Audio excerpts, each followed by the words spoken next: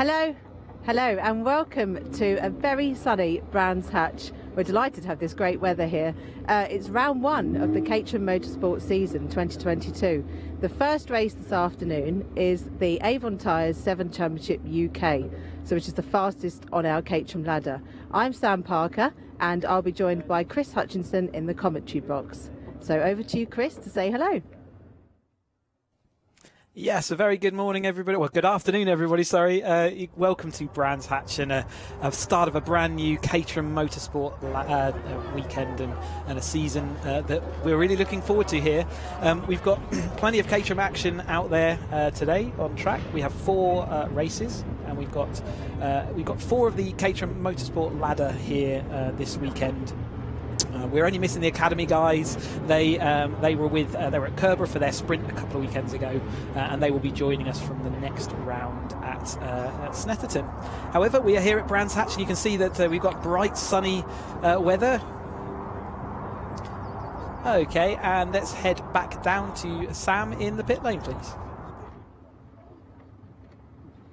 Thank you, Chris. Yes, hopefully we can have a quick chat with our top 3. So first of all, we've got Aaron Head, who's on pole position. Let's go and have a chat with Aaron. Aaron, are you okay for a quick chat? Yeah, go for it. Well, congratulations on pole position. Obviously, you're back in the championship from a couple of years away. Obviously, it's on slick tyres now, so compared to the last time you were driving these cars, how are you finding it? Yeah, it's a big change. Much better. Yeah, much more grip on the tyres. Obviously, it's a completely different car to drive compared to when I was last in it. The championship seems to have changed with a few of the contenders as well. This is obviously the first race, so I'll see what they're like with the racecraft and everything, see how to work it in. We had to come back in 2019, and that was a bit hesitant in that year as well at the first race, so hopefully be a bit more aggressive in this one and keep the position that we start in. So you were pleased with doing the Super Pole, because obviously you were, I think, 3rd or 4th before that, and then obviously Super Pole, you know, it meant you could get that one lap in, and that put you on pole. Yeah, that's it. Yeah, we had P4, so it wasn't too bad. It meant that we started at the back of the 3 cars that got let out for Super Pole. We just had a real good chance without anyone catching us up to get the tyres warmed up and get out there and put the lap in. Okay, brilliant. Well, congratulations and good luck for the race. Yeah, thanks, Aaron. Great, thank you very much. Right, we've got to head back to Chris now. Over to you, Chris. Yeah, nice to hear from Aaron there. So a return to the 420R car, the Caterham 7 UK Championship car this year. He's been away for a short while, but he did some classic racing. But it's good to see him back on the grid and clearly lost none of his speed. He's twice champion in this level and multiple Caterham champion. So fantastic performance. Like Sam said, he was slightly lower down on the actual qualifying session proper, but then when we got to Super Pole, he managed to push his car onto that pole position, and that's where he will start this race. Certainly one of the pre-season unknowns, but nevertheless favourite.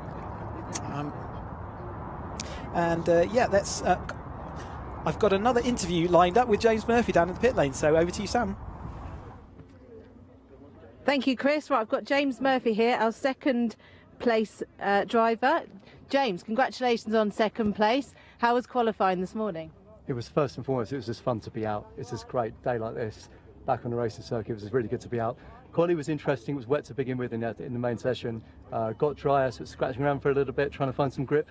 But it got really quick towards the end of the session. Really good fun. Super Pole was just about getting heat in the tyres, and yeah, just really pleased to get it on the front row. Yeah, that Super Pole is quite tricky, isn't it, with just one lap? So if it's, you know, slightly damp or cold, obviously it's going to be a real test, you know, for the skills of the driver to see who can get that pole position. Yeah, it really is, and the same thing will be here. You'll see the first lap. Same thing will be here with we're trying to get heat in the tyres, and yeah, it's important to get a good start. Great stuff. Well, good luck for the race, James. Thank you. And now back to you, Chris.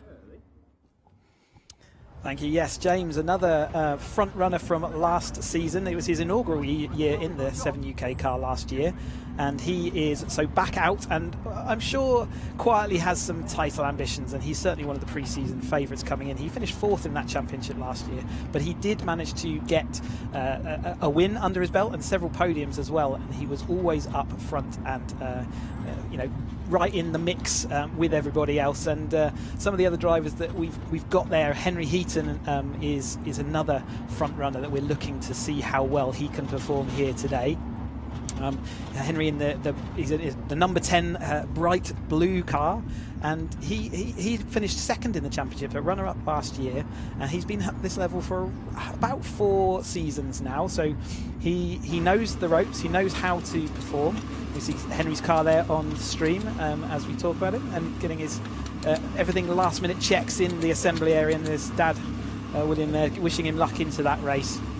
But Henry has been performing for many years. I started with Henry back in 2013 in the Caterham Academy, and we've had several good battles. He actually beat me to that championship, unfortunately by a single point. But he has certainly performed well at this high level in the Caterham ladder. And he, after runners up last position last year, he will certainly be looking to go one better. See, he's being run by the Oakmere group, and they are a new team into the paddock this year, one of the Caterham partnerships, and they Oakmere running Henry this year. Certainly to put I think he won out, let me just check back in the data. Yep, he actually won the initial qualifying session, if you like, before Superpole then pushed him back to second, but he finished first in that opening qualifying session, 48.895, so absolutely rapid times for these 7 UK cars. They are slick shod. We heard from James that it was slightly damp when they first went out onto the track, but it's quickly dried out, and they were able to make full use of those slicks, and say a 48.895 in that opening qualifying session. That is quite some lap. If anyone's been out on track and done a lap round Brands Hatch Indy, you can see how rapid that is, and how intense that's going to be in this race. The 420, the 7 UK cars run 3 races over a race weekend, so all the other championships are going to be running 2 races this weekend, but they are running 3 at 20 minutes in length. So whereas the 270s and the 310s run 30-minute races, which is the sort of more traditional length of race, the 7 UK cars run 3 20-minute races. Such is the physicality of this car. It's they are thoroughbred racing beasts.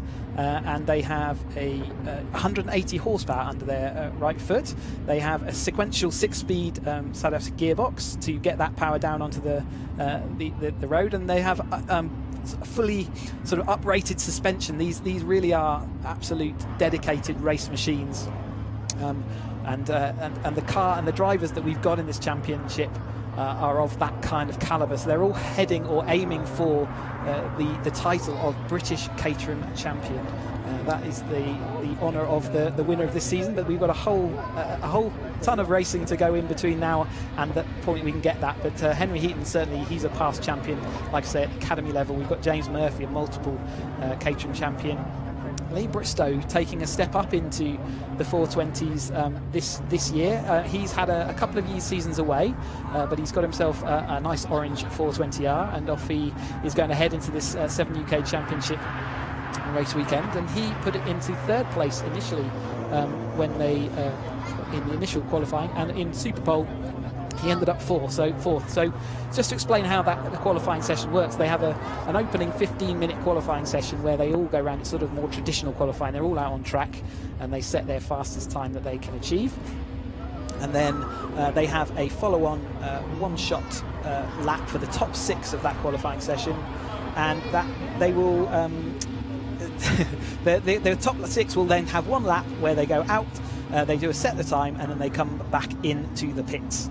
And and that means that the top 6, even though if they were at the top of that initial qualifying session, doesn't necessarily mean that's where they're going to finish. And we did see some shuffling around, as we've already covered, and that one-shot qualifying saw Aaron head on pole. We had James Murphy alongside in 2nd place, and then Henry Heaton, we've spoken to already, is in that 3rd place alongside Lee Bristow is in 4th place.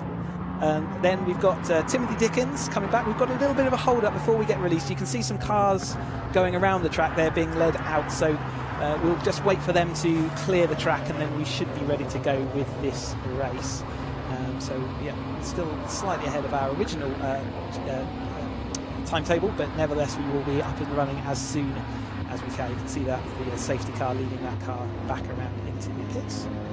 Well, let me continue down that grid so we can introduce some other drivers. So Greg Monks is a guest driver this year, so he can't do every single round, but nevertheless he is here with us this weekend in the number 77 car. He raced for the first time last year, another Caterham champion in the 310R Championship. And then and then we've got Timothy Dickens rounding out that top 5, sixth place on the grid. You can see on screen here the marshals that are out on track today in the sunshine, and a fantastic job the marshals do as ever, and a massive thank you from all the drivers to the marshals.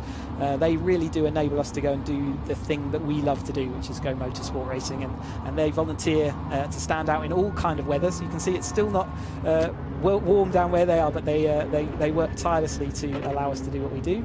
You can see them all heading out now onto the grid, so they're in all parts of the track, all managed and maintained by those marshals. So thank you very much, as we see the cars being released now from the assembly area, and they will be going on to get lined up into their grid positions.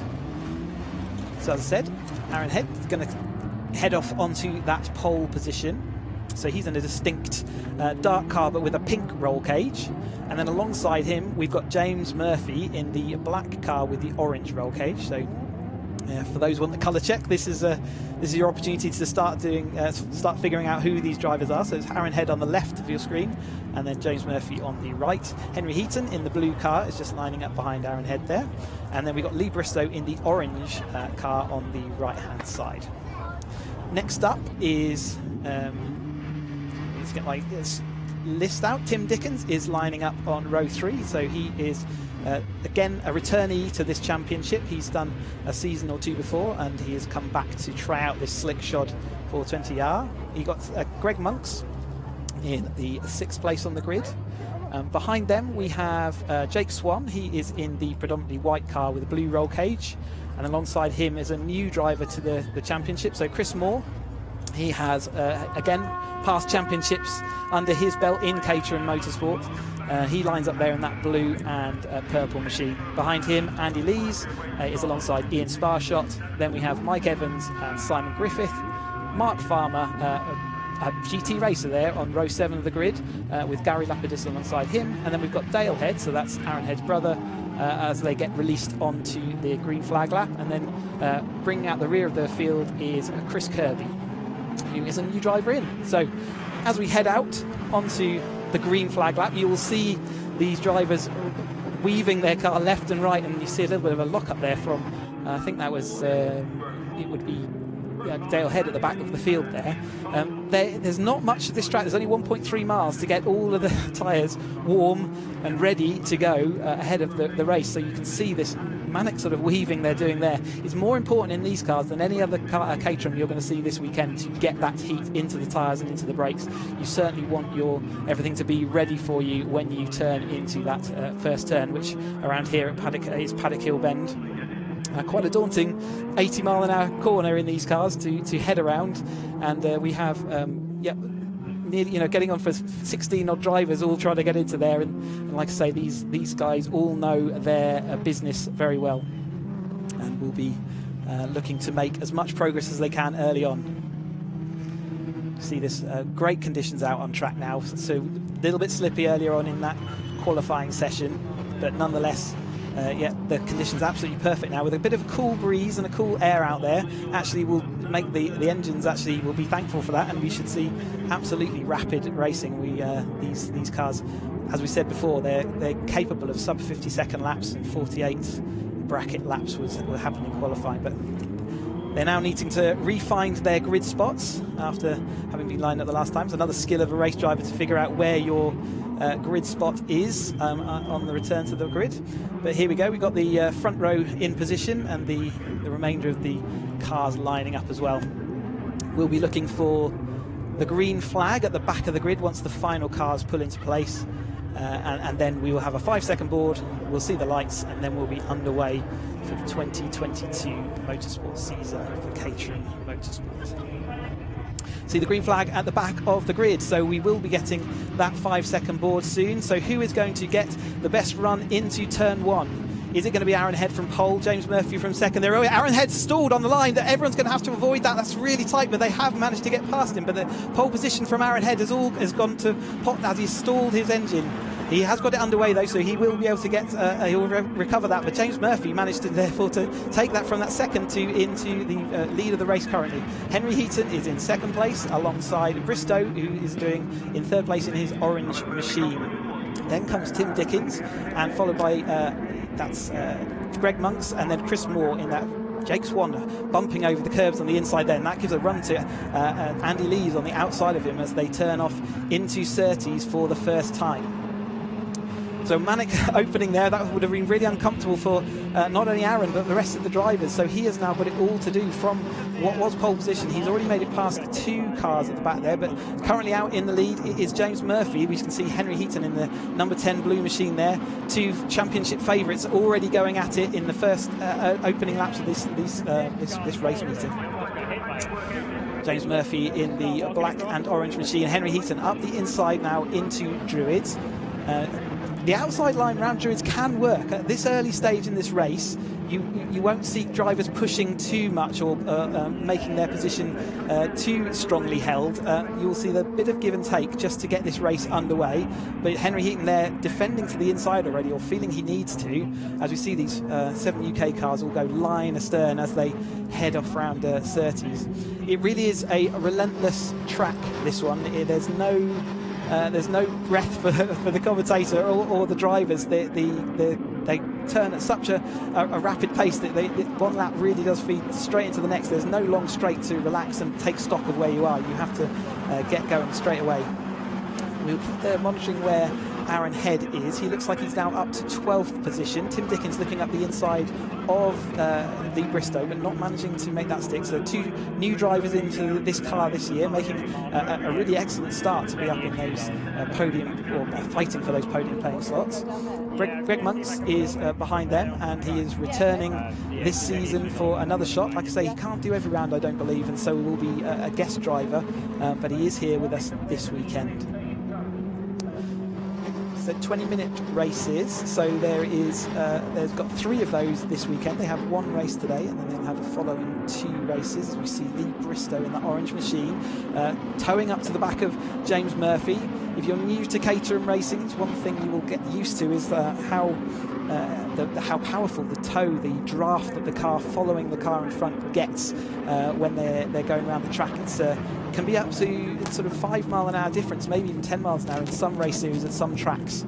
That the speed difference of the person in following has over the person in front. So overtaking is generally quite a common affair in the Caterham Motorsport. Brands Hatch is actually one of the tracks though where it's slightly more difficult than in the other tracks. It's just so relentless that some of the best opportunities, or the ones that we're going to see more regularly, are up here after the main straight into Paddock Hill Bend, and then also into Druids if the Paddock Hill Bend doesn't work out for them.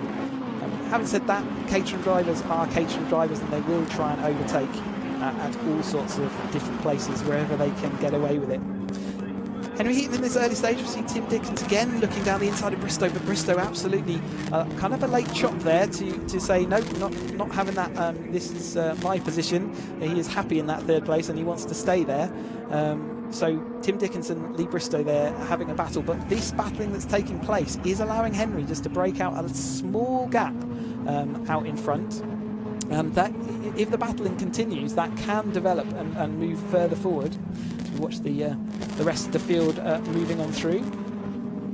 That's number 16, that's Gary Lapidus, so his first time in the car this year. I'm sure he's having a great time. It's an amazing car to drive. It takes a little while to get used to, and certainly the drivers here at the back will be figuring out how do they pedal this thing quickly round these circuits. More battling up here, so Tim Dickens now, from being attacking Bristow up in front of him, he's now having to defend from Monks and Moore. Monks and Moore have been sort of side by side with their racing careers. They've raced quite a lot through the lower ranks of the Caterham Motorsport ladder. We're still seeing that gap, aren't we, out in front from back to James Murphy. We'll keep an eye on the gap time. So at the moment it's only 0.7 of a second, but nevertheless, if James Murphy has to protect and defend he might well find that gap quickly develops. And in fact, it is growing each lap time we go through. So this time through, we'll look at the timing screens, and yes, it's gone up another 1/10 and a half to 0.8 of a second. So James Murphy will be fully aware of that fact, and he won't want that to develop any further. But this Bristow's actually got through, so we missed that move. He's coming straight back at him through into Druids. We've had 5 minutes of this race already. They're probably already dizzy already, but Bristow is now up into that second place. So where he was coming under attack from Tim Dickens, and he said, "Not on your life are you coming through," it's paid off for him, because he's now made the gap across to James and into that second place. Out front, Heaton now will have seen that there's been a change of place, and I'm guessing Murphy will now be thinking, can Bristow take us across that gap? Murphy tried for a number of laps. You can see he's got a loose left front mudguard there. That's going to actually be affecting his aerodynamics even more. Will be slowing him down slightly, so keep an eye out for that. Hopefully it will dislodge and end up in a safe place, because at the moment that won't be helping his straight line performance. Tim Dickens again having a little look up the inside of Druids as they head up there, but it's not yet able to push that move. I'm sure as the race and time ticks down, he'll be more keen to push that further forward and have a more of a stab at getting up the inside. Certainly with these slick tyres and this touch of tight track, there's not a massive amount of braking opportunity to actually. Yeah, there's not much braking zone actually to make use of, so you have to get in the toe, you have to make a momentum-based call, and sometimes you have to plan sort of 3 corners ahead. You can see Greg Monks there absolutely stuck up behind Tim Dickens going down the inside of Paddock Hill. Tim Dickens though does carry the momentum around the outside. You can carry that speed even for a full outside move. We call it the high, wide and handsome line around Paddock Hill Bend, and yeah, we'll see that I'm sure during this weekend on different occasions. But Heaton still out front there in the number 10 machine. We've got Bristow in that second place. Tim Dickens is in 4th place behind James Murphy, and then we've got the Monks and Chris Moore there in the 92 machine, the purple and white machine. Jake Swan is a little bit further back than he might expect, so in fact, we can see that Aaron Head, so on that recovery drive through, so last time we saw him he was in 12th place, last time across he was in 9th, and I think now he's gone up into that 8th position. So Aaron Head absolutely got the bit between his teeth after stalling from pole position, and he is right in this battle, and with still 12 minutes of this race to go, he has got enough time to catch up, but also to start making his way through. Whether he's got enough time, that's Gary Lapidus there. He's spun, I can't see what that is, I think it might be down at Surtees, I guess, but we'll keep an eye out. We've got yellow flags, so it is a Surtees, so Gary is going to be stuck there, so no overtaking, slow down, be prepared to stop is the waved yellow. You can see his car, he's just lost that on the brakes, maybe touched the grass on the way into Surtees and then been a bit of a passenger as they head off around Clearways and then out onto the straight. So gap back to Aaron Head given there's 3 seconds, so Aaron Head on the rear of Chris Moore there. He's so fully caught up with this lead group. Henry is still off the front of that a little bit, but this is still, they're within sight of Aaron as he pulls up there into Druids. Still got Gary sat in his car. It doesn't look like he can get that going again. So I'm wondering whether there's always the threat round Brands Hatch as Aaron Head goes up the inside of Chris Moore. Chris Moore drifted off wide there. I don't know if he was outbraked himself. We've got still that yellow flag there. So I wonder whether he outbraked himself on the way down to Graham Hill Bend, but nevertheless Aaron continues his recovery drive, and now we'll be into that 6th place that Chris Moore was in last time around. Absolutely on the edge of the track there. You can see the gravel getting thrown up a little bit by Aaron's car, so he's absolutely pushing to the limit with this car. Greg Monk's there pulling to the outside of Tim Dickens into Paddock Hill Bend. Tim Dickens, had a little bit of a wiggle on there, so he looked like he had it all under control, but I think he spooked himself with the outside of the track, and Aaron Head's going to have an opportunistic look up the inside. He does stick it down the inside up at Druids, and he's sort of squeezed him a little bit to make it impossible for him to repass, so he is it's like a hot knife through butter. He's absolutely on the rear of Greg Monks' car. There is that slight gap ahead of them. You can see the marshals recovering Gary's car from that position that he was in. But Aaron Head in that number 19, the black car with the orange roll cage, DPR Motorsport run car following Greg Monks, looking to make more progress. He's right in the slipstream. You can see the car catch up as the wind is removed from his car. He's gone to the outside of Paddock Hill. We said this can work, but at the moment Greg Monks was late enough on the brakes. So Aaron will be looking for that switchback, and he looks like he might have the overlap. He has. So that is the classic Caterham manoeuvre. So you head down the inside. If it doesn't come off, you try for the overlap and the slingshot up into Druids, and that's what he's done. So that moves him now into 4th place in this race. So he has dropped all the way down to the rear of the field, and he's made it all the way back to with 10 minutes of the race gone. That's incredible progress. Can he, with the time remaining, catch up to the slightly broken away now Bristow and Murphy battle, which is for that 2nd and 3rd? You can see them going slightly, absolutely nose to tail. Murphy right on the tail of Bristow in sort of 2 orange-based cars. And yeah, Henry Heaton is still disappearing off up the road, though. He has got over a second that gap.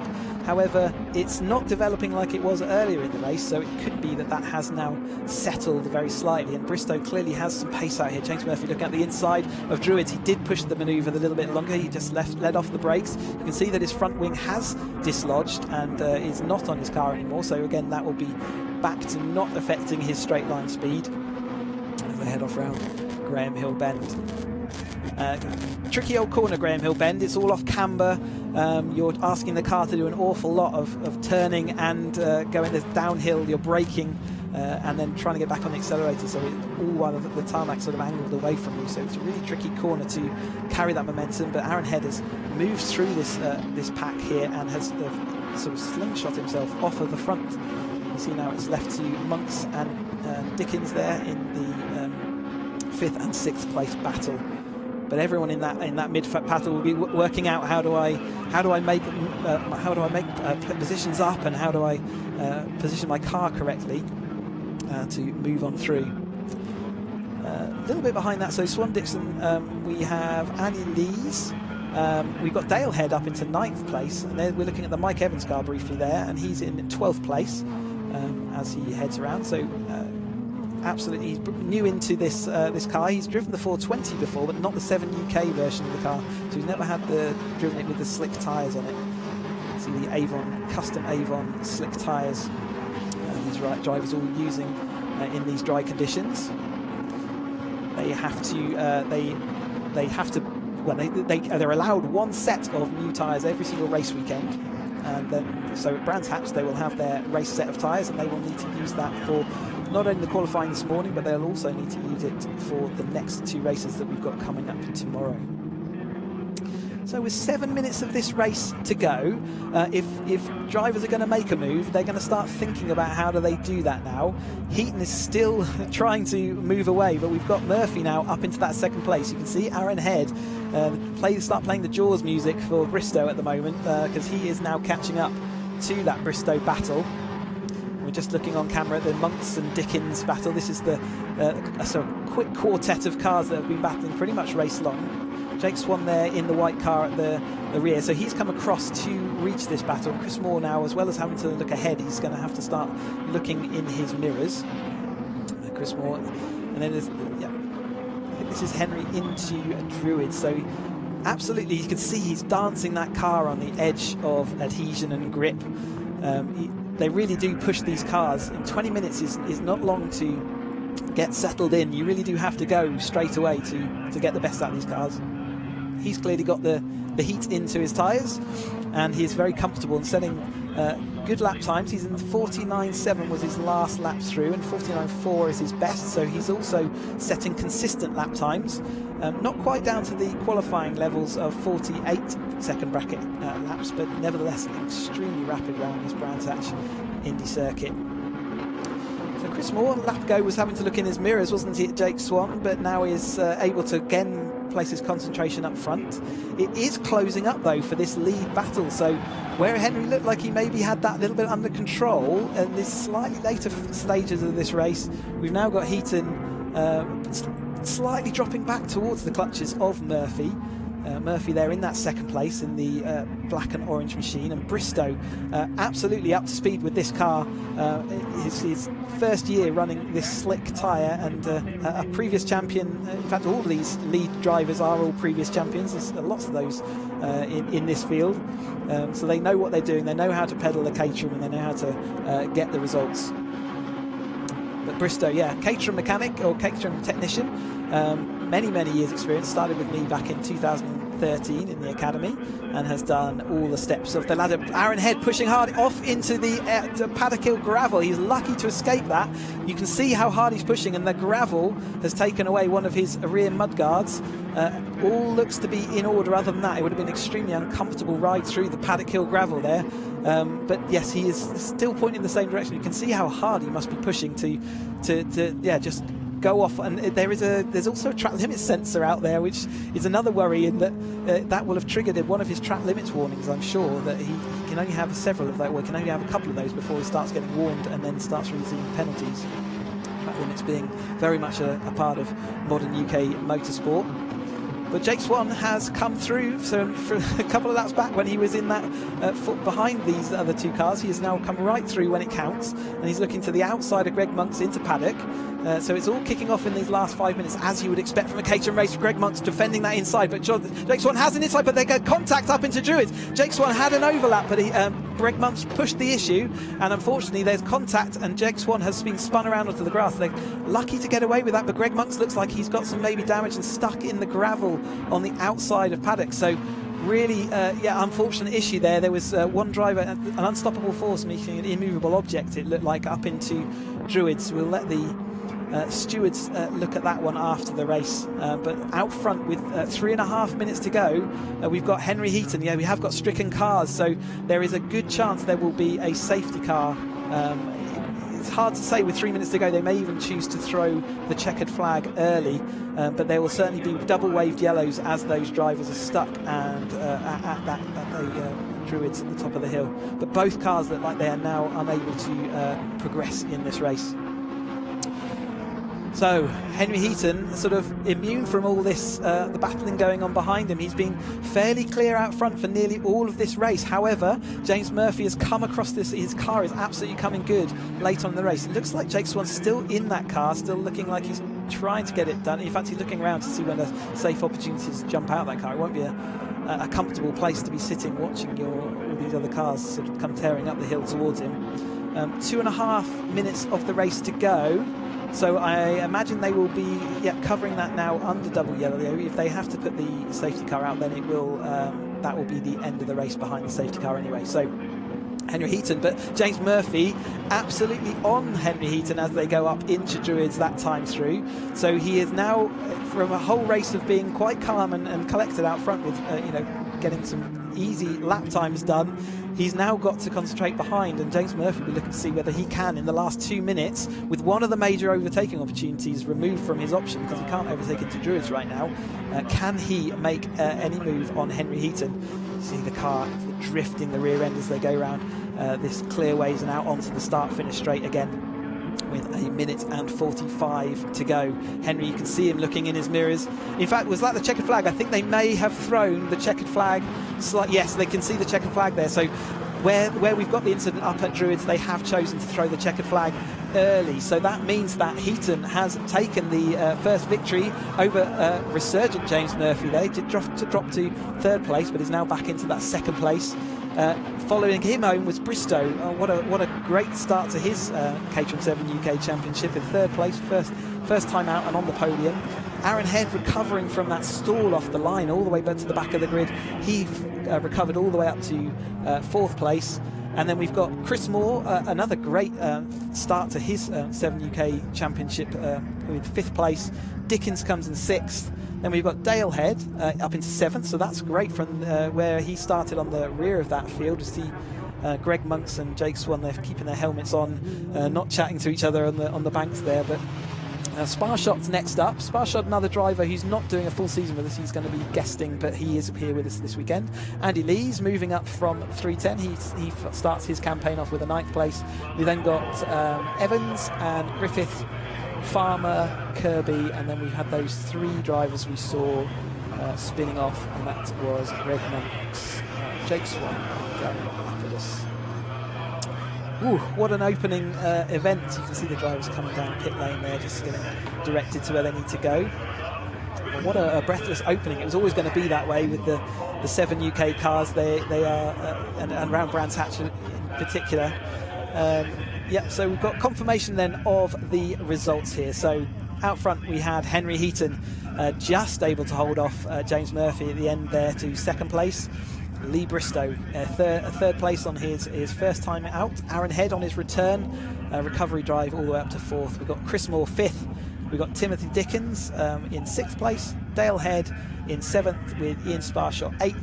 Andy Lees ninth and Mike Evans in 10th.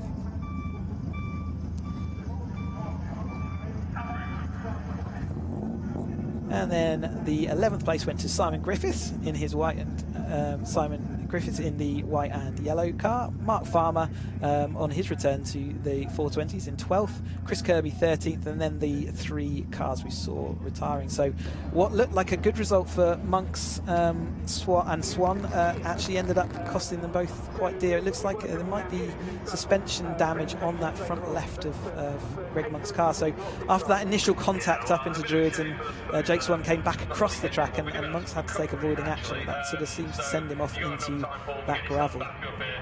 But no doubt the marshals will get those cars extricated from that gravel, and they will be sent back to the pit lane or back into Park Ferme, ready for race 2. So they've got 2 more races this weekend.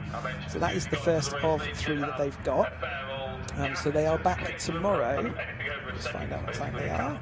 So they're back tomorrow at 10:25 scheduled, and then at 3:55 as well. So plenty more action from the 7 Championship UK cars throughout the rest of this weekend. Yeah, I mean, new season, lots of new drivers as we've heard about throughout that race. Returning drivers, no one really knows or knew how things are going to work out, but certainly Henry Heaton will be happy to have started his season with a win. And then we've got James Murphy also starting, another championship favourite, sort of starting out where he needs to go on. And then Bristow, what a fantastic 3rd place. So that's the first Caterham action done and dusted. We have next up today the Roadsport race. So that's the first of their 2 races they've got this weekend, and they will be, or they're scheduled 2:30, but I think we're running ahead of time. So make sure you stick with the stream, and we will be back with you with the Roadsport shortly.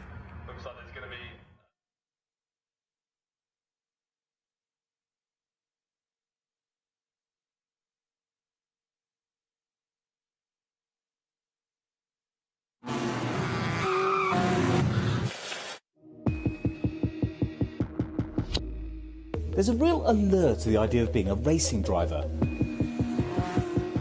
On the what do I want to be when I grow up list, it's right up there with astronaut. It's associated with excitement, glamour and expense.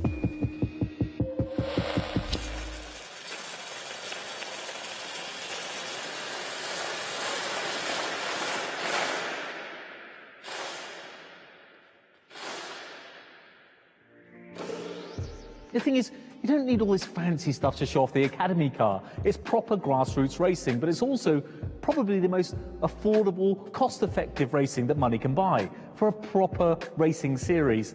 And believe it or not, we've had this for 2 months now. Before we go any further, I wanted to have a deeper dive into the car and tell you what you need to participate in the Caterham Academy series. But first up, a quick history lesson.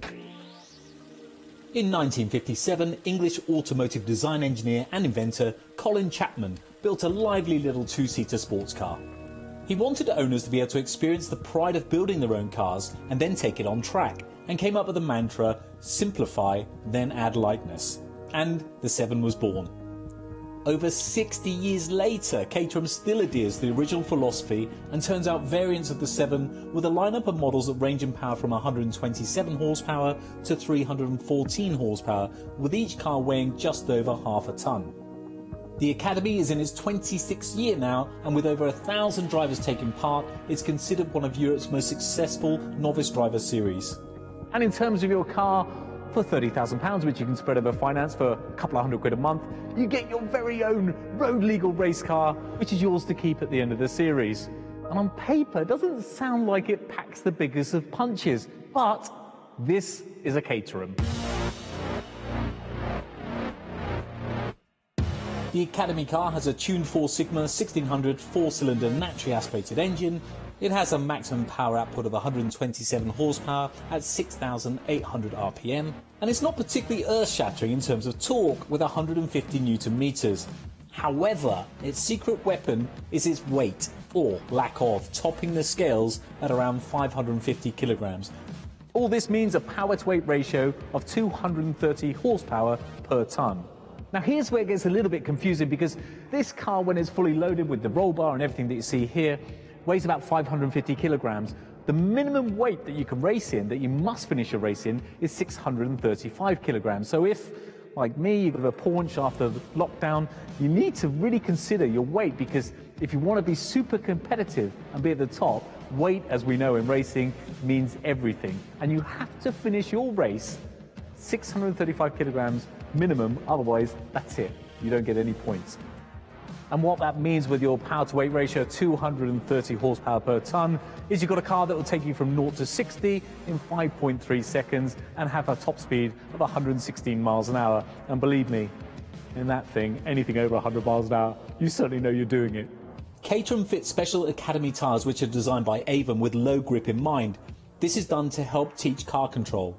We all know it's easy to go in a straight line, however, corners are where most people tend to lose their speed. By having less power, less grip and a weighty roll cage, you'll learn the art of carrying speed through a corner without losing control. It also makes for some pretty dramatic racing. You see, less power doesn't necessarily mean less speed. So for your £30,000, you get pretty much everything you need to race your car. You've got your roll bar, your harnesses, your fire extinguisher, you've got your rear rain light, which sadly we're going to need that in the UK. And everything is ready to race under the compliance of the BRSCC series. But like all manufacturers, there are optional extras such as tonneau covers, half doors, paint options. But the option I would tick before any other will be some sort of V-box, which essentially gives you racing data analysis on where you're going right, or sadly, more often than not, in my case, where I'm going wrong. So you can at least analyse it and study your data to try and get a little bit better. Now don't forget, this is a Caterham and you can choose to build your car yourself. Believe it or not, 40 to 50% of people, Caterham say, build their own Academy car, which I find quite astonishing, but it's a great way to know all about your car and how it operates and how all the nuts and bolts go together. And I've got to say, I've learned more in this last couple of months about mechanics of a car than I think I've learned in the last 30 or 40 odd years. And even though I didn't build my own car, I still felt part of the process from a very early stage because I was involved in the design of the car. And Caterham was brilliant. I fired through a few different design ideas and so did they. And we agreed on a livery that I thought was absolutely fantastic. And when the cover first came off with Simon Lambert at their headquarters, it was a real wow moment. There's been a bit of a curveball since then, and that was from me because subsequently our TV show On the Road has been sold internationally, which you'll see more about soon, and we're planning a series 2 which will come out hopefully towards the end of the series. So we had to juggle things around a little bit to get the logos on the road. So you might have noticed, for those observant ones about you, it's changed a little bit from the day we picked it up. There's a little bit of a spanner in the works because although Caterham and MFX Wraps, who did the original wrap, were so helpful and would do anything for us to put the new logos on, we're based in the southwest, they're based in Gatwick. It's about a 360, 370 mile round trip. So we went to our local dealer to help us out. And there's 5 dealerships around the UK, so there's probably one fairly close to you. You've got Gatwick, Oakmere, Silverstone, Crazy Horse, and our local dealerships near Bristol is Williams Automobiles, who I've known for many, many years. And they put us in touch with a designer called Ikin from ICM Designs, who has the funkiest Caterham designs I've ever seen. He also does helmets and all sorts of really cool designs. I'm definitely going to use him for some other stuff as well. We agreed in the end that we wanted to keep with the original ethos that MFX Raps and Caterham and I agreed in the beginning with the black, red and white. So we just changed things around just a little bit to accommodate the new logos and to make sure that we're still on brand. But he's a very talented guy, and I think I can get a helmet done from him in the future as well. So with the design in the bag, we went to another local company through Williams, who they use for their Caterham specialist wrapping called Shades Wraps. They're also in Bristol, and they put this together and took it apart, like, I think with their eyes closed. But we have before us the final design, the final Caterham car that you'll see for the rest of the season, hopefully all in one piece. And you might have noticed that we've stuck with black wheel arches and a black nose cone. In fact, loads of the Academy cars have done the same thing, and that's because it's real bumper-to-bumper, wheel-to-wheel racing, and you'll often finish a race without some of your body panels on the car. And the good news for me is Caterham are looking after my car, so they're going to replace any items I break, so I've got nothing to lose. Those 50-50 situations, I'm going to have my elbows right out and try and muscle the little Caterham through any space I can possibly find. But having said that, I do love this car, and I'm probably, I would say, going to be the first media driver ever to want to buy their car at the end of the season. I've really become attached to it already. I'm hooked. I'm hooked on this Caterham experience and hope to go from the Academy to the next level up, which will follow in another video. Of course, safety in motor racing is super important these days, and as such, you're required to have some fairly extensive gear, plus a few other bits thrown into the mix that may come in handy. This includes a big warm jacket and a bobble hat, fireproof underwear, often referred to as Nomex, a 770-piece Caterham Lego set, optional, a full-face crash helmet, this one's painted by Piers Dow, which should knock a second off my lap times, a snazzy set of fireproof overalls, some kind of FHR front head restraint, which is typically either a hands device or a hybrid FHR with body straps, and a nice pair of gloves. So there you have it. Your £30,000 gets you your very own road legal race car. It also gets you a racing license, tech support from Caterham, and lots of other guidance from Caterham as well. It gets you, of course, the racing, but I think most importantly, you become a racing driver.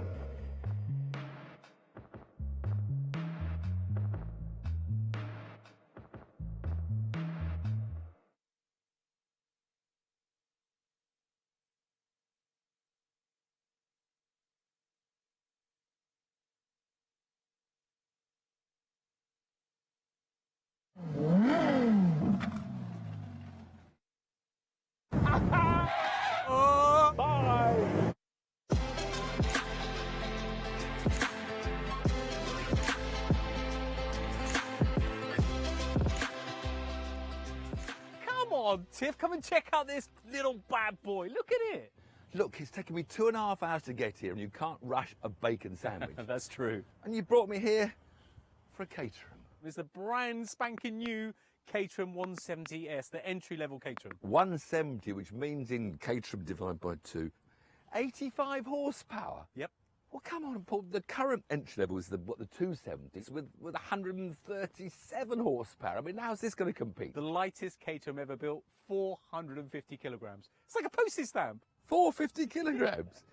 Well, that sounds fun. It's about £7,000 cheaper than the current entry level. Yeah, so this is going to cost you a shade under 23 grand. The 270 entry level is currently just about 30 grand.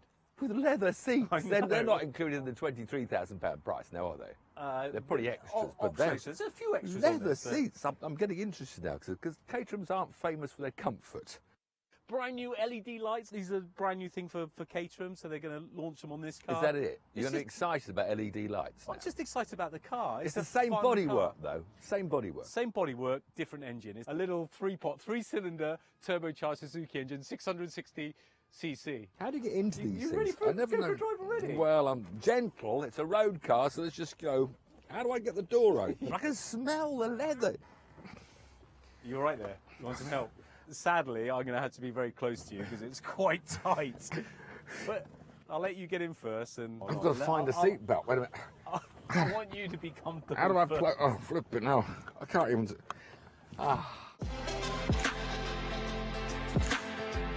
With Tiff now comfortable, it was time for an all too socially non-distance road test around the track in this 170S. It's lovely, isn't it? Leather seats, comfortable leather seats. Smell of it, the smell of the leather. It's a bit closer. I've got to Get out of the way, get out of it. Oh shit! It's quite perky on acceleration, isn't it? It is perky on acceleration. What's its 0 to 60 then, do you know? We don't really talk about 0 to 60 with this car, to be honest with you, Tim. It's more about the fun and the enjoyment and how fast you can go around corners. 5-speed gearbox included. It's really tight gearbox ratio, as you would expect. Road suspension pack. Well, I wouldn't have thought anything else. I mean, it's a road car, therefore road suspension. But you know what? It's still going to be fast around a track, isn't it? It's a Caterham. It's Full light. windscreen. Thank you. Unique key, gear knob and instruments. Well, What's unique about them? They're unique to Caterham. Leather panel, that's actually an extra 500 quid, so I wouldn't bother with that. No, I don't think I'd bother with that. Momo quick release, 150 quid. No, I wouldn't bother with that either. I would probably get the nice Alcantara one as per my race car, but... yeah, As per my race car. Oh, have you got a race car? I didn't know that. You got a race... All right, okay, hold on a minute. Oh. Lowered floors. You know what that's all about?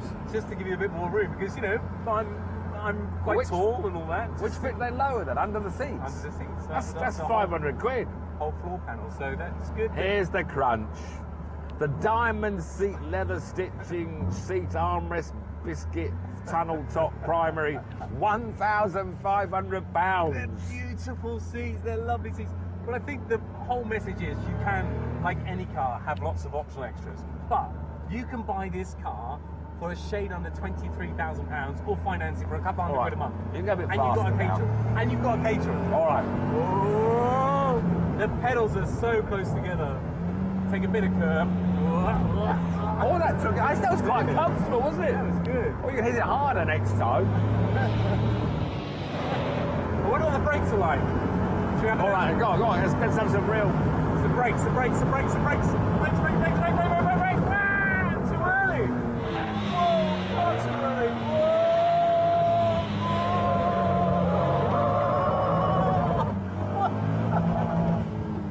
Have you finished yet? Have you finished? You know how I feel. What a pretty little car. The only thing is, if you turned up on a track day with this, people might look at you and think, well, that's just a road-going Caterham. I mean, that's the only disappointing thing about this 170. Tiff the Dell, today's your lucky day because let's pull in here and learn to hold. Look at that. Ah!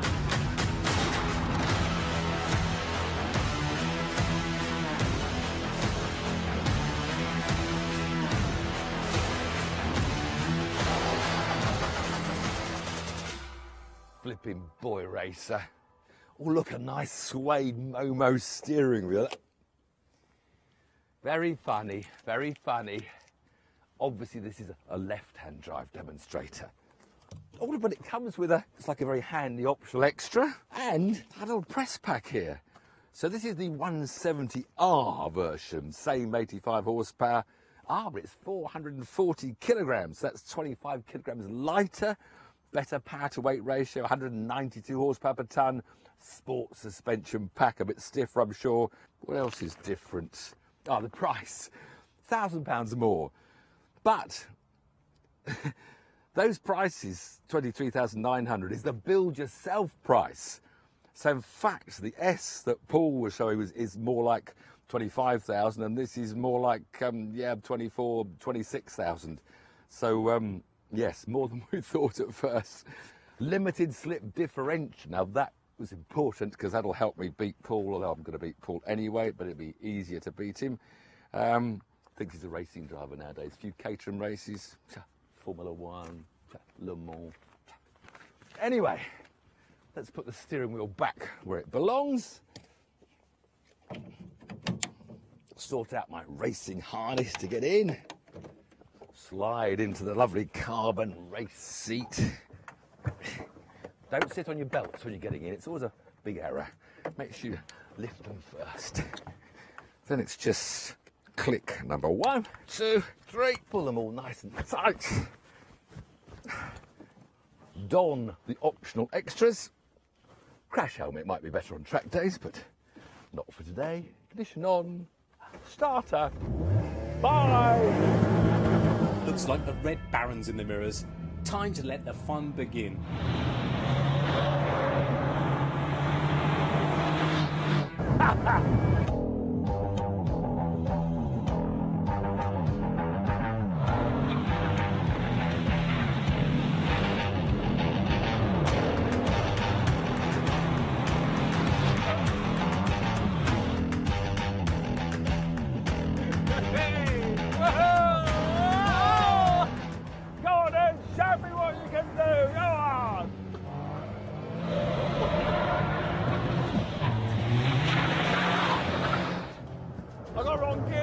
I got fifth instead of third. I've lost ground and I'm wild. Oh. He's off the track. He's off the track. Oh, now he's coming, he's coming. Down the inside, he's going down the inside. No, he's not. Block him. Shut me off. Whoa, who does he think he is? Formula One driver. I bet with his windscreen on, he doesn't care about his hair. Let us state the mind. Whoa, the wrong gear, Tim. Oh no, I've lost him again. Come on then, Tim. What's he got?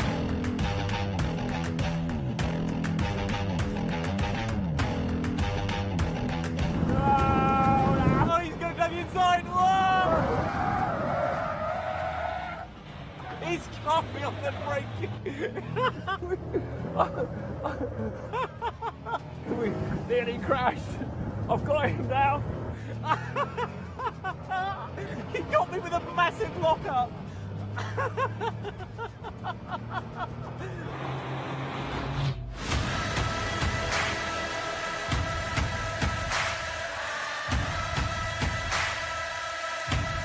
Come on then.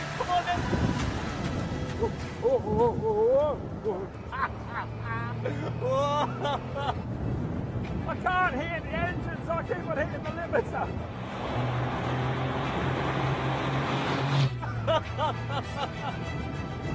Where is he? I got it down the inside, No!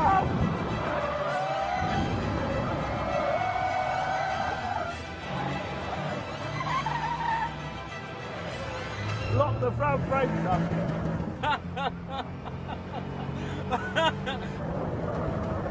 Whoa, bit of a drop. Well, I got down the inside this time. I can force him wide. He's gone wide.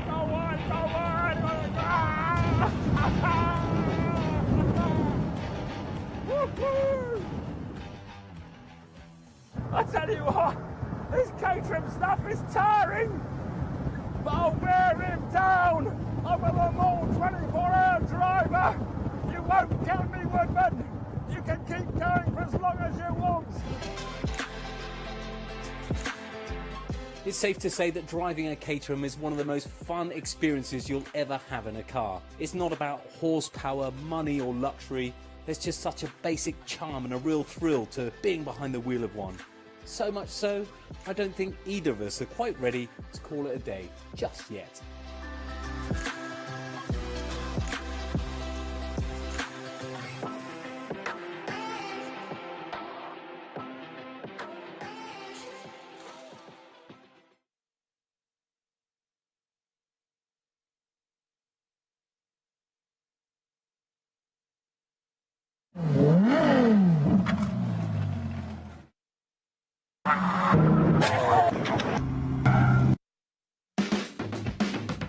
So here we are at Croft for round 6 of the Caterham Academy, where the title race in both groups is really starting to hot up. I planned to sit this one out as it's my daughter's birthday, so decided to hand over the baton to Charlie Lower, one of the championship contenders of the white group. Hello, I'm Charlie Lower and I'm currently racing in the Caterham Academy white group. So Paul usually runs in the green group, which is over there, and he's asked if we could take you down the paddock to show a bit of behind the scenes of what it's like to race in the Academy in the white group. So let's go have a look. I think it's fair to say the white group got off to a slightly slower start to the championship, but have much improved than many of the whites, including Charlie, and now running times in line with some of the top green drivers. So we've just finished qualifying and it was a blinder. I was having such a good time. We got actually red flagged, which was really annoying, so we lost a few laps, but when we came into the pits I was currently at P1, but then we went out for like 3 more laps. Harry George just nipped me by 0.07 seconds. So the only bit of maintenance we're actually having to do between races, keep the same tyres and everything, but there was slightly, my brake pedal didn't feel quite right and had a bit of air in it. After the red flag I went into the first corner right behind someone and I jumped on the brakes and I felt the pedal just went slightly further than I thought and I was like so we've bled the brakes now, but that's the only change we're going to do between now and racing. So now the brakes are bled, we check tyre pressures, fuel it up, and then we'll go racing again. Charlie got off the line okay to hold his P2 position, which put him out of harm's way for when the pack went through turn 1.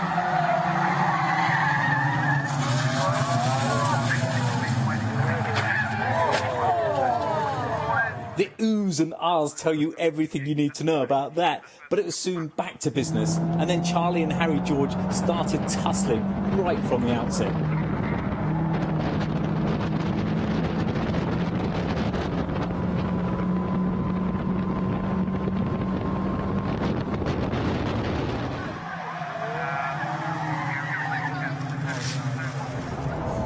There was plenty of action going on in the main pack, but out front it was nip and tuck all race, and the lead changed from Harry to Charlie and back again several times.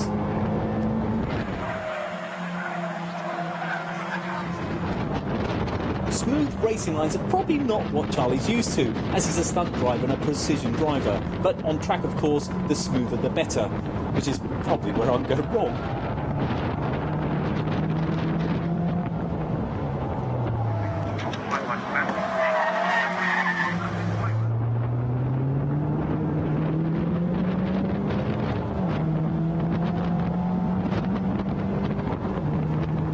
So it couldn't be more fitting that the day we hand over the reins to Charlie Lower, he wins the flipping race and enjoys a well-deserved celebration at the end of the day.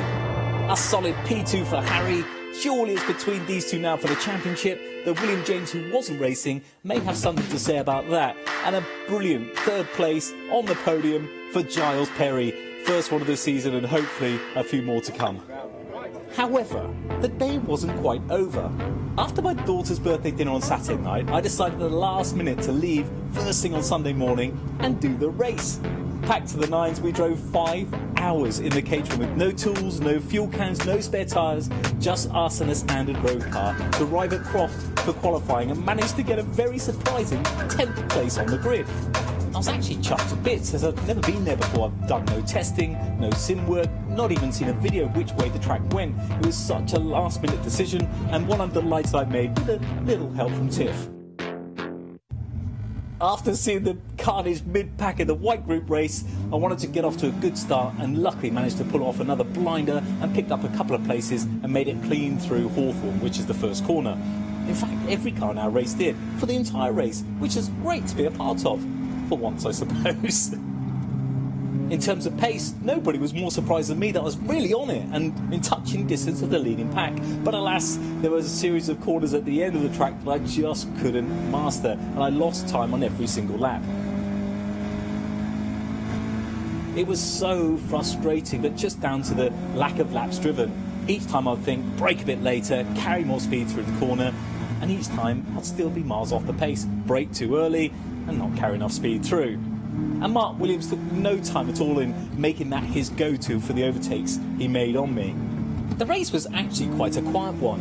I was being held up by Mark the whole way until the last few corners, where he was much quicker than me, but it being the Caterham Academy, it was so ridiculously hard to overtake. And Mark's another one of those drivers that's come on so much from the beginning of the season, and he really impressed me with his driving. We shared positions several times. I'd finally get past, and then each time Mark would get me at the same place where I was slow on those last few corners. You would think I would learn, but I never did. And Theo the artist made a rare mistake, so both Mark and I picked up another place, and I finished P7 overall. Never in my wildest dreams did I think I'd be so happy with a P7 finish, and it just goes to show you don't need the big trailer and weeks of training, and it shows how diverse this championship really is. At the end of the day, I'll be lying if I said I wasn't out there to win, but this race reminded me of the fun factor too, the camaraderie and just how good these little cars are. It's incredible that you can drive to the track, do your race, do nothing at all to your car, and then drive home again. Which, sadly, reminded me only another 5 hours until we get back to Somerset.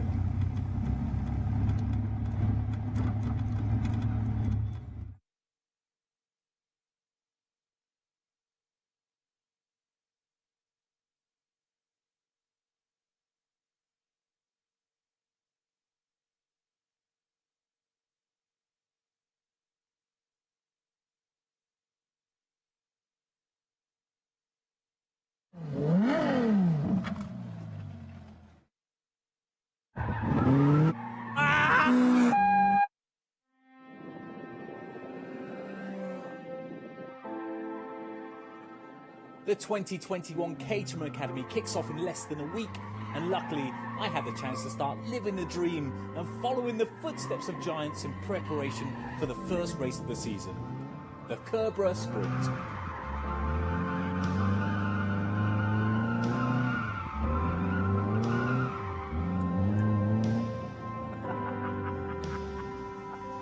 Paul, what do you think you're doing? I don't know whether you know, but I've got a race in a couple of weeks' time. I've got to get some practice in. Yes, but you're looking more like Jeremy Clarkson hooning around on his big runway than Jim Clark and precise driving.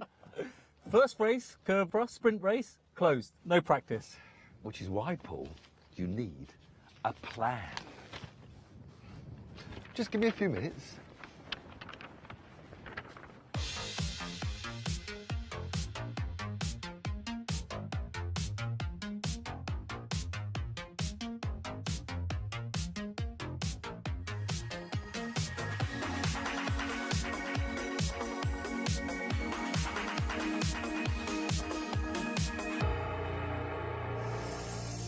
Welcome to Caterham.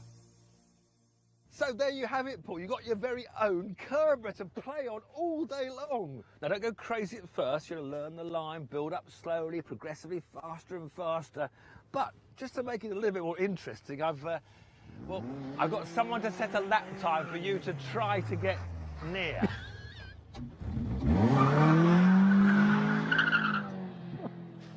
Have fun, Paul.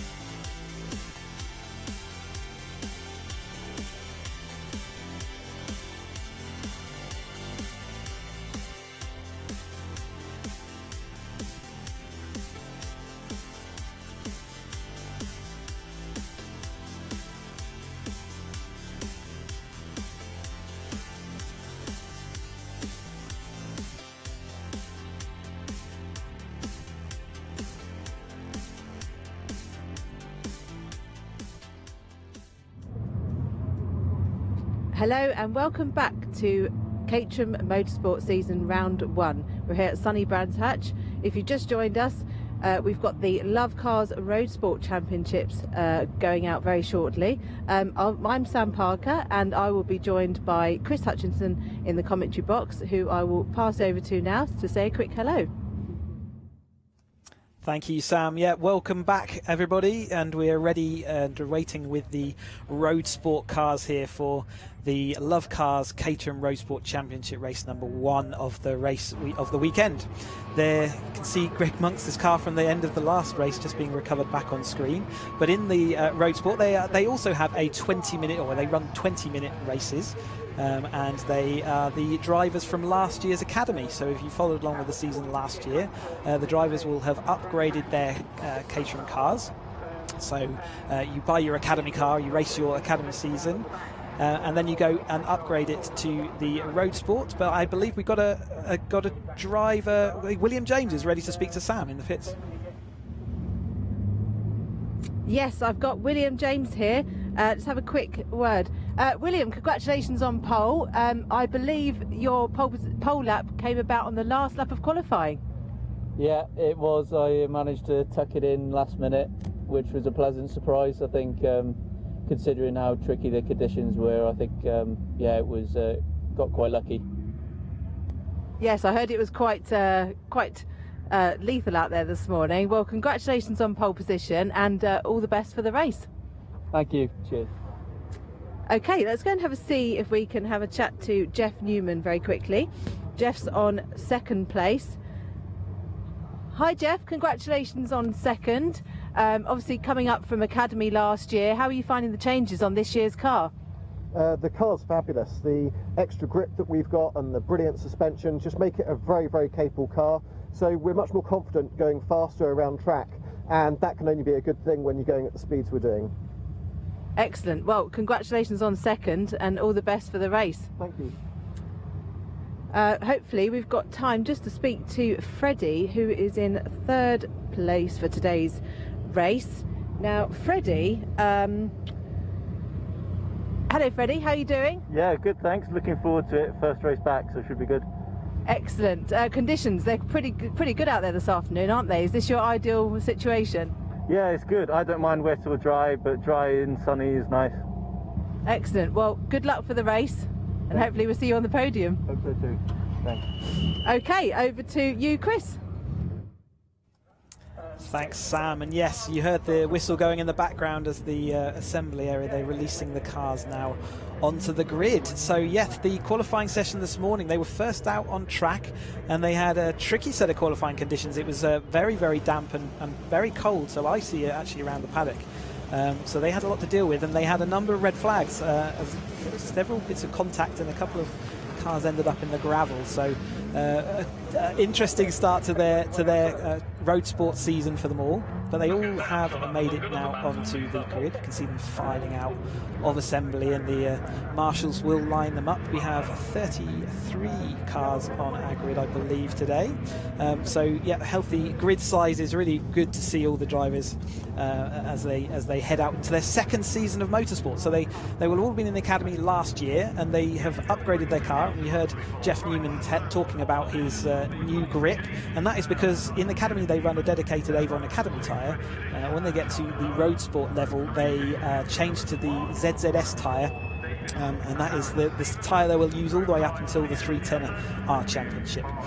So the marshals just directed, there's a couple of cars a bit askew, but they'll sort themselves out. Up front there, we heard William James took pole position on the very last lap of qualifying. Newman looked like he'd got it all signed and sealed, but William James took that off him on that final lap of qualifying. So it's William James and Jeff Newman who are going to line up on our front row of the grid.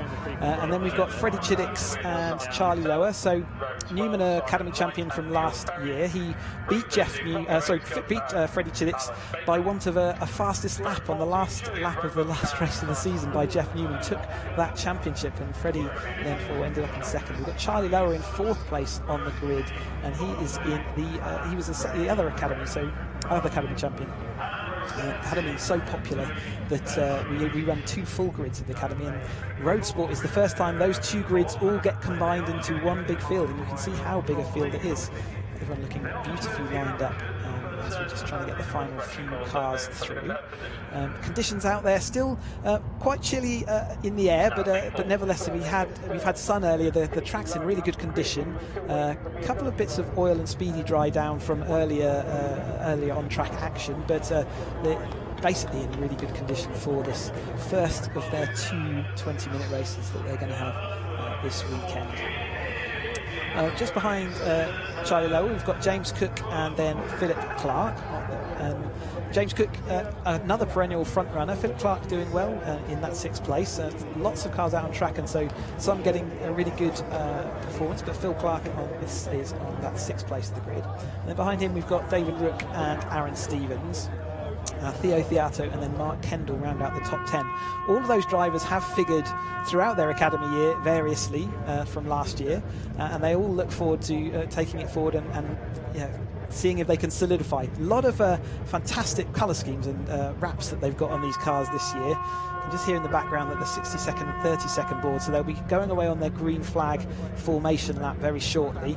Loads of new colour schemes for me to sort of spot out there on track, so I will do my best with a field this big, but we can expect to see William James in that blue car with the pink roll cage, and Jeff Newman in the darker blue with the yellow roll cage.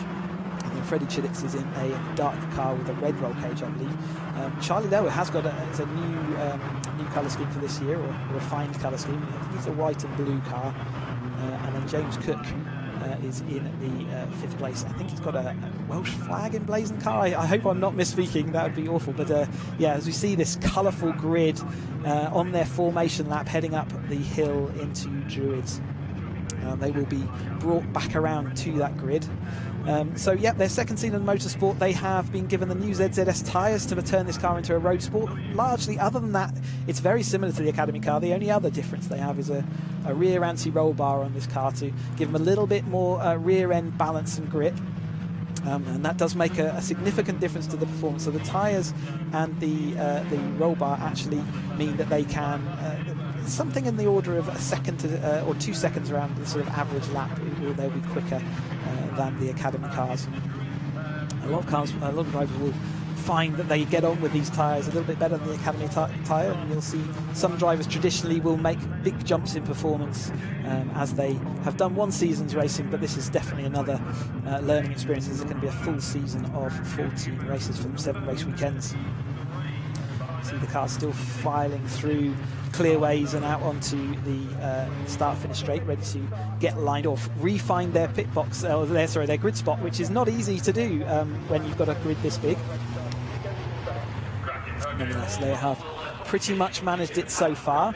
We'll get the last cars lining up on the grid. We'll look for the green flag at the back, and then we'll have 5 seconds board before the red lights come on, and then something like 7 seconds, or within seconds, 7 seconds later, the lights will go out and we will get this race underway. William James on the left of your screen in the blue and pink car, and then we've got Jeff Newman in the blue with the fluoro yellow on the right of your screen. So are they going to make it through? Hopefully we won't have any more stalls like we had with the 420, Caterham 7 UK cars. Yep, we're just looking for that signal, and off we go. We've got the red lights out, and we've got William James making a reasonable start. Freddie Chiddix really tucked up behind him, and then you've got Jeff Newman to his outside. The rest of the field absolutely spreading across into Paddock Bend. This is sort of 4-5 wide. What a sight that is. The Caterhams flowing on down through Paddock. But out front, we have got William James out front, but Jeff Newman looking up the inside. Fred Chiddix is just there in that 3rd place, defending nicely. They're all absolutely compact. You can see a little bit of that dust outside from earlier incidents we had in the 7 UK race. Jeff Newman, though, has taken that place. So William James lost a couple on the way down the hill as they all follow through Graham Hill. They've all made it through safely. Well done on this early lap. That's not easy to do. Fred Chiddix up the inside of Newman into Surtees. He can make that stick, but he will be on the outside as they go round through clearways. So Newman does slot back in front. And that looks like it's Kendall, I think, in maybe making his way out. Or is that Lovett? So we've got, I'll have to get used to some of these cars and drivers. You can see it's 3 wide behind, but for the lead, it is Newman and Chiddix going side by side across the line that time. Then we have got Kendall in the green car in 3rd, and then we've got William James, who was the pole sitter. He's gone to 4th, and then we've got Charlie Lowe, Academy champion last year, 5th, and then Woodman, who was down in 12th place after qualifying. So LoveCars presenter, Woodman, was in 12th place, but he's made it up. The LoveCars is actually putting their name to this championship this year. They are the media car. You'll see at number 7, we had a little bit of an issue up at Druids there. We got wings flying, and there's quite a crumpled rear of that car. So that's the Williams car. I wonder if we will have a safety car to recover that. There's certainly quite a lot for the marshals to do, and with still 18 minutes in this race to go, they may well throw that safety car. Keep an eye out for that.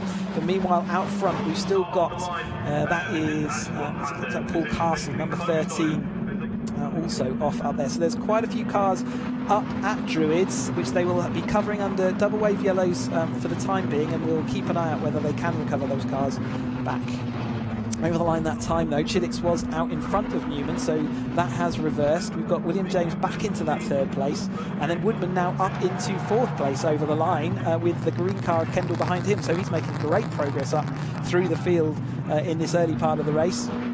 Charlie Lowen now down to 6th place, so he started. I think we had another bit of incident. I was just looking at the timing screen and I saw a bit more Graham Hill. That's Kendall around, and the number 2 of Mark Jones as well. So more front runners actually getting involved in that accident that time through. So we've still got plenty of action out on track, and Theo Theato going side by side, going either side of a slightly slower machine there.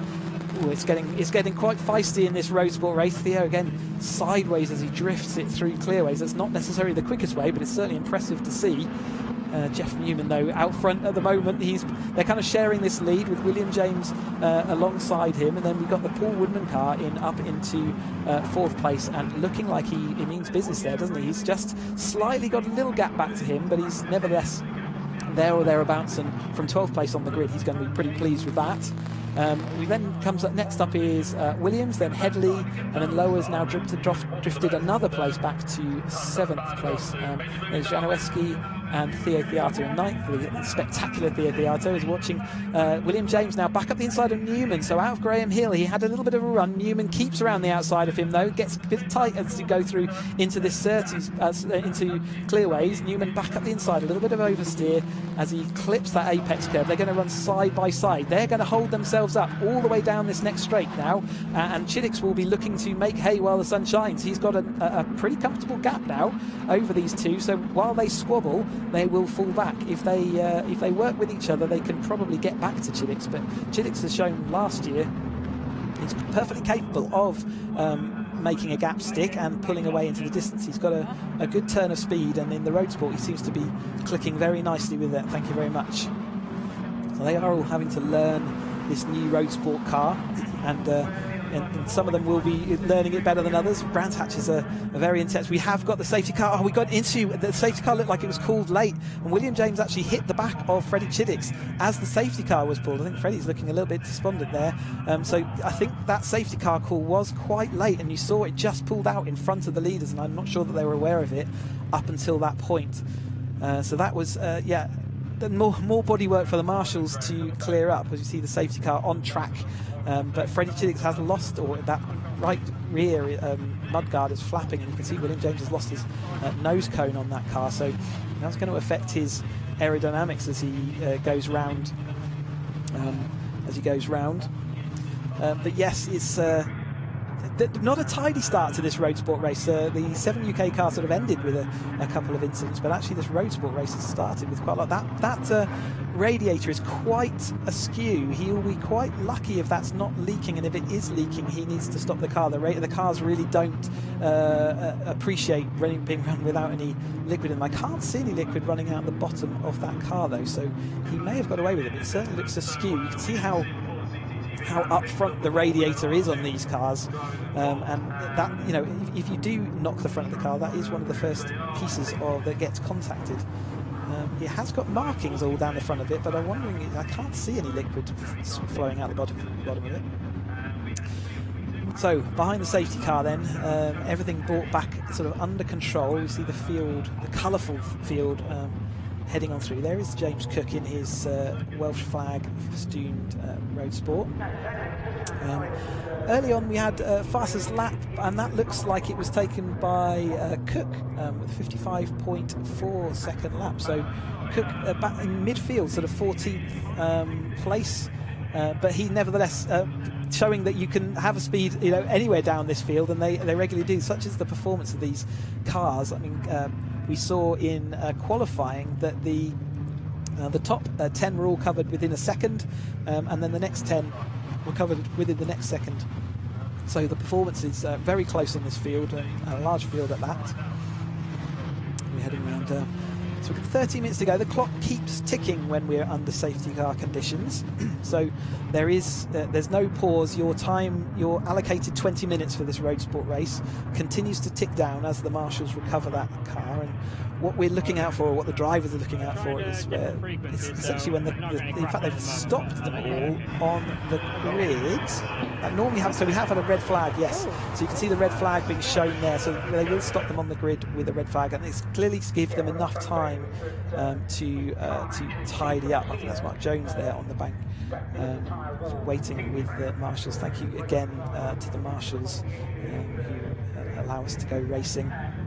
We are under a red flag situation at the moment, and so in the lead as we stopped that race, it was Chiddix followed by Newman, and then we had William James and then Woodman.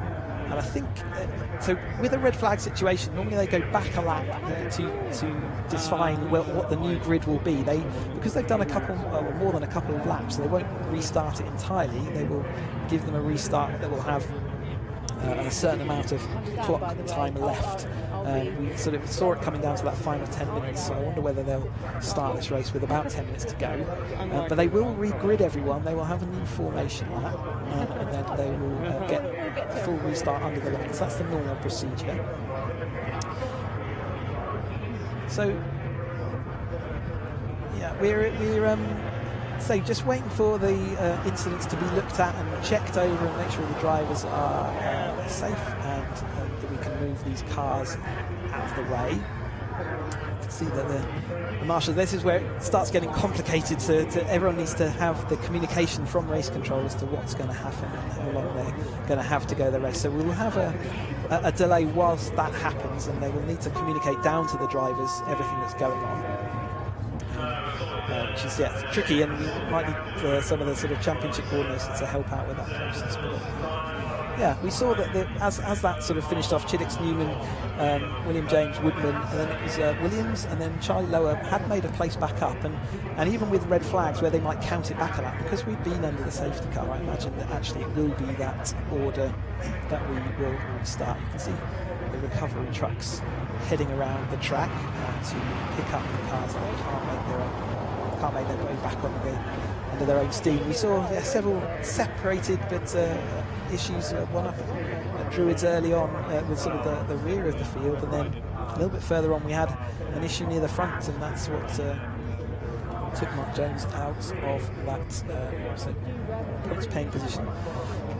We're saying that we have I think it's 30 points for a win in this level. Certainly the distance, the only time that is not 1 point separating each position is for the lead. So if you win the race, you get 2 extra points than your nearest competitor who comes second, and then every single position further back than that is a single point difference. So often the championships all come down to minor differences, but winning is certainly the best way of maximising your chance. We do also run a single point for fastest lap of the race, and as we said earlier, that's currently held by Cook. You can see Kirsty there just running and telling the drivers what the restart procedure will be. Non-recovery vehicles on the track as well. But everything will become more clear now. It looks like they've got a plan, and they just need to make sure the drivers know, and then the marshals will need to know what the grid is, so they can put them all back into that grid spot, and they can aim towards getting this race back underway. So last year we had these drivers all in the academy season, so their first ever drive last year in the Academy cars. We haven't got the Academy, or this year's Academy, with us this weekend. They will be with us from the next time out at Snetterton. They, a couple of weekends ago, had their first competitive event though, and that was at Kerbera for the sprint event. So the Academy still has a sprint event, which is essentially the driver against the clock rather than against each other, and it's a great opportunity for them all to learn how to be in a competitive environment, how to drive their car without the actual added stress of having to drive side by side with their fellow racers. But they're all getting to know each other in the Academy, and they will be sharing the rest of the season with the Caterham, the rest of the steps of the ladder that we're watching this weekend. And it's always an exciting time, and these drivers know it well because it was only last season for them. They'll feel like they've got a lot of experience under their belt now, though, after having that first season. They had, I think, 8 events last year to get to grips with their cars and how to be a Caterham driver. And yeah, now the Roadsport car with its ZZS, Avon ZZS tyres, and its rear anti-roll bar, sort of, they take that step up to the next level. So when you buy a Caterham Academy car, it is with the subject to getting upgrades every year. You can run that same car all the way up to 310R level. So that's the first 4 levels of this Caterham Motorsport ladder. You can run the same car but with added upgrades each year, and each year it's about 2 seconds or so difference between around the average track between each. So from Academy to Roadsport, and Roadsport to the 270R, and then the 270R to the 310R. They're all about 2-second gap. If you then want to complete the full Caterham ladder, then go to our 7 UK cars, which we saw out on track earlier, then you do have to buy a new car at that point, and there's say significant differences to that particular race spread machine. There is the Woodman in his LoveCars. It's got a new livery this year. It's very looking good, along with everyone else. Paul Woodman there, along with everyone else, looking like they all took a memo to go and rewrap their cars, and they do look spectacular. There's the Beato. We saw him flying around the track sort of sideways more than pointing forward, wasn't he, in the number 72 there. He featured at the front end of the grids a few times, not every single time. There he has got his matching paint lid. It's looking resplendent in the sun at Brands Hatch. But yeah, he a number of times up the front of the grids, and he looks like he sort of continued that. He's currently in the 8th place, so he started in 9th, so he's made up a place overall. Janueski. Again, I think that's a new colour scheme this year, sort of green triple stripe effect going on.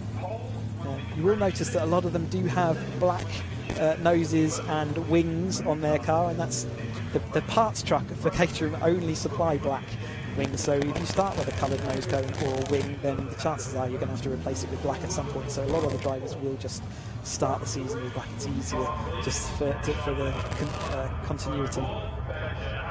Right, some of the cars having to sort of back up a little bit to give themselves a run up to get onto the correct grid spot. It's always harder to do it from the grid to the grid rather than from assembly, where they all come out in order, as we saw earlier. But they will get them shuffled around. So new starting position for everyone. Just looking to see whether normally we'll get a signal from the timers at some point as to how long the race will be. So we'll look out to see that. I'm expecting it to be about 10 minutes. We are running ahead of time on the calendar by about 20 minutes or so. So they do have the time to clear up and still give them the rest of that race.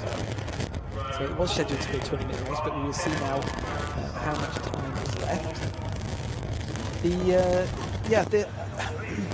They will run it as the race that we're about to see. So when they do restart it, it will be like a brand new race. It will be from their new starting positions based on that first part of the race. Paul Woodman, thumbs up from the Woodman. But great progress from 12th up to 4th, where we saw that when the red flag came up. But yeah, it will be a completely separate race. The first part of that won't count for anything other than it gives them their new order. So Paul Woodman will start from 4th on the grid. The final few cars getting lined up. So yeah, whoever crosses the line first will be that winner. Freddie Chillick's lost out a little bit, didn't he, in that in that safety car procedure. He had a little bit of a gap ahead of that. You can see William James's car there. It's lost its nose cone. You can see how it's got some markings on that radiator, but currently you can see the reservoir there is full of pink fluid, so it hasn't leaked. It's something you'll have to keep an eye on though, so we're quite lucky there to manage to lose that nose and still be in this race. Like I said, the engines do not work at all. In fact, they expire very quickly if they're running off that. You can hear some more buzzers on the grid, which will mean that we are looking to get the 60-second board, the 30-second board, then we'll get them off on their second formation lap of today. I can see the timing screen has refreshed itself, and we're going to have an 8-minute race, it looks like. So they've given them an 8-minute dash to the line. That's still plenty of time for action, as you saw in that opening exchange. We've got to recall all this again and work out who's going to make it, who's going to take the whole shot down into Paddock Hill Bend. They did a relatively good job around most of the field for the opening lap, but yeah, then we saw issues happen. So they will have another race start experience under their belt. We're just seeing the last Caterham staff there clearing the grid so that we can get this race back and going. Yeah, Jeff Newman got caught up in those battles with William James. Now William James without the nose cone, he's going to have slightly obstructed, well, his aerodynamics in the Caterham are never particularly strong, but they're going to have even worse aerodynamics. His bonnet will act like a scoop and will actually, if he pulls out the toe, it's going to get affected. It looks like Kendall right at the back there, so we saw Kendall get caught up. He started up in 10th place, but is back right at the back of the field. So 71 is Giles Perry, so one of that cars, he's going to have a fair bit of damage at the rear of that car, which will need to be fixed. So all these drivers supported by Caterham in the Roadsport Championship, they can't have any professional support, so Caterham will have to look at that car and assess whether they can get that back on the grid for tomorrow. And Kendall, we saw Aaron Head in the 7 UK cars earlier having to fight back after stalling off the grid, and Kendall's going to have an even worse sight with 36 odd cars in front of him, 33 odd cars in front of him on that grid. I can hear the signal, I can see the signal boards coming up, so we're shortly be headed to start the new race formation lap. So this will not be the actual lights, it will be a formation lap. There we go, Freddie Chiddick's leading them away. Time to get yourself back in race mode. You've had a period of intense adrenaline, and then you've got a cool down period on the grid, which is quite hard to deal with as a racing driver. You've been sat there for maybe 5 to 10 minutes doing nothing, and now you're expected to just go straight back up there and pile into Paddock Hill Bend again, and that's no easy feat. But Chiddick has been there and done it before. And I'm sure it's all skills that you learn as you're heading up through that motorsport ladder, learn all the procedures and what's expected of you. See Grandpa there on the 74 car. 74, let me just find him on my list. That is Julian Roebuck there with the Grandpa on his car. So great, these are fully road legal cars. Some of them are running actual road number plates, other ones have got their own sort of personalised ones. Benja Headley going through there within the blue car. He's slipped back down. He started 15th, and we saw him quite high up last year in the running order, so he'll be certainly looking to make progress like we saw Woodman. Charlie Lower, one of the champions from last year. But yeah, personalised with the number plates, fully road legal car. You can drive these to the track, race them, and then drive home, and people do. That's one of the things about this Caterham racing. They're fantastic little machines. But they are heading towards this grid again to start the second part of this race. But remember, this will determine the full race order. There's no combination of events or numbers or timings or anything. There is literally a run to the flag. We've got Jeff Newman on the outside. We've got Chiddick on the inside on that pole position. William James with the lost nose cone there in 3rd place. And Paul Woodman up from 12th on the grid to 4th. So yeah, what action are we going to see in the second part of this Caterham Roadsport race? The first of their 2 20-minute races they've got with us this weekend. Seeing the cars, like I mentioned earlier, it's quite hard to find your grid spots. They've just been given new grid spots, so they've got to remember the new ones. To find it as a driver, it's pretty tricky, and you can see how many white markings there are on this grid. In Caterham's we run 2x2x2 grids, and you can see they're slightly offset.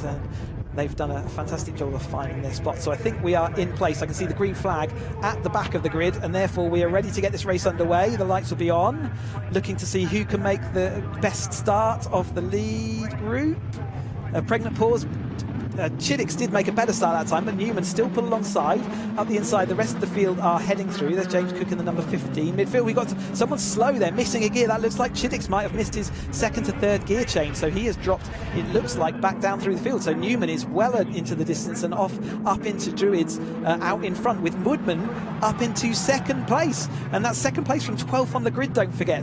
What a fantastic bit of driving for Woodman to get up there. So he'll be pleased as punch at the moment. Can he hold on for the rest of this race? Because he's got Charlie Lower and William James, who race hardened from that first part of the race all around them. William, as it looks like Charlie Lower up the inside of Surtees. In fact, there's a yellow flag. Have we got another safety car? There's boards out for sure. We've got another safety car, it looks like. 2 cars off at Paddock Hill, so they didn't all make it round Paddock Hill. I can't see, so it's a number 84, which is Joe Friday. So we've had more issues off the restart. We do say in American racing, cautions breed cautions, and it does look like that has happened. So on the outside of Paddock Hill, that's deep gravel. It's hard to extract yourself from that. So that's Aaron Stevens, who started high up on the grid. He started in 8th place, so not the start of the season that Aaron would have wanted at that point. But they are fully used to extracting cars, though, under safety car around that corner. So I imagine that we won't have another restart at this point, as the marshal's just running up the track to go and pick up the bodywork there. So kind of complicated start to this race. You can see the pickup vehicles there with the cars going to extract them. It's a very deep gravel trap. The 71 car, that is, I think that's Giles Perry. That was from the original incident, getting taken back down through pit lane. But yeah, the secondary incident that we've had at this restart is just being pulled. You see, there's another car to deal with, so we probably have a couple of laps of safety car. You see the lights on top of the safety car, and that essentially that's the signal to the drivers that we are continuing for another lap. This is the part of the track where the lights will go out on when they are ready to restart this race. With 5.5 minutes left to go, remember the clock keeps ticking under safety car conditions. They may get some more racing done, but it's by no means certain. They will have to move those 2 cars to a position of safety and get all the equipment back behind the barriers before they will let that happen. But it does look like they are onto the second car. They'll move them into a position where they are out of the firing line. That is the 86 of Aaron Stevens, jumping out that car. Told by the marshal. So behind the safety car, it's a responsibility of all the drivers to sort of queue up behind that safety car. The tracker, the organisers want you to be as close to that safety car as you can be, so that it keeps all the cars on the same bit of the track.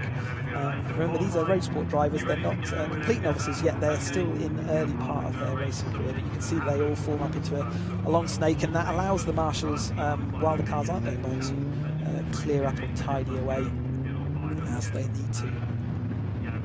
It's all a bit nose to tail, isn't it, from these early conditions. It does look like the lights on the safety car are out, so I think we are going to get back racing. Certainly by the science lights of that, we'll see that we've had everything thrown at them today, haven't we? We've had a little bit of a light cluster mount sort of sat on the apex there, a little bit of plastic, but it does look like the safety car lights are out. So that makes Jeff Newman now the replacement safety car. He will organise them and decide when he wants to accelerate out.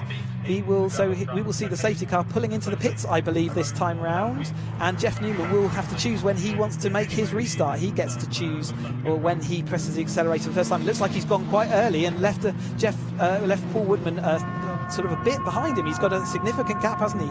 And it's William James, it's Charlie Lower in that third place, in the slipstream of Newman as they're heading up to Paddock. He can't overtake till the line, but they're through the line now, and he quite easily slips up the inside of Paddock Hill Bend there. So Woodman won't be happy with the fact that he let that one go so easily. But Jeff Newman out front, he has done restarts before. They all know how to do them now, so he's gaining that. We've got some quite significant gaps. I don't think any of the drivers were quite ready for that restart. You can see that they're all spread out. There's Freddie Chiddick's all the way back down last time through. Let me try and find him on the list. I'll find him in a second, but he's a lot further down the field than he was when he started this second half of this race. He was on that pole position, but that missed gear change was quite costly for him. He's down in 10th place the last time he crossed the line, so he's only got 3 minutes to try and make it back. And Charlie Noah, meanwhile, starting 4th on the grid, has made it through all the carnage, and he is in that 2nd place, and he looks like he is drawing Jeff Newman back into him. That toe of the Jeff Newman's car will be dragging him forward, and he's got a clean pair of heels over Woodman, who is in that 3rd place still. I don't think Newman managed to get a podium last year.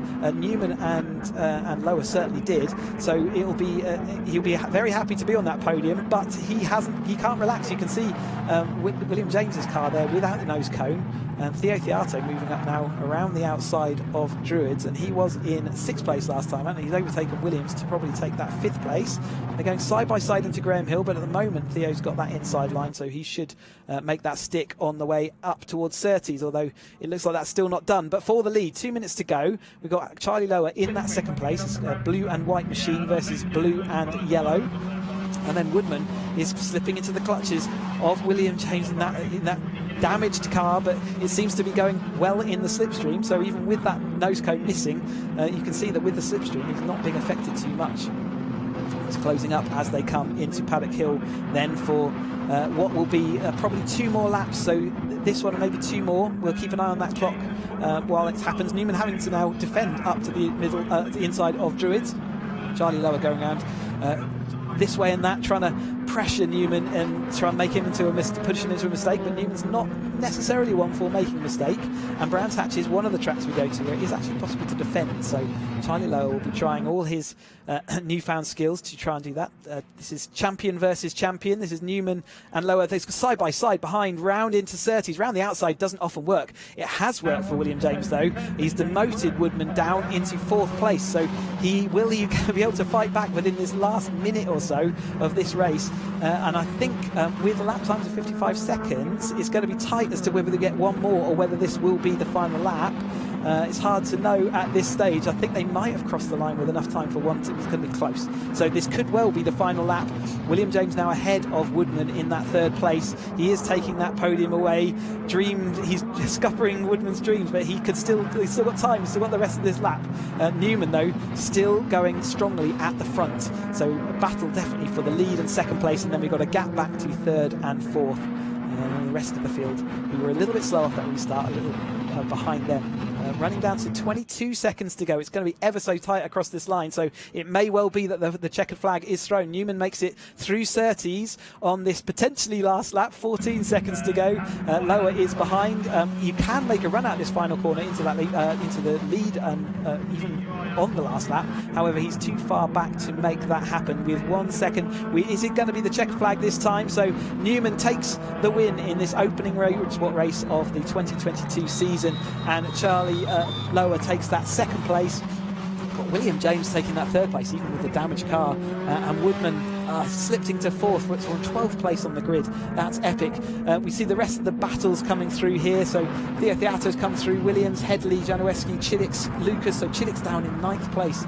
Lucas, Clark, Cook, Kendall, Rook, Roebuck, Patel, Roberts, Domain, Banton and Vincent.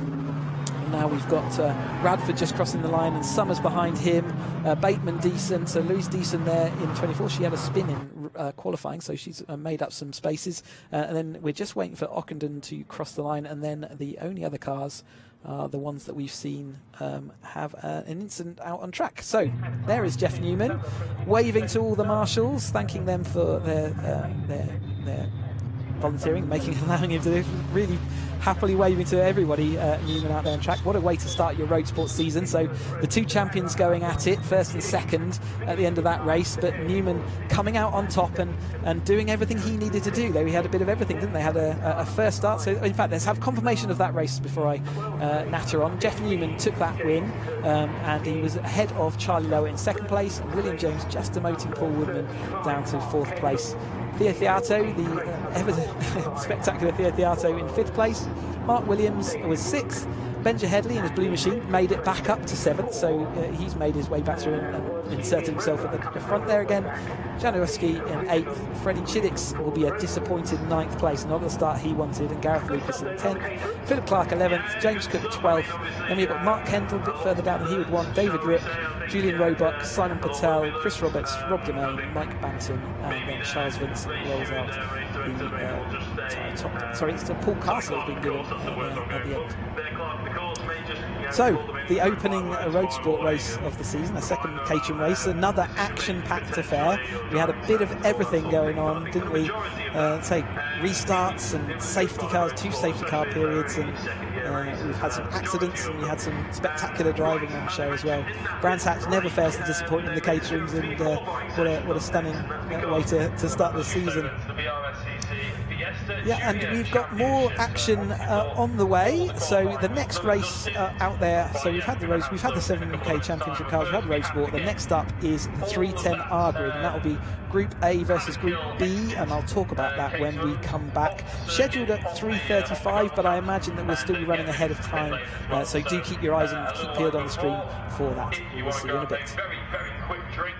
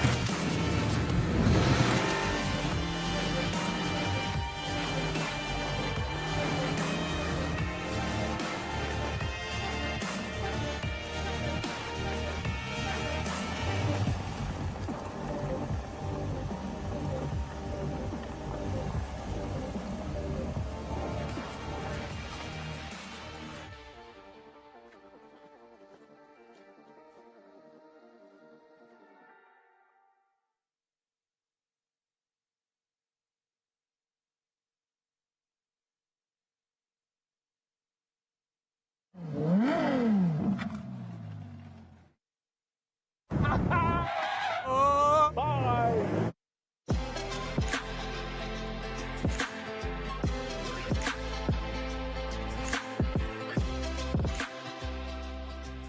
Come on, Tiff, come and check out this little bad boy. Look at it.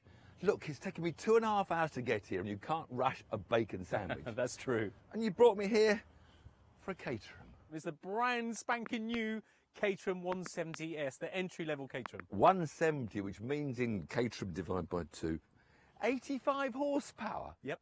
Well, come on, Paul. The current entry level is the 270s with 137 horsepower. I mean, how's this going to compete? The lightest Caterham ever built, 450 kilograms. It's like a postage stamp. 450 kilograms.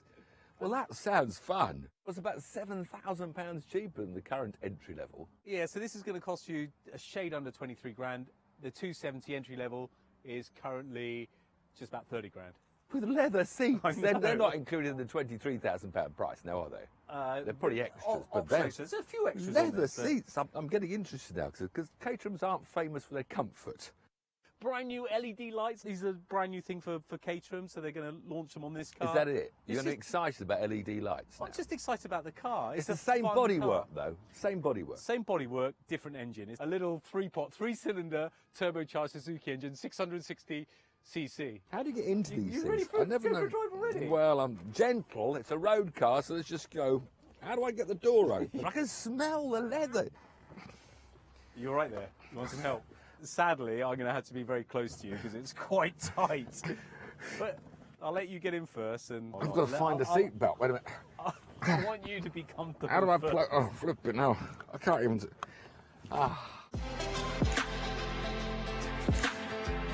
With Tiff now comfortable, it was time for an all too socially non-distance road test around the track in this 170S. It's lovely, isn't it? I got leather seats, comfortable leather seats. Smell of it, the smell of the leather. It's a bit closer. I've got to. Get out of the way, get out of it. Whoosh! It's quite perky on acceleration, isn't it? It is perky on acceleration. What's his 0 to 60 then, do you know? We don't really talk about 0 to 60 with this car, to be honest with you, Tim. It's more about the fun and the enjoyment and how fast you can go around corners. 5-speed gearbox included. It's really tight gearbox ratio, as you would expect. Road suspension pack. Well, I wouldn't have thought anything else. I mean, it's a road car, therefore road suspension. But you know what? It's still going to be fast around a track, isn't it? It's a Caterham. It's full light. windscreen. Thank you. Unique key, gear knob and instruments. Well, What's unique about them? They're unique to Caterham. Leather panel, that's actually an extra 500 quid, so I wouldn't bother with that. No, I don't think I'd bother with that. Momo quick release, 150 quid. No, I wouldn't bother with that either. I would probably get the nice Alcantara one as per my race car, but... Yeah, As per my race car? Oh, have you got a race car? I didn't know that. You've got a race... All right, okay, hold on a minute. Lowered floors. You know what that's all about? Just to give you a bit more room, because, you know, I'm quite tall and all that. Which bit they lower then? Under the seats? Under the seats. That's 500 quid. Whole floor panel, so that's good. Here's the crunch. The diamond seat leather stitching, seat armrest, biscuit, tunnel top primary, £1,500. They're beautiful seats, they're lovely seats. But I think the whole message is you can, like any car, have lots of optional extras. But you can buy this car for a shade under £23,000 or finance it for a couple hundred quid a month. You can go a bit and you've got a faster Caterham. And you've got a Caterham. All right. Oh, the pedals are so close together. Take a bit of curve. Oh, that was quite comfortable, wasn't it? That was good. Well, you can hit it harder next time. I wonder what the brakes are like. All right, go on. Let's have some real... The brakes. Brakes. Ah, too early. Whoa, far too early.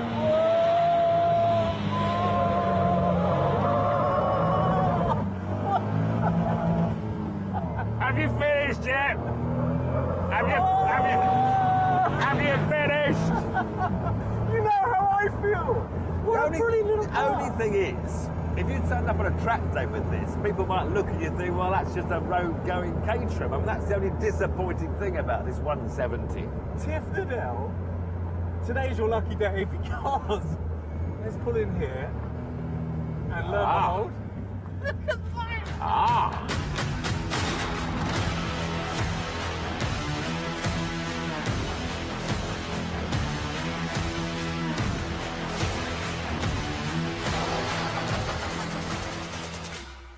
Flipping boy racer. Oh, look, a nice suede Momo steering wheel. Very funny, very funny. Obviously, this is a left-hand drive demonstrator. Oh, but it comes with it's like a very handy optional extra and a little press pack here. So this is the 170R version, same 85 horsepower. But it's 440 kilograms. That's 25 kilograms lighter. Better power to weight ratio, 192 horsepower per tonne. Sport suspension pack, a bit stiffer, I'm sure. What else is different? Oh, the price, £1,000 more. But those prices, 23,900, is the build yourself price.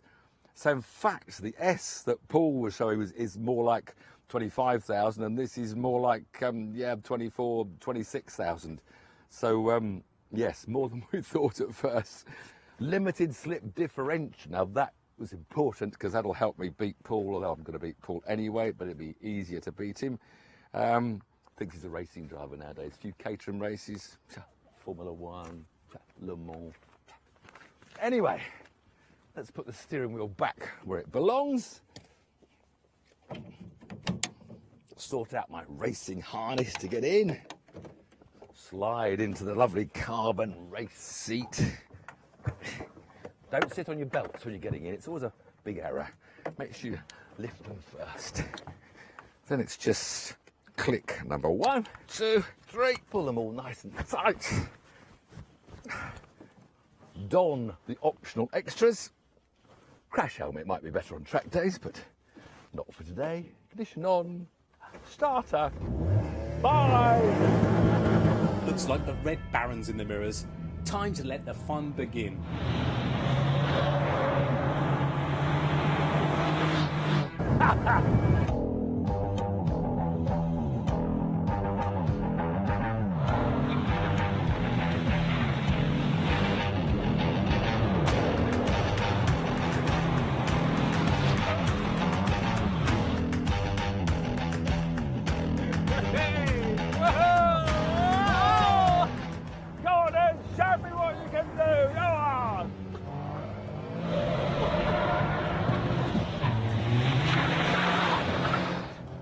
I got wrong gear. I got fifth instead of third. I've lost ground and I'm wild. Oh. He's off the track. He's off the track. Oh, now he's coming. He's coming. Down the inside. He's going down the inside. No, he's not. Got it. Block him. Shut me off. Whoa, who does he think he is? Formula One driver. I bet with his windscreen on, he doesn't care about his hair. Look at the state of mind. Whoa, the wrong gear, Tim. Oh no, I've lost him again. Come on then, Tim. What's he got?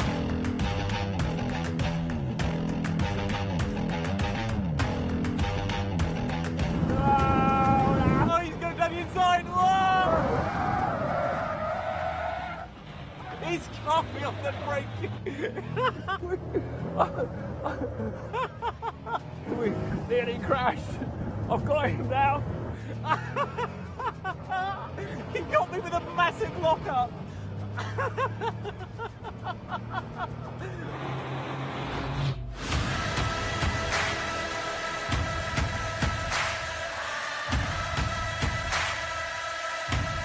Come on then.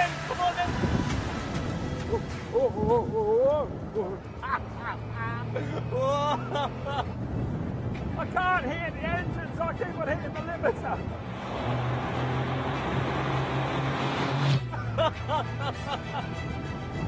Where is he? I got it down the inside. No!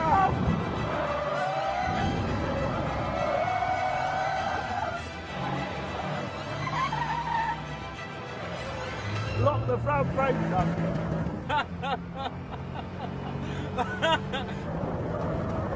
Oh, bit of a oh! Well, I got down the inside this time. I got down the inside. I can force him wide. He's gone wide.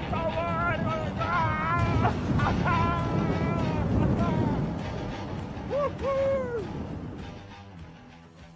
I tell you what, this Caterham stuff is tiring, but I'll bear him down. I'm a Le Mans 24-hour driver. You won't kill me, Woodman. You can keep going for as long as you want. It's safe to say that driving a Caterham is one of the most fun experiences you'll ever have in a car. It's not about horsepower, money or luxury. There's just such a basic charm and a real thrill to being behind the wheel of one.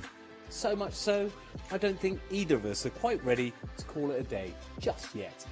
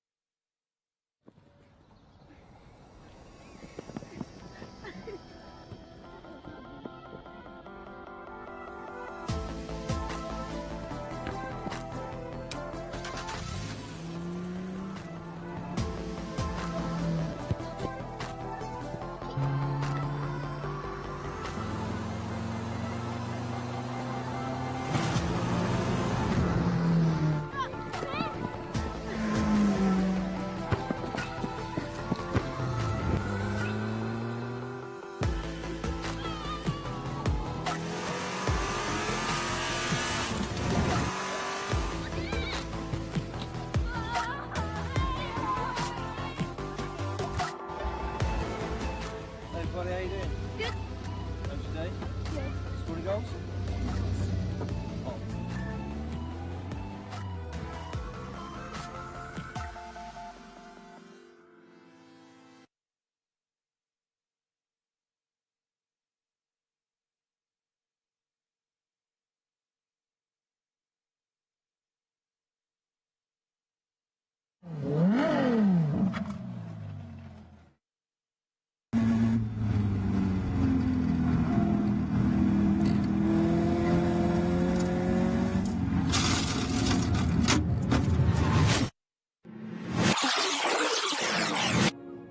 I'm not too sure that one's going to buff out, but more on that later.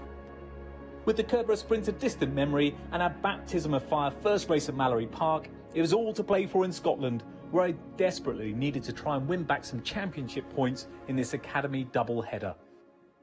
Welcome to Knockhill in Scotland for the third round of the 2021 Caterham Academy Championships. And it's fair to say things are hotting up. The honeymoon period is well and truly over.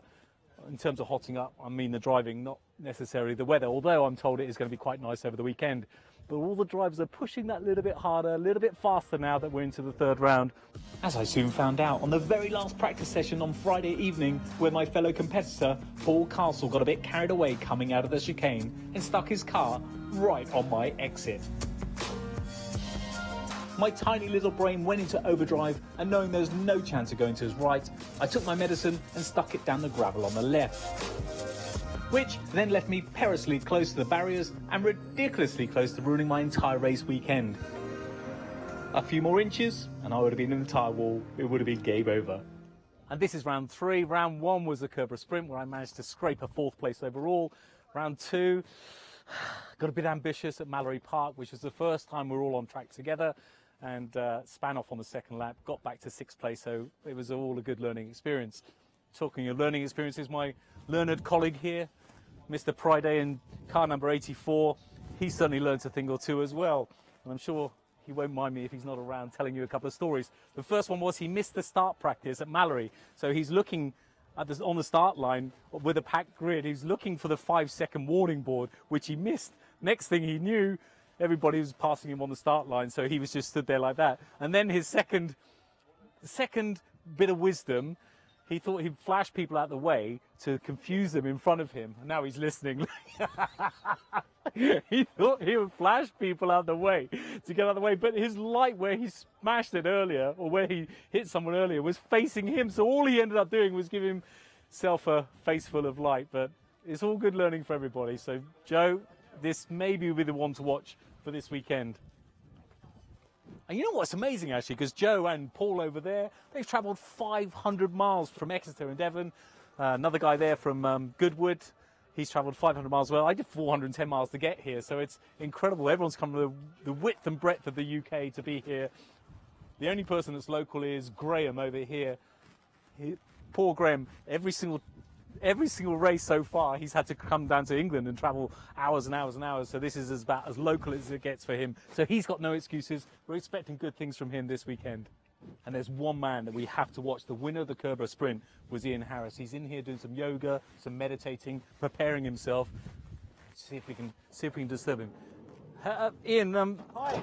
I wonder if you could say a few words for the camera, because not only are you the favourite for Knockhill, the Kerber Sprint champion, but you're also a male model, pin-up model. This is very true. These rumours are true. Paul, I was just trying to cheer myself up, so just watching your footage of your track. Anyway, that's enough of that. It was nice to see you, and thanks for that. Tiff can't be here, sadly, but he's here in spirit. He's racing at Thruxton. But without further ado, for the magic of YouTube, here he is right now. And also, by the magic of YouTube, I've got Paul now alongside me to look back through the race. Not sure whether I want to do this, to be honest with you. Should we kick off? Yes. So you qualified fourth for the first race, behind the championship leader, Jeff Newman, on pole, then equal second of the championship, Fred Chaddick, equal second of the championship, Mark Jones, equal second of the championship, you, all the top boys up front. And you made a brilliant start. It was wicked, wasn't it? I was chuffed with that.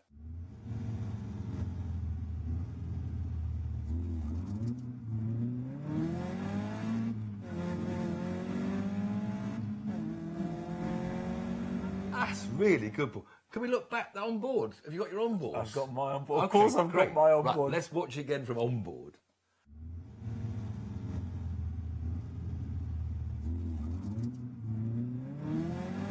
What a start! Look, I couldn't believe it myself, to be honest. It was all right, it was all right. What's the secret, do you think, of your starting success there? There is no... I'm going to get the editor to blur my rev counter, because there's no way I'm going to give away that secret. But, God, that was a great start. And I managed to hold the lead into the first corner, which is very important as well. So now you held the lead right around to the hairpin on the first lap.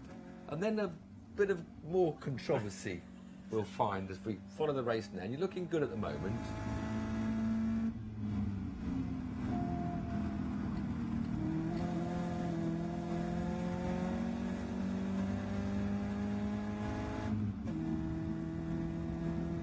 So here you are, then leading down to the hairpin on the first lap, holding the middle of the road, blocking everyone. Jeff comes down, he goes from about fourth to, and then, hold on, what was that there? What was that there? Hold on, stop that. You're not allowed to do that. I'm so embarrassed. I apologise to Jeff for that. But I thought he tagged me purposely, but I still should have reacted. You shut the door. It was. You could have given a bit more room. No, I could not. You should have known he was there. No, I it was could your not. line. You're correct. Yes, the impact thank you. was his fault. But all this. I know. Disgusting. Disgraceful. I'm very embarrassed. But the crowd watching on the left-hand side, they all chuckled and laughed. Look, 1 minute you say I'm a crowd pleaser. What can I say? Because you like pretending you're a racing driver now. You're pretending you're not a TV person. You're a racing driver. When you're a racing driver, you don't. That stewards, you can be damned for that. You get disqualified. I'm very, very, very embarrassed, and I've apologised, as I said, to Jeff.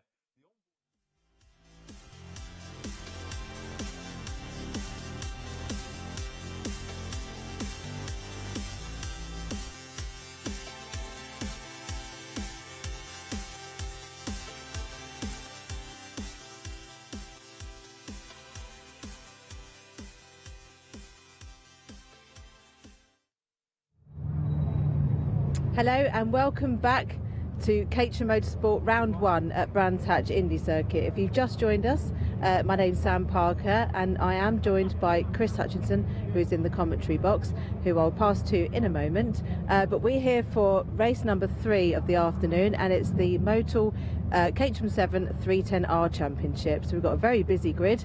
I'll pass you over to Chris now to say hello.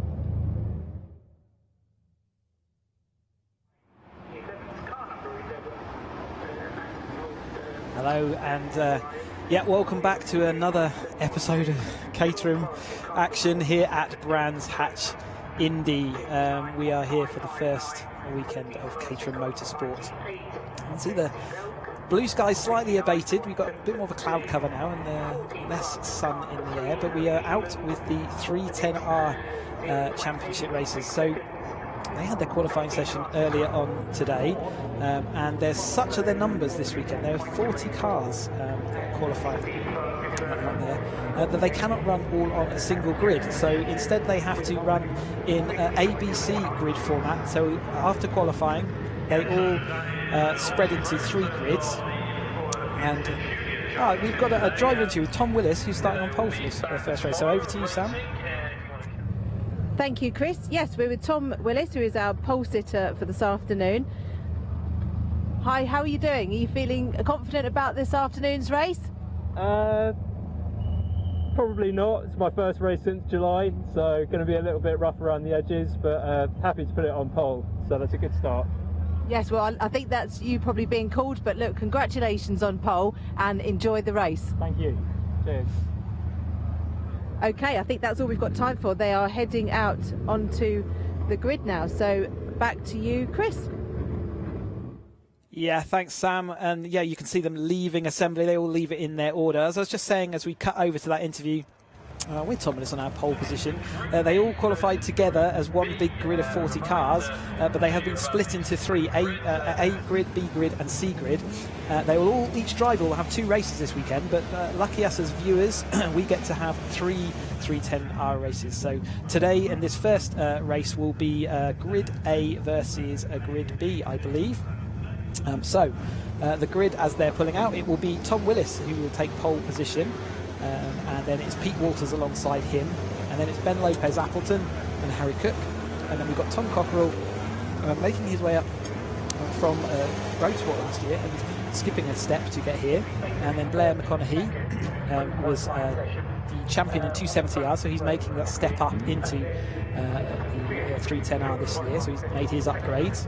Jack Sales, a returning driver on row 4, so 7th place for Jack Sales, another driver I used to race with week in, week out from 2013 onwards, alongside Alan Curtis in 8th place, so he is returning this year, so making a good fist of that. David Yates is on the row 5 in 9th place. David Yates was a front runner towards the tail end. He started the year in the 7 UK Championship cars last year, but he is going to be starting in that 9th place alongside Carl Jones, who make out that top 10. So this is the 310R Championship. This is the 4th level of the Caterham Motorsport ladder, and they've basically, it's still the Academy car, but they've upgraded it 4 times to get to this level. They've got more power. They've got now 152 odd horsepower. They run in the with the ZZS tyres still, but now they have also got limited slip differential. That's one of the biggest differences between the cars, the 270R and this car, is as well as a bit more power, they also have that limited slip differential. We're now running, this is the first of their 2 races. Like I said, we're going to have 3 races in total, but each driver will only take part in 2 of those. And they are 30-minute races. So all the 2 races we've watched so far, the 7UK and the Roadsport races, have been 20-minute races. So in this one, we get treated to another 10 minutes and have a full half an hour. The grid here. So these drivers have been driving these cars sometimes up to 4 or 5 years, maybe even more. You can stick around in this championship. You don't have to move on as you do in the Academy and Roadsport. And many drivers do choose to do that, and Tom Willis certainly has been driving the 310 before, alongside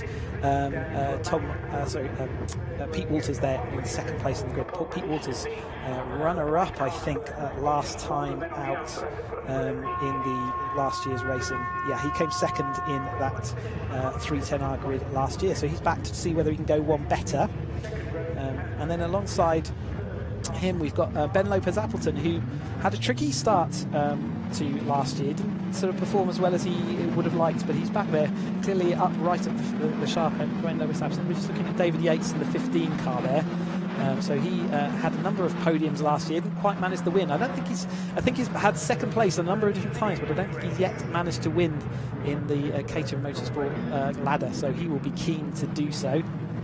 Jack Sales there, a TN accountancy driver, returning, like I say, for the first time. He actually used to drive what was the 420R, is now the Caterham 7 UK champion car, and he's had a couple of 3rd places in that grid.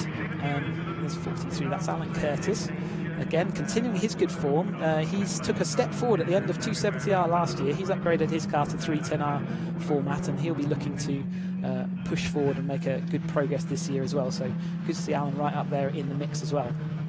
We are missing, I say, a 3rd of the drivers that we have here racing 310 in this grid. They will be out racing 2 races tomorrow. But you can still see there's plenty of cars. It shows how popular the series is when there's still this many cars and we're missing a 3rd of them. So as they come round then to align themselves back up on the grid, it'll take a little while to get them all in order. Dan Clover just did a bit of avoidance there, it looked like. There's the tail of the field coming through. But yeah, Tom Willis on pole. He's in the silver and black. He's actually a guest driver this year. He can't do every single round, so he will be considered a guest driver, I believe. But Pete Walters, perennial front runner, champion at the front. Tom Willis, a multiple Caterham champion. Ben Lopez-Appleton there in the 3rd place, and Harry Cook alongside him. Harry Cook having many good races last year. Tom Cockrell making that step up alongside from the where he just missed out on the Roadsport Championship. I think he came 4th in that, and then Blair McConaughey in 6th place on the grid. So who is going to make the best start? Are we going to see a clean start? We've seen several clean starts that then have sort of failed when we've got up to Druid, so hopefully they'll all get the message and we'll do that. Watch for 4th place on the grid. Sometimes that's a really quick starting grid spot, so there's always a chance that that 4th place will make it into the first turn first. Slightly off camber. We're going to get the green flag at the back of the grid though. You can see the marshal there waiting. The last person is, the green flag is shown, so the drivers will be shown the 5-second board. The lights will come on, and then in about 7 seconds we'll get this race underway. Now, so it's Tom Willis off the line, making a reasonable start. Pete Walters maybe making a better start. Jack Sales, poor start off the line there, getting a bit swamped. We see David Yates making up progress off those lines. Really tight and twisty, tight into the paddock hill bend, but they made it. Tom Cochrane in the red car at the inside. But it looks like Willis has made the into turn 1 in 1st place, and he is followed by Walters. And then it looks like Blair McConaughey up from 6th place to 3rd place in that opening exchange. So he certainly benefited from all the cars sort of going left and right. So they, I think, are 4 or 5 wide. It's Harry Cook there side by side with Alan Curtis maybe going around through Graham Hill Bend. They do all filter through. Remember, these are highly experienced drivers now in their Caterham 310Rs. They will be using that extra horsepower to good effect. But Tom Willis currently in that lead place ahead of Pete Walters in the black and white machinery. There's Jack Sales, so dripping down a little bit through the order from his starting position, so he'll be looking to recover that. But we've seen a change for that lead. Walters now in front, and McConaughey straight into that second place over the line there. Willis holding on round the inside though. Remember, this is a 30-minute race, everybody. You can make up places now, but it's certainly not going to define your end result. But Walters out front, ahead of Blair McConaughey, and then it's side by side. I think that's Ben Lopez-Appleton versus Willis, and then a little bit further back there's now Carl Jones, I think, in the green machine there. So great early progress. We're going to see plenty of action. Just having to pull Ben Lopez-Appleton missing a gear. It's second to third gear in these cars is extremely difficult to get reliably, and it can be causing problems. And you'll see that occasionally, that cars will like miss a gear, and you'll see them sort of drop out the field a little bit. But yet he's now recovered back up to speed, so I think that probably is what happens. We're looking at a wing sat in the gravel trap there. Can I see anyone? I can't see any cars missing a wing at the moment. But Blair McConaughey now having to defend up the inside from Willis, and a little bit further back that looks like Carl Jones now up higher. Let me check that for you. But yeah, in the lead definitely is the Walters black and white machine with Blair McConaughey, and then Willis was next up.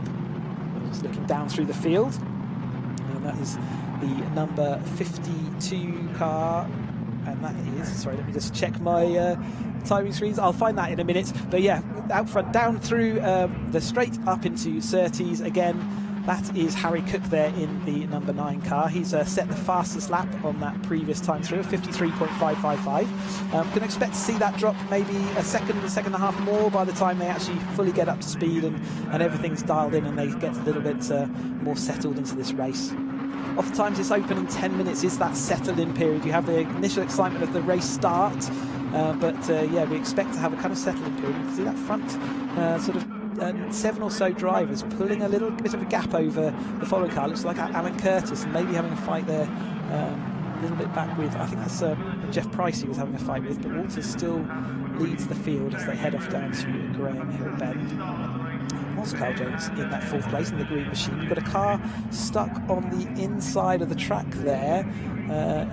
Not sure, that might be McLean who's showing as having dropped down the field, so maybe that's Angus McLean stuck on the inside. We see the yellow flag and the green flag. It's not in a traditionally dangerous spot, so they may choose to continue this race without the safety car. We've already seen the safety car this morning, and maybe we will see that continue, and they'll just get a yellow flag for a couple of laps until the driver's safe, and everyone's had the opportunity to see that car. But we will, he's looking for the marshals for instructions about what to do, and it looks like they've just instructed him to jump out and get behind the barrier.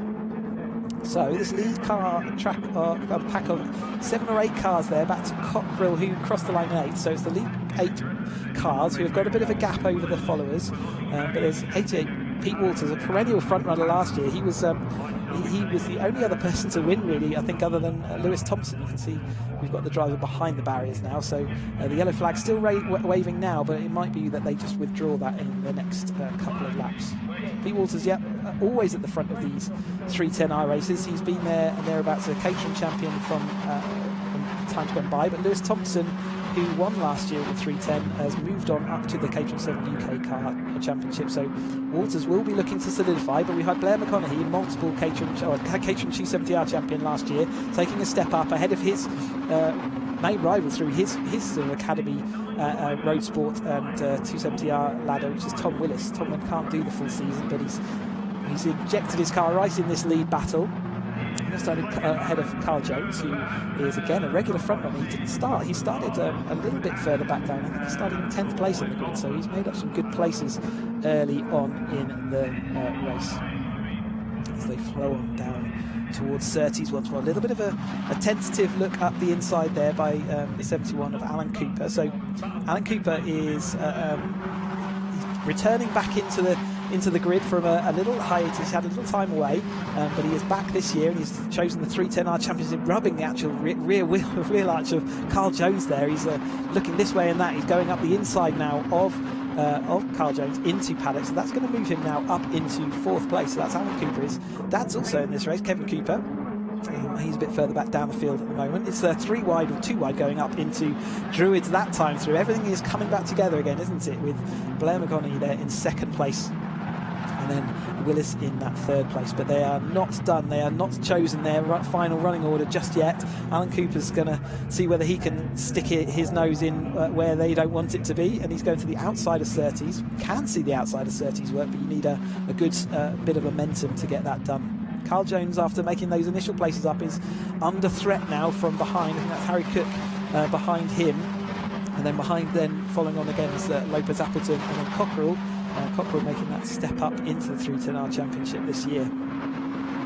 Side by side for the second place. There's Alan Cooper going around the outside, around Tom Willis, not able to hold on just that time through, but he did have a good run of momentum, so he'll be looking to make that stick. Harry Cook up the inside, Blair McConaughey up the inside of Pete Walters for the lead, so excuse me while I missed that battle happening, but Tom Willis is staying in that third place, and Jones is pressuring Alan into that fourth place, but Alan Cooper maintains that fourth place ahead of Carl Jones. So yeah, I said it was probably settling period for this first 10 minutes, but I don't think the drivers got that memo. There's David Yates in the blue machine, followed by Jack Sales, so we saw them having a little bit of issue. They had to get past Alan Cooper, Alan Curtis a bit earlier in the race, and that's held them up, but they look like they're trying to get across that gap to join that front battle. There's Curtis followed by Price. I think it's Dan Clayfan that's Dan Clayfan following Jeff Price as well. So plenty of action in this opening. Only 8 minutes of the race gone. We've still got 22 minutes of this race to go, so still plenty of time to develop and plenty of action. I'm sure these drivers are enjoying themselves out there. His first race back this season. Carl Jones absolutely diving up the inside there. There was a Caterham shaped hole, and he decided he was going to shove his car in there. Alan Curtis now looking again to see whether he can make a move back. None of these moves are going to be decisive at this point. There's the battles are. The only thing they have to be careful of is not to lose out the distance to cars in front of them. If they do that, then we do see gaps sometimes appear around side by side, and that was Cockerell, and I think Ben Lopez Appleton, that's number 5 car there, Lopez Appleton, going around side by side through Surtees. That's never a comfortable place to be for any driver. Walters has put himself back out front, and now McConaughey and Willis reinvigorating battles of old in that second and third place. McConaughey sort of using an attack as a period of defence. Tom Willis not able to yet pull ahead. If these three would work together, then they may well spring a gap, so that maybe they'll spot in their mirrors that the fourth place battle has actually opened up a slight gap, and they may well start to communicate. You see a lot of hand signals and communication between drivers. Not all of them mean the same thing, but we'll keep an eye out for hand signals. And got Walters trying to shake the toe. You can see him sort of weaving to the inside of Surtees there to try and get rid of and shake the cars behind him. He drifts on through around clearways again, so they've got the limited slip rear differential in these 310R race cars. They've 152 horsepower at their disposal as well, and they are extremely fast capable machines, setting times currently in the sort of 53 seconds lap bracket, and I expected to see that drop. The 52.9 is the fastest lap we've seen out on track, as Walters and McConaughey defends up the inside again. Pole position was a 52.6, so I guess conditions out on track at the moment, there's maybe another half a second if they can find all that time out in this race. We often see faster laps in the race than we do in qualifying because of the toe that's in play. That car's still on the inside there. As I said earlier, they have withdrawn those yellow flags, so they are free to race all the way through Surtees, and their lap is clear. They've been made aware of that car. We see that Lopez Appleton drifting a little bit wide. There's Cockerell now having to defend from David Yates. So Yates has made it across that gap through to the rear of Tom Cockerell. Jack Sales with a loose front mudguard there. That's not going to be helping his car, but he's also ready to join this battle as well. We just spread out the field a little bit as the battles all sort of develop between themselves. You will see these gaps appear, and then eventually they will disappear again once everyone's settled down into their new running order. That's kind of traditional effect that happens here around Brands Hatch. So this front 9-10 cars are still all there. I think we're probably going to get up to 11 cars by the time Jack Sales joins the party, but they've got a fairly substantial gap back. But Pete Walters, meanwhile, whilst we've been talking about this midfield, has managed to pull a little bit of a gap. There's Alan Curtis in his machine there, enjoying his first race weekend back, no doubt. Alan Cooper. enjoying his first race weekend back. Another driver I've had the pleasure of racing against in my 9thApril Championship winning year. And he was as part of that, and it's great to see him turning laps again in his 9thApril. There's Harry Cook ahead of him. We've got still that battle on for second place. While they disagree continually about this second place and who is going to take that second place, I think there was a little hand signal there to say let's go. They have now dropped away from Pete Walters, and more importantly behind them the next driver up, and that's Cook, is ready to join them in battle. So whilst they've been able to battle with each other without having to look in their mirrors, now they're going to have to look forward and backwards all at the same time. And yeah, it's certainly not going to be an easy job for them. They're having to drive in their mirrors and out front whilst staying as close as these drivers do to the cars all around them. What a stunning sight it is. So remember, this is grids A and B. This is not all the drivers. Such is the strength and depth. Willis diving to the inside round Paddock, or going into the inside of Paddock Hill Bend. He looks like he's got it alongside, and that's allowed Cook to catch right up, as it has Cooper as well. So that battle looks like it's going to be a four-way battle for the second place. And further back we've still got sort of a battle with Jack Sales now fighting with Tom Cocker around the outside of Druids. And behind them we've got Price and Curtis still in their battle with Clayfan Jones, and that's Fraser Jones, and then Wes Payne in that sort of pearlescent colour, and he's followed by Darryl Creswell in the pink and blue coloured machine. So the battle's going on all the way up and down this field. But yes, it's very intoxicating, these 9thAprils. They're highly experienced Caterham racers, all of them. They've been through multiple steps, many of them starting in the academy 3 years ago, if not more. And so they know what they're doing out on track. And Brands Hatch is one of those tracks where you do learn how to drive it and what you need to be fast around here. I saw that the times in qualifying were extremely close between everybody. That lead gap is starting to look pretty final at this point. We're not quite halfway through the race, but these 4 cars or 5 cars here, all joining for that second place battle, have not decided who it is that's best to lead it. They look like they're pretty set on their way, and Pete Walters is be looking in his mirror and be pretty happy with what he sees.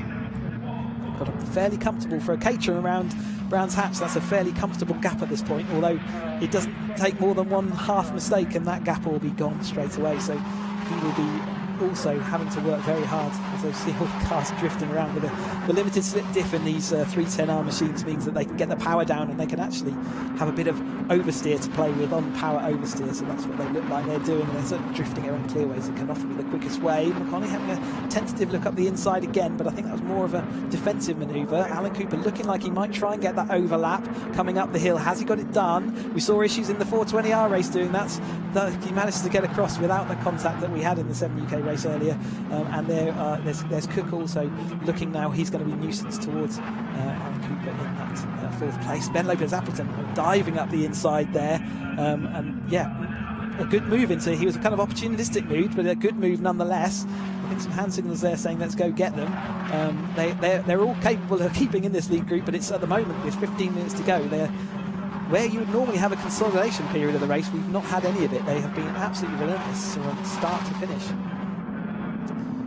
There is this lead, the battle for second place. Tom Willis has led most of those laps, hasn't he, with Blair McConney now losing his front left wing, so it shows how close they're all running. It only takes a sort of slight brush of those wings to make them lose their adhesion with their wing stays. I think this is the Welch and looks like that's Chris Welch in the red car there, and in the 99 car is let me just find it on my list. Apologies, that's Curly at the back there. And it doesn't matter where you look on this 9thApril grid, there are battles up and down, and you can see that Chris Welch there looking up the inside. He's an experienced Caterham driver, he knows what he's doing, but nevertheless battles all the way up, and you can see the cars just in front of them. So whilst we've been concentrating at the front of the field, these battles further down the order rage equally and in the same kind of way, and they always have their stories when they get back to the assembly area, or they part firmly after the race is finished. So yeah, this grid of 26 cars. We're missing with the missing a third of the grid, like we say. We'll see them all in action tomorrow, but we're back to that battle for second place, and that's Alan Cooper again up the inside of Druids. they're not having any rest, are they? You have to have a strong constitution to race these Caterhams around Brands Hatch, and they are making a good fist of it at the moment in this battle, although they are letting Walters disappear off up the road. There's that flapping wing, which seems to be a signal. The battle for the following Yates and Sales battle looks like they've sort of slipped off the back of this. They had a bit of trouble getting through Cockerell, I think, and that stalled their battle, which, again, with 13 minutes to go, I don't think there's going to be any issue. They could rejoin their fights, but at the moment they are slightly distanced, as we see. Once again, McConaughey ran the inside. Are we going to have 3 wide into pad at that time? As the race develops, we'll see more and more of the drivers sort of taking more of a risk into the corners like that. Willis protecting the inside, and then Cooper looking around the outside, and he's going to make that stick. He's got a little bit of a run over, and that means that he has now got the position that he can take over Blair McConaughey. Blair had no answer to that. Once you go around the outside like that and you've got a bit of momentum, there's nothing the driver on the inside can do. The outside of the corner turns to the inside of Graham Hill, and Cooper showing he's got all the skills needed to be back in the field and battling at the front. He's now moved himself up into I think that's for 3rd place. And there he goes round. So Walters is still disappearing up into the distance. He's got a 2.9 second interval, so we'll keep an eye on that, see whether it grows any more.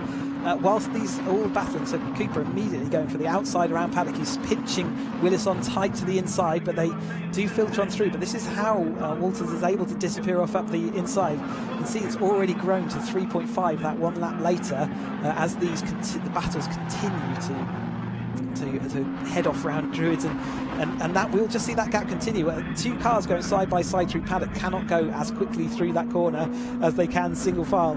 However, I think that Willis might have missed a gear there. You saw a rear end contact there, and I think that was where Willis missed a gear. He's now having to look in his mirrors, and Coop had nowhere to go. He had the extra speed, but he just didn't have anywhere to use it, so he has had a little bit of a bash on the front of his car. It didn't look enough that it will cause any radiator problems, but it's certainly something to keep an eye on. At the moment, I think he's got away with that, and again, diving out from behind the toe. The toe in these cars is powerful, and you can see that Alan Cooper around the outside pinching again. Willis down to the inside of Paddock Hill, and there's quite a nasty bump down on the inside there, so Willis won't be having the most comfortable racing going on down there. And behind them, it's just as equally as intense. A little bit of hand signals gesturing there from Harry Cook, I think, on Ben Lopez-Appleton. Not happy with something out of Paddock Hill that time round. Willis still in front. He's having to have a wide car today, hasn't he? Caterham are not a particularly wide car, but he's making his as wide as he can around this Brands Hatch circuit. Blaine McConaughey's still got that flapping wing. It looks like it might hold on for the duration, so he will have to just ignore that out of his peripheral vision as he heads on round again, drifting, not making the apex there. I've seen that a couple of times from McConaughey, so perhaps when he starts making the apex he'll make more of an impression, but Cooper is to the outside of, and he's got that momentum round the outside. He's able to squeeze again down, but Willis is relentless into that. He's willing to be late on the brakes, even on that tight inside line. We've got a little bit of overlap though this time, so he will lose out to Cooper as they come up into Druids this time. And behind him, Lopez-Appleton is shoving it up the inside of Blair, and that looks like it might well come off, and it does. So we've had it all change again. Willis down the inside of Graham Hill this time. It is absolutely relentless. So Blair McConaughey locking up a wheel there, so he is now going to slip from what was 3rd place all the way down, and Willis is just having an issue around this part of the track again, so that's 2 laps in a row. And Carl Jones there, we're looking at David Yates and Jack Sales all trying to get back to this lead group. It's all shuffled. There's McConaughey hanging it out again. With this 30-minute race, the tyres can go off. I mean, one set of tyres that aren't going off is Pete Walters, now 5 seconds in the lead. This lead gap is growing over a second per lap, and that will continue to happen as these fights are going, around every single corner. They're deciding out who's going to do it. Tom Cockerell in the red and white machine back in this battle after looking like he'd been a bit distanced. So again, these gaps are appearing and then disappearing, and we have now got that run of 8 or 9 cars coming down. Looks like another misgear out of Druids there, that time for Ben Lopez-Appleton, who's now having to defend from Cockerell, who gets pushed onto that greenery on the outside there. There is actually a sensor. McConaughey looking up the inside of him. up into Surtees. We said that's not a comfortable place to be, but the outside of Surtees does turn the inside of Clearway. So Tom Cockrell holds on for now, and now Blair's going to have to be careful about Carl Jones behind, then Yates, then Sales. There's no rest at all, and as soon as you get shuffled out the line, as has happened to Blair Mahodji 1 lap ago, bit of a lock-up meant he pushed back and had to get back up speed. As soon as you lose that momentum, you can drop like a stone, and Blair at the moment is going to have to prevent that from happening by holding on. Tom Cockrell wide out of paddock. That's going to be a slow hit up the hill moment for him. He's drifting onto that gravel, never a good thing, but he did get out. He managed to avoid being buried in that, so that's one good thing. We've still got 3 wide as we come down to Graham Hill Bend, and we'll have to sort that out before they turn in. Jack Sales at the moment happy to just sit and watch the cars in front of him. So his return back into this championship, it'll be a bit of a culture shock to be such intense racing just in front of his nose. You know, absolutely nothing between these cars. LoveCars Appleton now ahead of Cook, who's ahead of Cockrell. They head on round. Then it's McConaughey, then it's Jones, and then it's Yates and Sales. What a sight it is, and this is say we're lucky to have 3 of these 310R races this weekend, such as the size of the grid.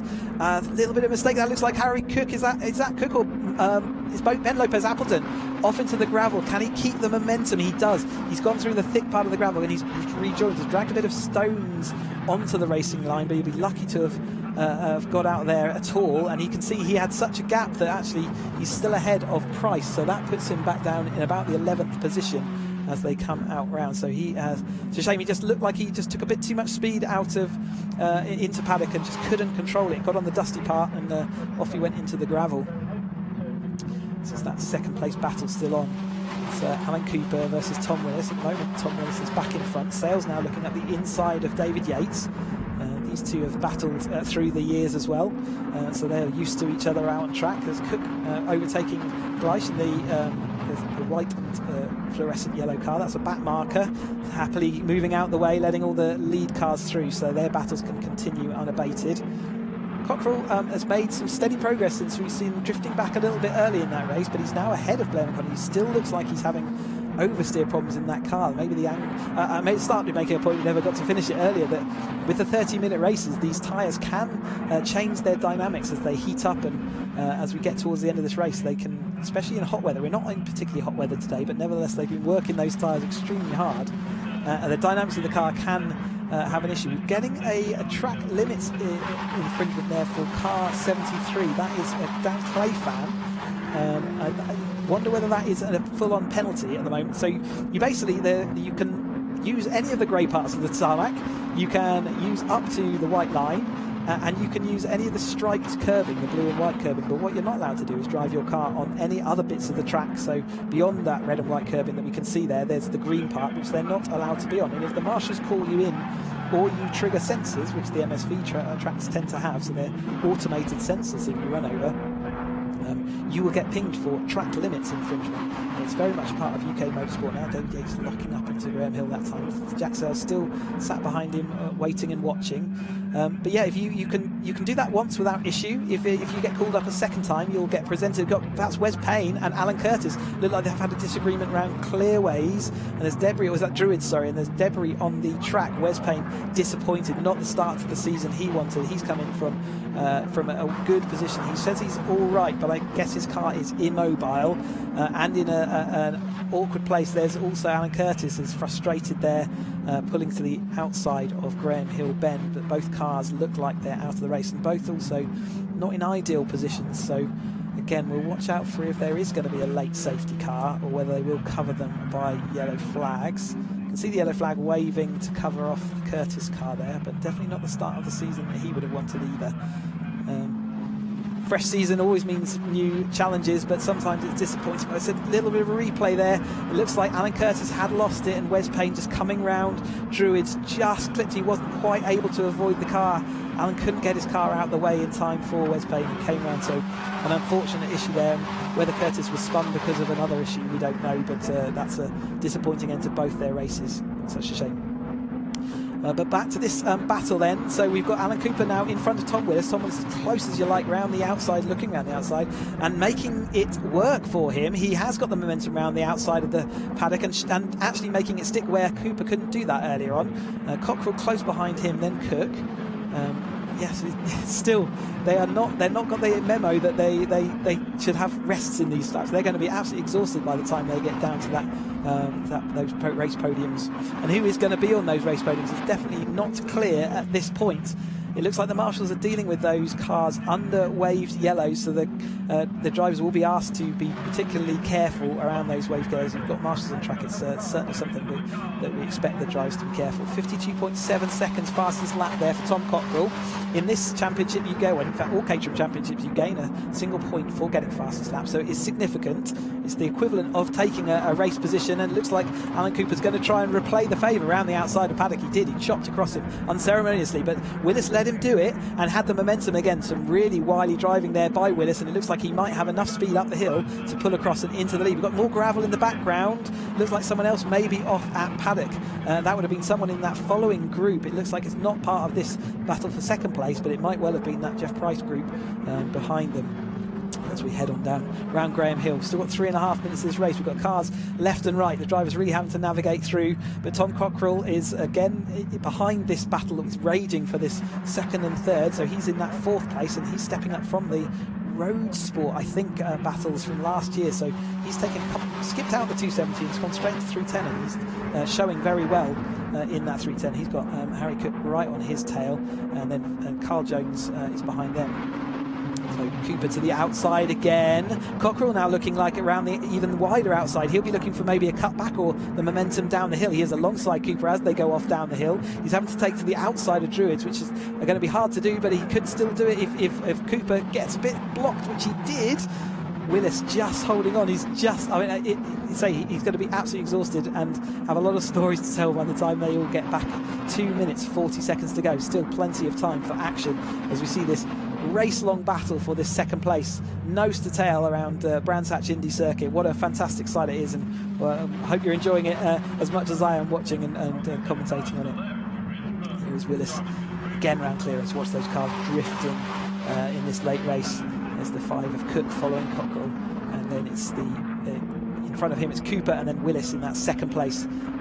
The positions are definitely by no means settled. Cooper again having Cockrell having a massive bit of momentum around the outside. He may well get this stuck because Willis got held up by Cooper through the middle of the corner. Cockrell will have the momentum going down. However, Willis has still got the overlap, which will protect him into the Druids. There's a bit of disagreement as whose corner it was. Cockrell comes across late race antics. You're not going to give the room where you may have done before. So Cockrell has now moved into that 3rd place. Tom Willis, who's been in 2nd place for nearly the whole of this race, has suddenly been shuffled out of those top points paying positions.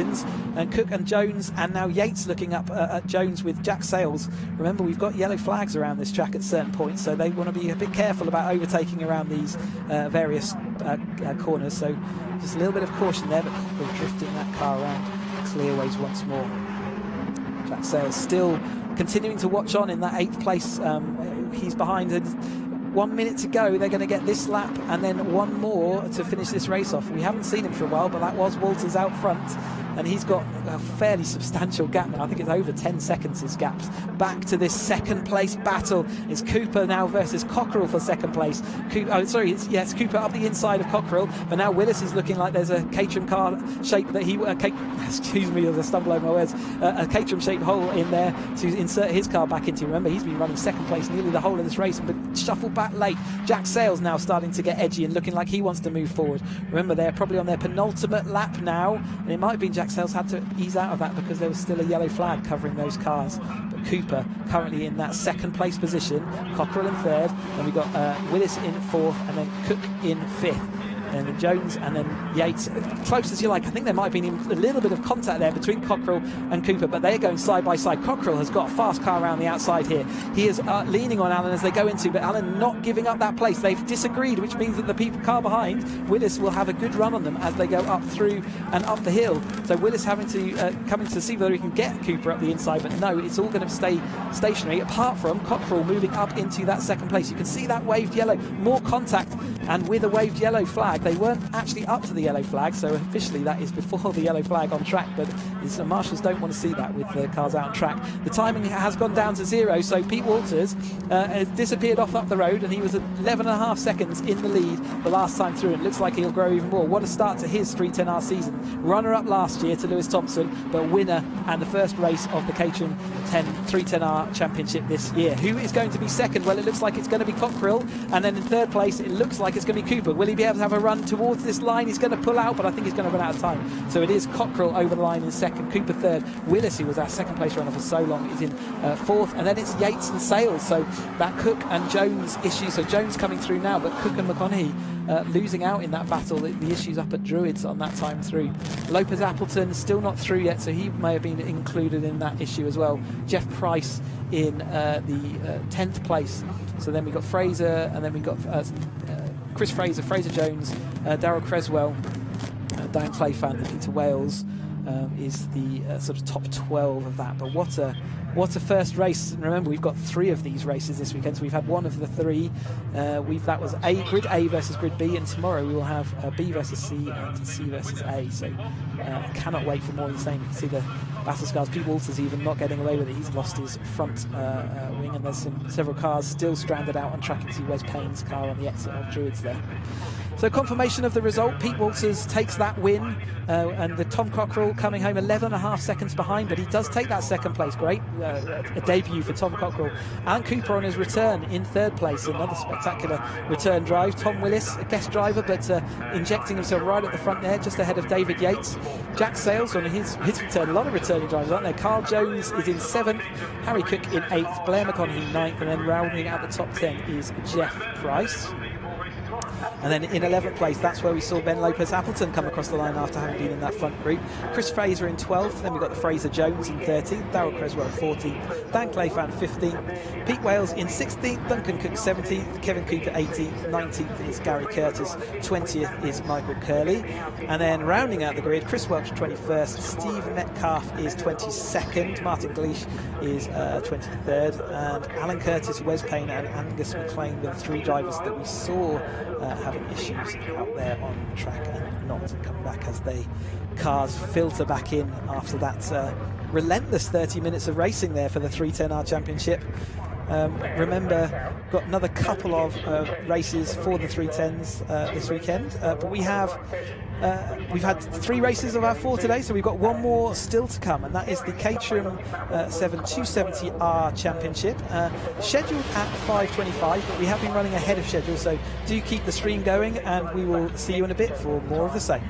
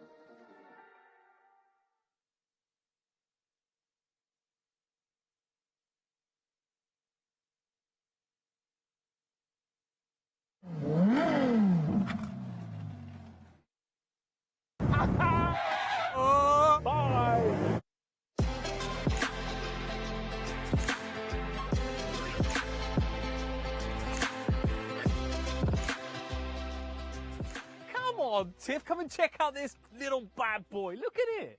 Look, it's taken me 2.5 hours to get here, and you can't rush a bacon sandwich. That's true. And you brought me here for a Caterham. It's a brand spanking new Caterham 170S, the entry-level Caterham. 170, which means in Caterham divided by 2, 85 horsepower. Yep. Well, come on, Paul. The current entry level is the 270s with 137 horsepower. I mean, how's this going to compete? The lightest Caterham ever built, 450 kilograms. It's like a postage stamp. 450 kilograms. Well, that sounds fun. It's about £7,000 cheaper than the current entry level. Yeah, so this is going to cost you a shade under 23 grand. The 270 entry level is currently just about 30 grand. With leather seats. They're not included in the £23,000 price now, are they? They're probably extras. But there's a few extras. Leather seats. I'm getting interested now because Caterhams aren't famous for their comfort.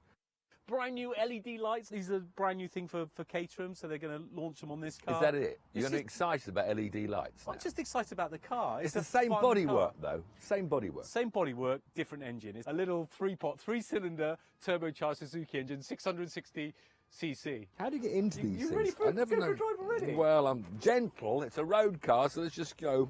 How do I get the door open? I can smell the leather. You're right there. You want some help? Sadly, I'm going to have to be very close to you because it's quite tight. But I'll let you get in first. And I've got to find a seatbelt. Wait a minute. I want you to be comfortable. How do I plug? Oh, flip it now. I can't even.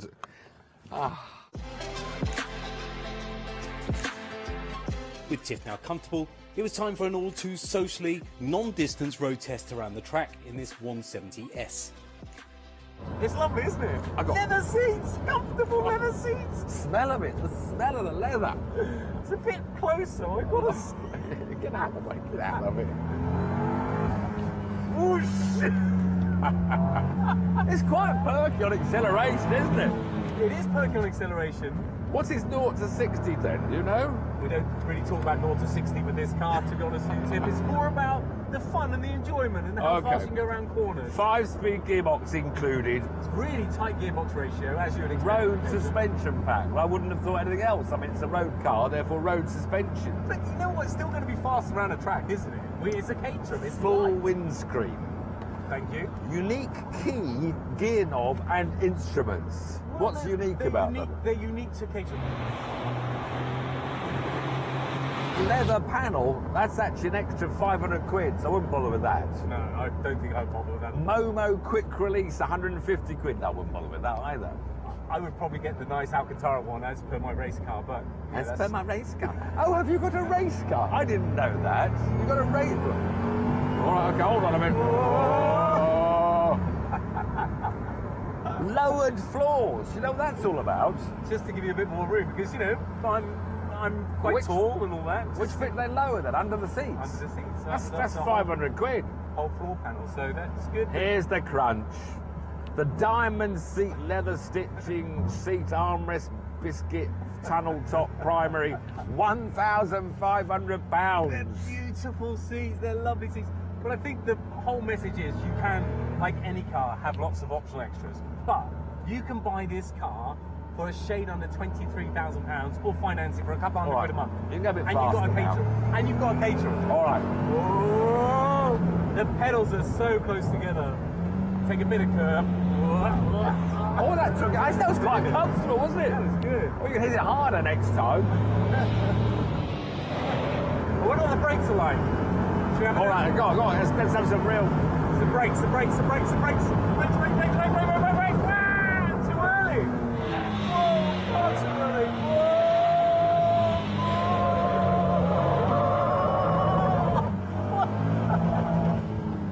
Have you finished yet? Have you finished? You know how I feel. What a brilliant little car. The only thing is, if you turned up on a track day with this, people might look at you and think, well, that's just a road-going Caterham. I mean, that's the only disappointing thing about this 170. Tiff Nadell, today's your lucky day because let's pull in here and learn the hold. Look at that!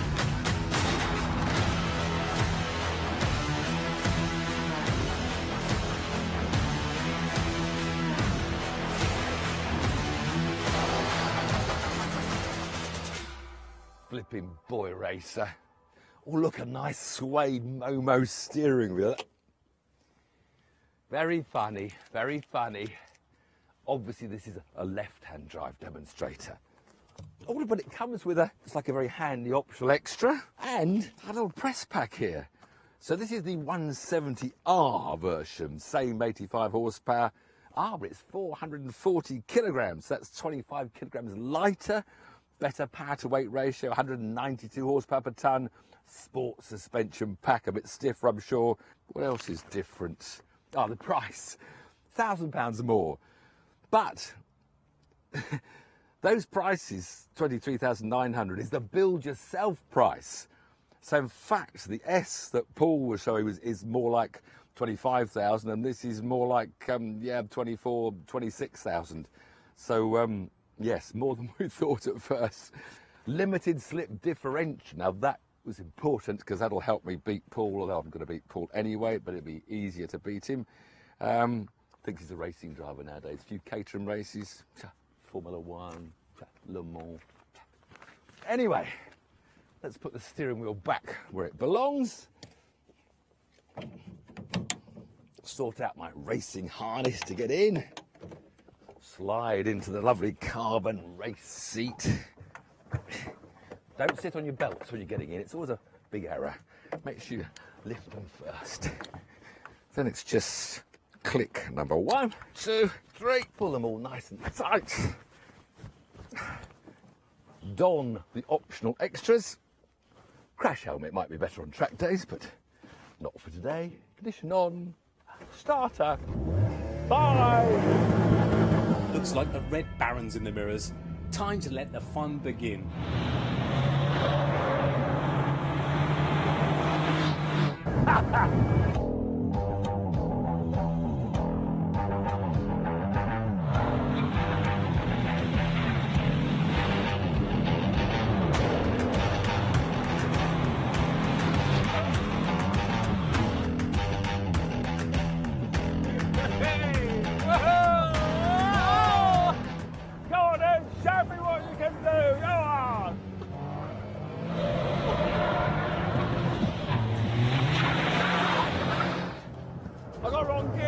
I got 5th instead of 3rd. I've lost ground and I'm wild. Oh.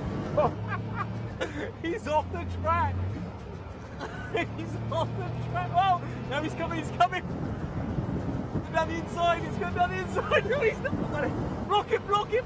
Shut me off. Whoa, who does he think he is?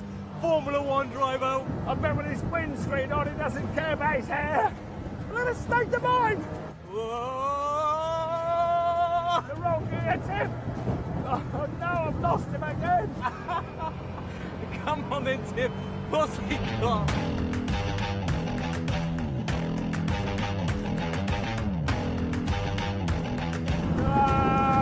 Oh, he's going down the inside! Whoa! He's got me off the brake! We nearly crashed. I've got him down. He got me with a massive lock-up.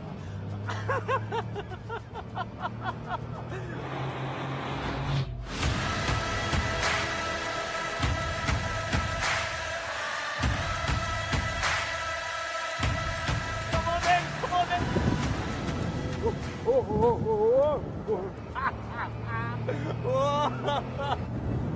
I can't hear the engine, so I keep on hitting the limiter.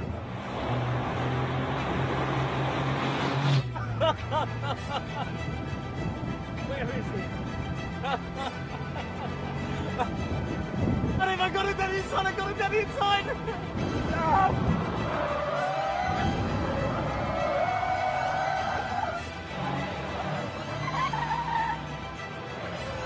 Lock the front brakes up.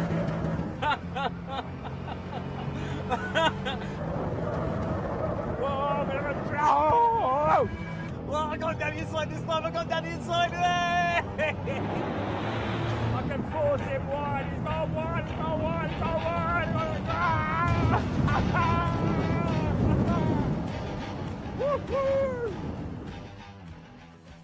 I tell you what, this Caterham stuff is tiring! But I'll bear him down! I'm a Le Mans 24-hour driver! You won't get me, Woodman! You can keep going for as long as you want. It's safe to say that driving a Caterham is one of the most fun experiences you'll ever have in a car. It's not about horsepower, money or luxury. There's just such a basic charm and a real thrill to being behind the wheel of one. So much so, I don't think either of us are quite ready to call it a day just yet.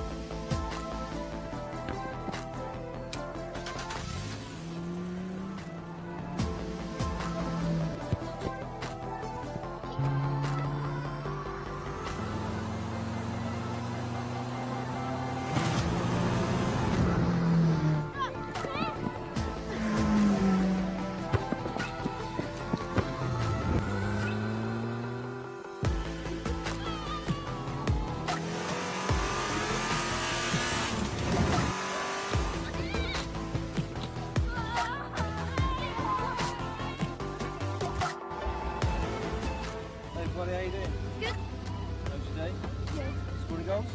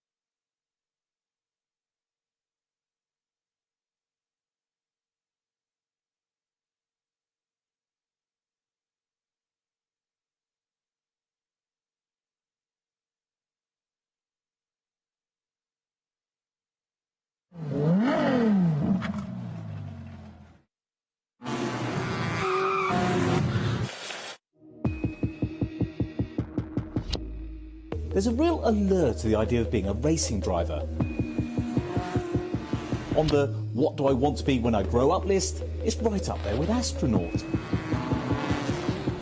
It's associated with excitement, glamour and expense.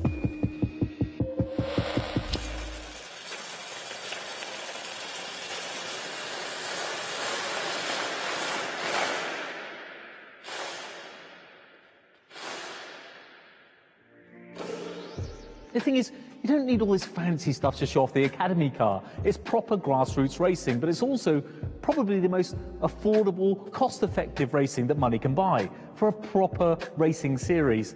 And believe it or not, we've had this for 2 months now. Before we go any further, I wanted to have a deeper dive into the car and tell you what you need to participate in the Caterham Academy series. But first up, a quick history lesson.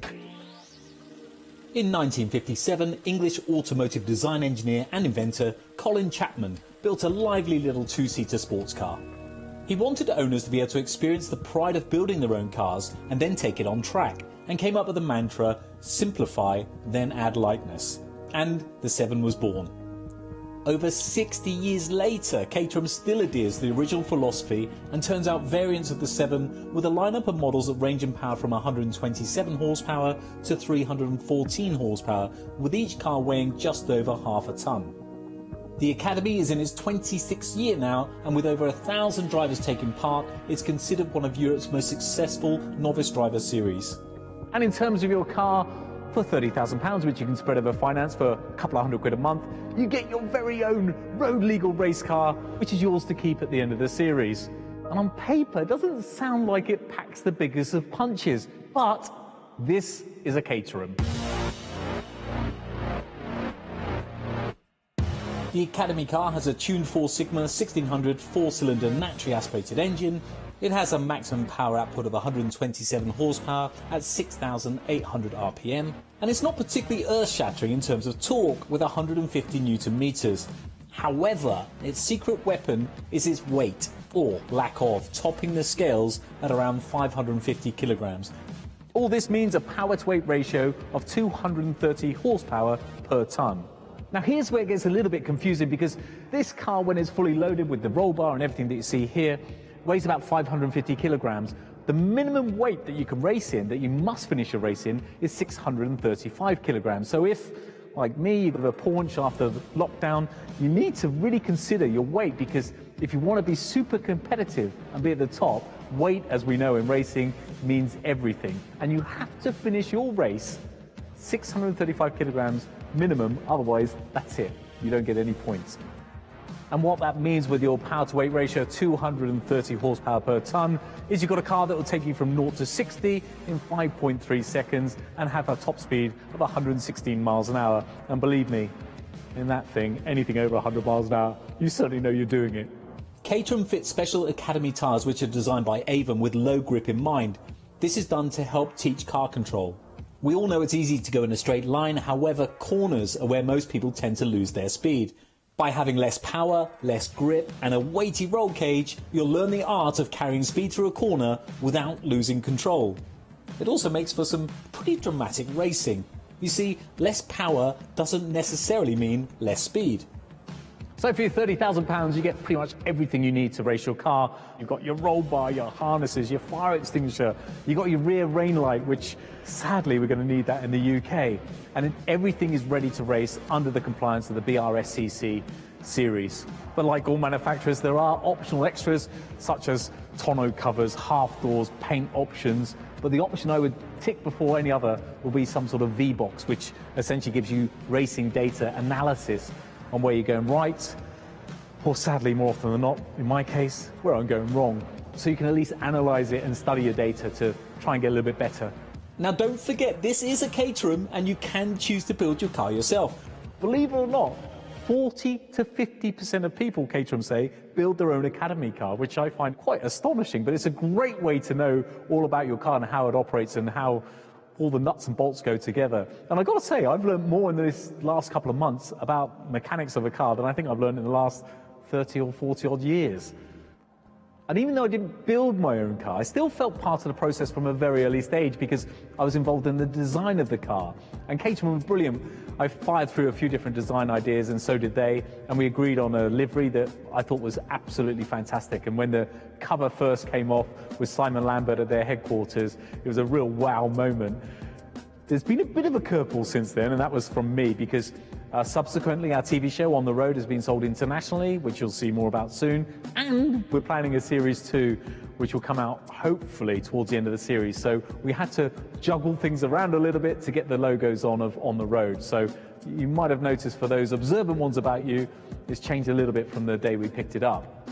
There's a little bit of a spanner in the works because although Caterham and MFX Wraps, who did the original wrap, were so helpful and would do anything for us to put the new logos on, we're based in the southwest, they're based in Gatwick. It's about a 360, 370 mile round trip. So we went to our local dealer to help us out.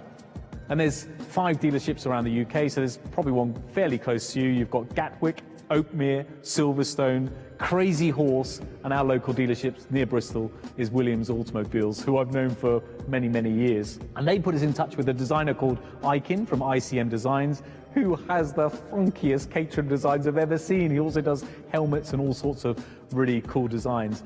I'm definitely going to use him for some other stuff as well.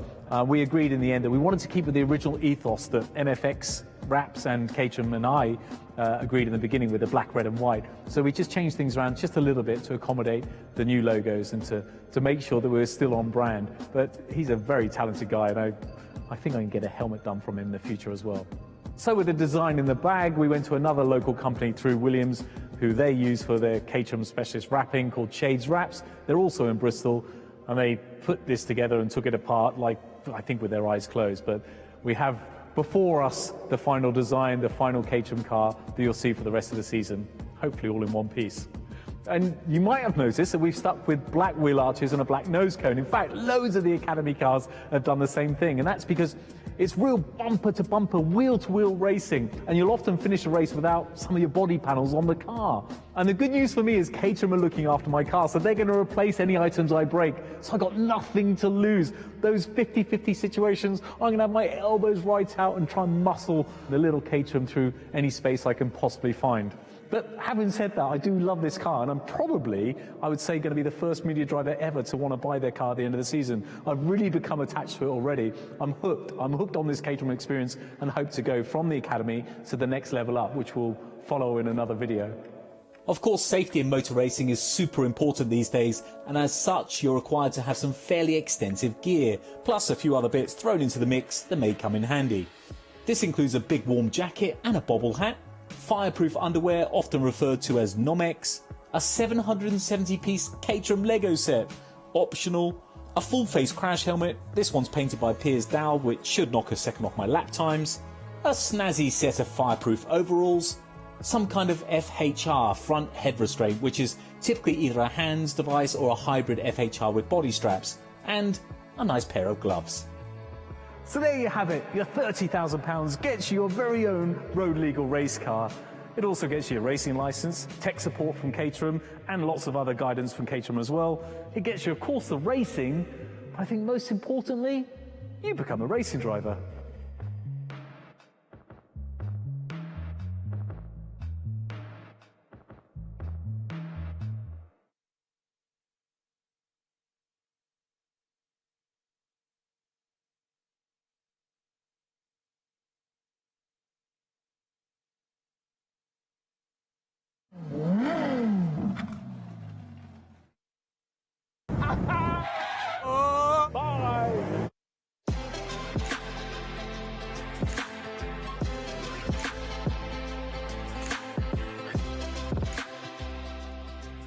Come on, Tiff, come and check out this little bad boy. Look at it. Look, it's taken me 2.5 hours to get here, and you can't rush a bacon sandwich. That's true. And you brought me here for a Caterham. It's the brand spanking new Caterham 170S, the entry-level Caterham. 170, which means in Caterham divided by 2, 85 horsepower. Yep. Well, come on, Paul. The current entry level is the 270s with 137 horsepower. I mean, how's this going to compete? The lightest Caterham ever built, 450 kilograms. It's like a postage stamp. 450 kilograms. Well, that sounds fun. It's about £7,000 cheaper than the current entry level. Yeah, so this is going to cost you a shade under 23 grand. The 270 entry level is currently just about 30 grand.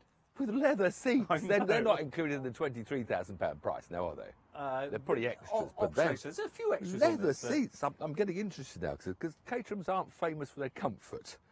Brand new LED lights. These are a brand new thing for Caterham, so they're going to launch them on this car. Is that it? You're going to be excited about LED lights now? I'm just excited about the car. It's the same bodywork, though. Same bodywork. Same bodywork, different engine. It's a little three-cylinder turbocharged Suzuki engine, 660cc. How do you get into these things? Ready for, I never know. drive already? Well, I'm gentle. It's a road car, so let's just go.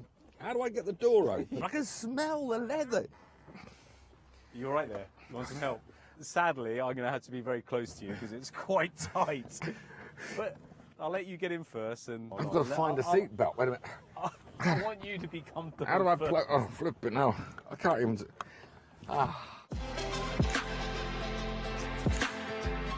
With Tiff now comfortable, it was time for an all too socially non-distance road test around the track in this 170S. It's lovely, isn't it? Leather seats, comfortable leather seats. Smell of it, the smell of the leather. It's a bit closer. I've got to get out of the way, get out of it. Whoosh! It's quite perky on acceleration, isn't it? It is perky on acceleration. What's his 0 to 60 then, you know? We don't really talk about 0 to 60 with this car, to be honest with you, Tim. It's more about the fun and the enjoyment and how fast you can go around corners. 5-speed gearbox included. It's really tight gearbox ratio, as you would expect. Road suspension pack. Well, I wouldn't have thought anything else. I mean, it's a road car, therefore road suspension. But you know what? It's still going to be fast around a track, isn't it? It's a Caterham. It's full light. Windscreen. Thank you. Unique key, gear knob and instruments. Well, What's unique about them? They're unique to Caterham. Leather panel, that's actually an extra 500 quid, so I wouldn't bother with that. No, I don't think I'd bother with that. Momo quick release, 150 quid, I wouldn't bother with that either. I would probably get the nice Alcantara one as per my race car, but... Yeah, as per my race car? Oh, have you got a race car? I didn't know that. You've got a race... All right, okay, hold on a minute. Oh. Lowered floors, you know what that's all about? Just to give you a bit more room, because, you know, I'm quite tall and all that. Which fit they lower then, under the seats? Under the seats. That's 500 quid. Whole floor panel, so that's good. Here's the crunch.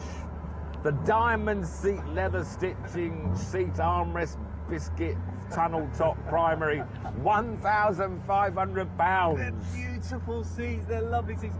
But I think the whole message is you can, like any car, have lots of optional extras. But you can buy this car for a shade under £23,000 or financing for a couple hundred quid a month. You can go a bit and you've got a caterer. And you've got a caterer. All right. Whoa. The pedals are so close together. Take a bit of curve.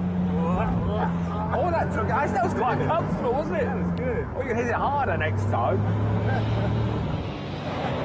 I wonder what the brakes are like. All right, go on. Let's have some real... The brakes. Brakes. Ah, too early. Whoa, far too early.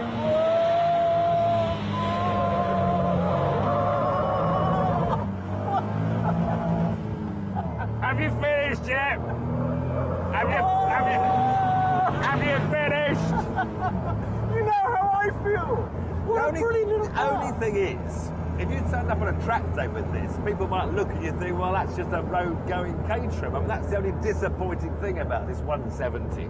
Tiff Liddell, today's your lucky day because let's pull in here and learn the hold. Look at that! Ah!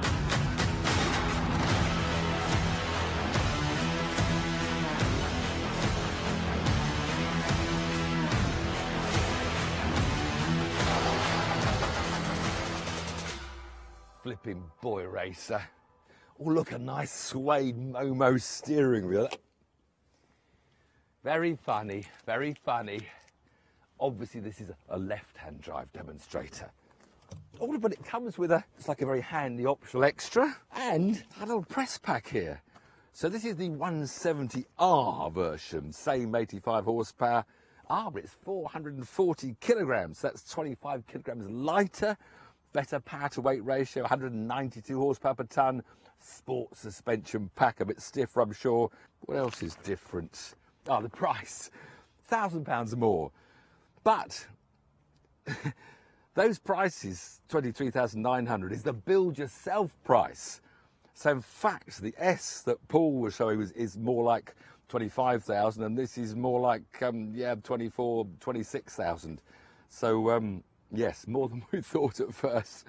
Limited slip differential. Now that was important because that'll help me beat Paul, although I'm going to beat Paul anyway, but it'll be easier to beat him. I think he's a racing driver nowadays. A few Caterham races, Formula 1, Le Mans. Anyway, let's put the steering wheel back where it belongs. Sort out my racing harness to get in. Slide into the lovely carbon race seat. Don't sit on your belts when you're getting in. It's always a big error. Make sure you lift them first. Then it's just click number 1, 2, 3. Pull them all nice and tight. Don the optional extras. Crash helmet might be better on track days, but not for today. Ignition on. Starter. Bye. Looks like the Red Baron's in the mirrors. Time to let the fun begin.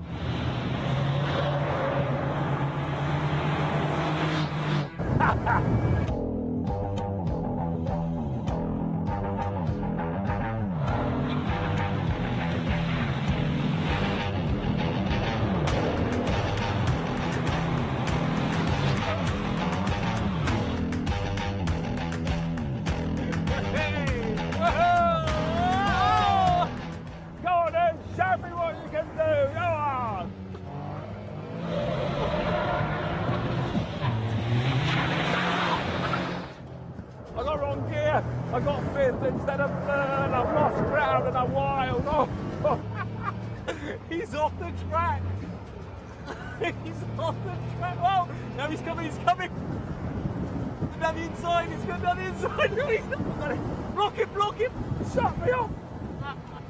Whoa, who does he think he is? Formula 1 driver. I bet with his windscreen on, he doesn't care about his hair. What a state of mind. Whoa. The wrong gear, Tim. Oh no, I've lost him again. Come on then, Tim. What's he got?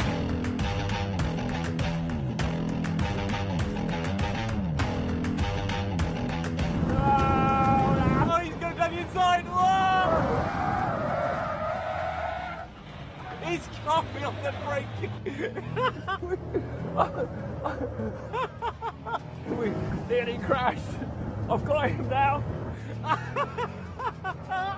He got me with a massive lock-up.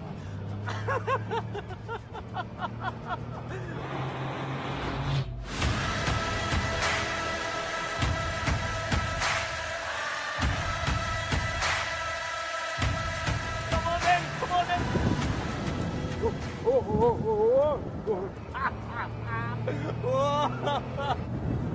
I can't hear the engine, so I keep on hitting the limiter.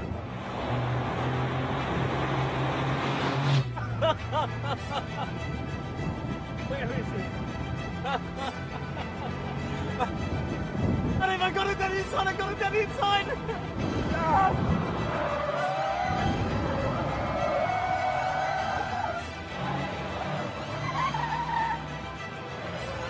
Lock the front brakes up.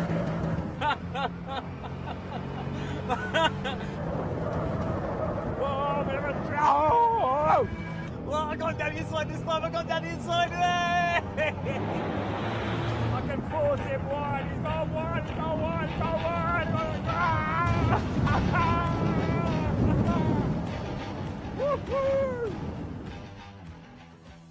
I tell you what, this Caterham stuff is tiring.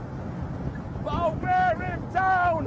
I'm a Le Mans 24-hour driver. You won't kill me, Woodman. You can keep going for as long as you want. It's safe to say that driving a Caterham is one of the most fun experiences you'll ever have in a car. It's not about horsepower, money or luxury. There's just such a basic charm and a real thrill to being behind the wheel of one. So much so, I don't think either of us are quite ready to call it a day just yet.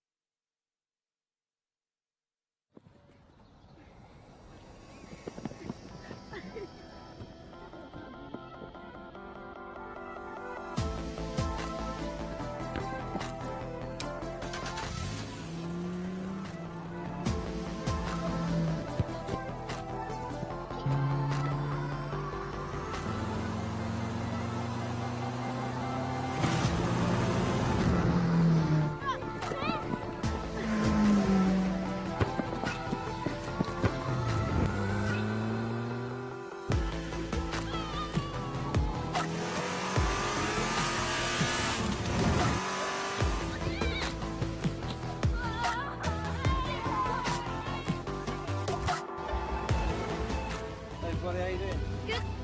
How's your day? Yeah. Scored any goals? Oh.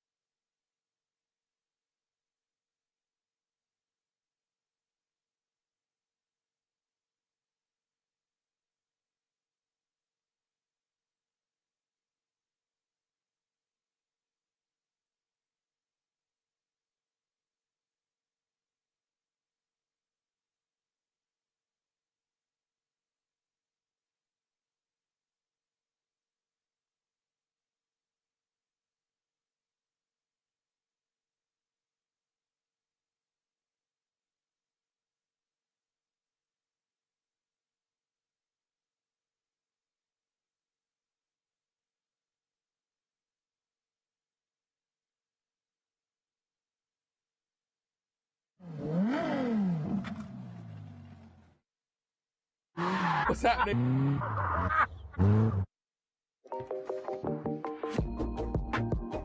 Brands Hatch. I always love coming to Brands Hatch, but Paul, what have you brought me here for? I brought you here today for the Caterham driving experience with these wonderful looking cars. I like this in orange. And what does it entail? Oh, I'm glad you asked, because first up, a bit of drifting, good fun, and then a couple of mystery challenges, which you're going to love. And have you driven a Caterham before? Get on to that in a minute. Come on, listen. You haven't, have you? No, I've never driven a Caterham. And you that you're going to go drifter. You've got no chance.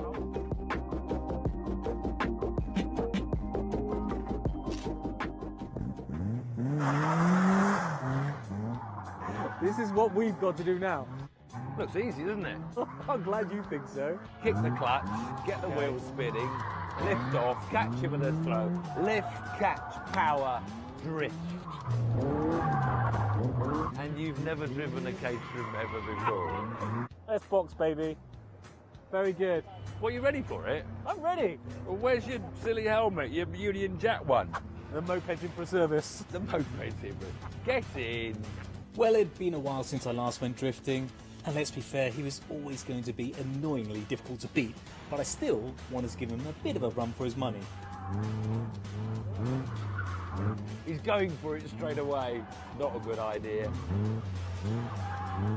It's a blur of hands with Paul. It's just...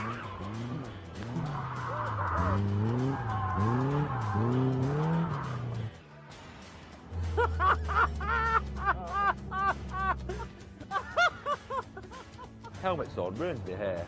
Mate, he wants to get out. I don't know why.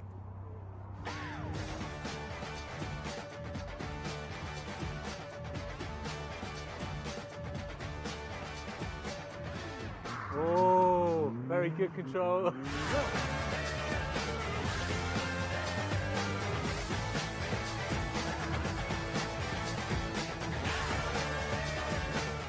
He's annoyingly good at this.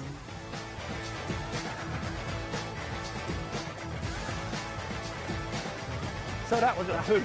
That was a lot of fun. The tyres were overheating. The tyres were wrecked, and I blamed Tiff, so the Caterham crew sorted out a fresh set of rubber, and I headed back out for a second run. But those new tyres, they're gripping a bit better. He's better. That's good now. That's good, Paul. That was good. Now, not too mad. Now, ease off, ease off. That's good. Yeah, good. Right, okay. Yeah, now half throttle. Good. Now full throttle. Now off the throttle. Yeah, good. Now more throttle. No, oh, you had it. Then you had it. Champion-elect! Good, Paul. You're looking better.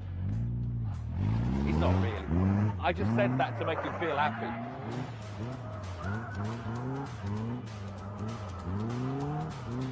He's got the slalom bit quite good.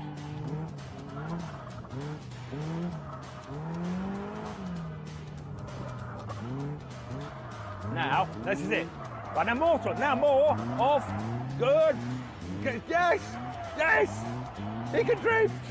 He can drift. He can drift.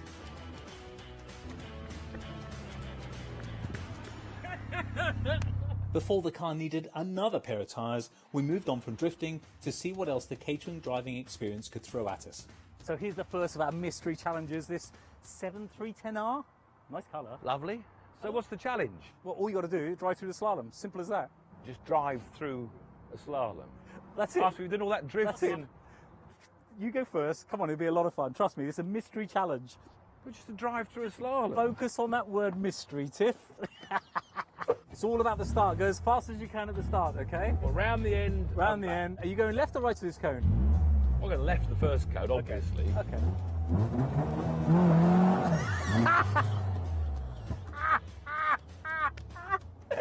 I forgot to tell you, the steering rack is upside down. Your left to right to right.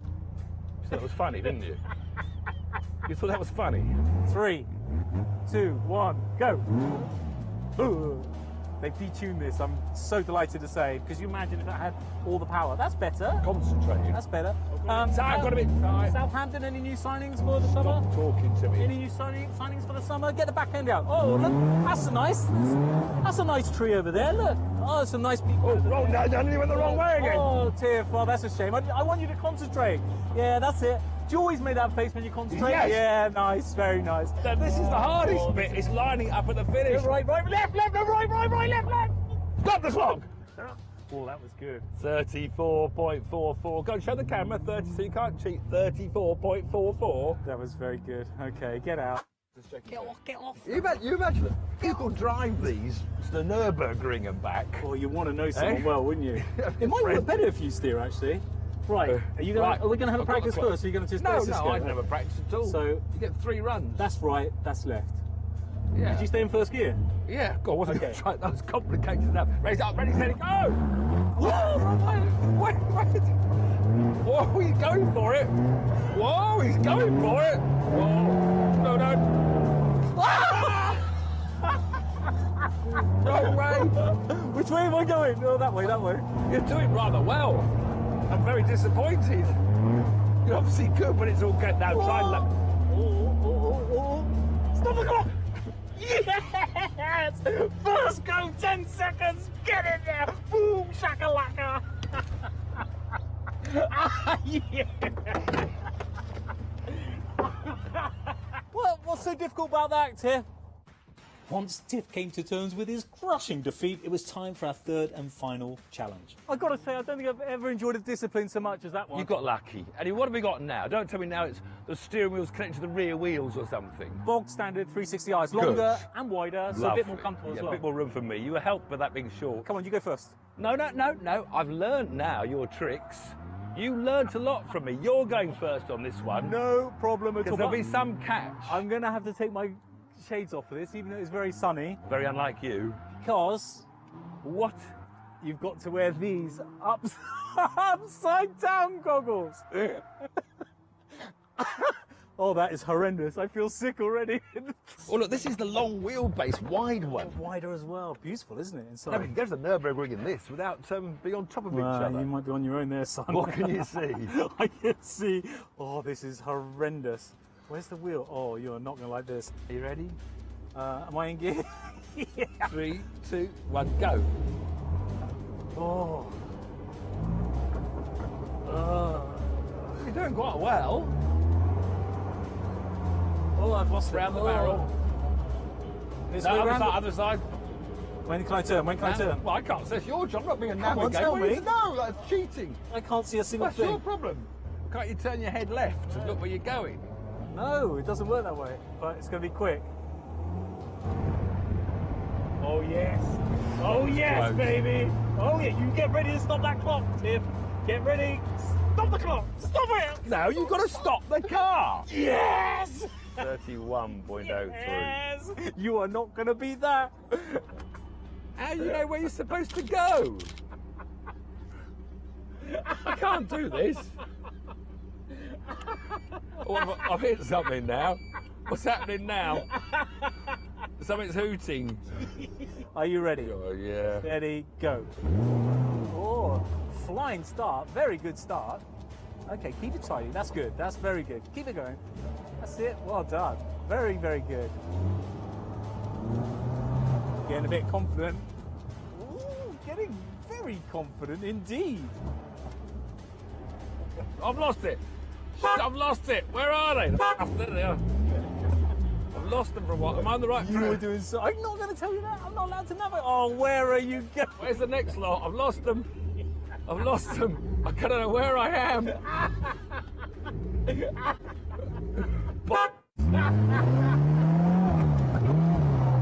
And stop the clock.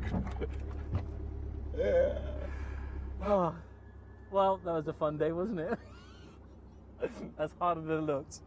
Much harder than it looks. You've got to have a super intelligent brain. It's got to be wired up so incredibly accurately to be able to take these tasks on. No mere mortal can do these tasks, Tiff. Don't be upset with yourself. Your brain's not wired You need right. to be superhuman, Tiff. I'm going back to proper driving. I'm just going to relax in the sun, bask in my glory.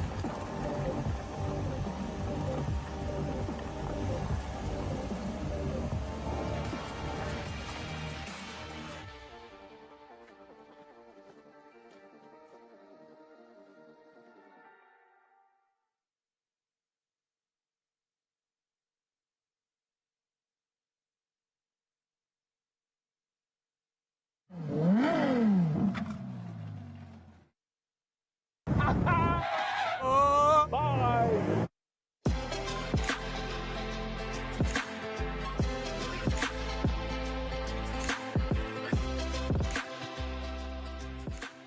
on, Tiff, come and check out this little bad boy. Look at it. Look, it's taken me 2.5 hours to get here, and you can't rush a bacon sandwich. That's true. And you brought me here for a Caterham. It's the brand spanking new Caterham 170S, the entry-level Caterham. 170, which means in Caterham divided by 2, 85 horsepower. Yep. Well, come on, Paul. The current entry level is the 270s with 137 horsepower. I mean, how's this going to compete? The lightest Caterham ever built, 450 kilograms. It's like a postage stamp. 450 kilograms. Well, that sounds fun. It was about £7,000 cheaper than the current entry level. Yeah, so this is going to cost you a shade under 23 grand. The 270 entry level is currently just about 30 grand. With leather seats. They're not included in the £23,000 price now, are they? They're pretty extras. But there's a few extras leather on this, seats. I'm getting interested now because Caterhams aren't famous for their comfort.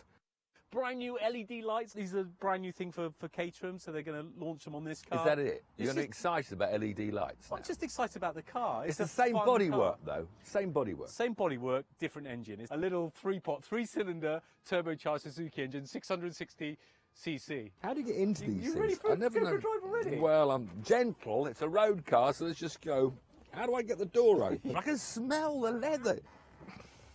You're right there. You want some help? Sadly, I'm going to have to be very close to you because it's quite tight. But I'll let you get in first. And I've got to find a seat belt. Wait a minute. I want you to be comfortable. How do I first. plug? Oh, flip it now. I can't even.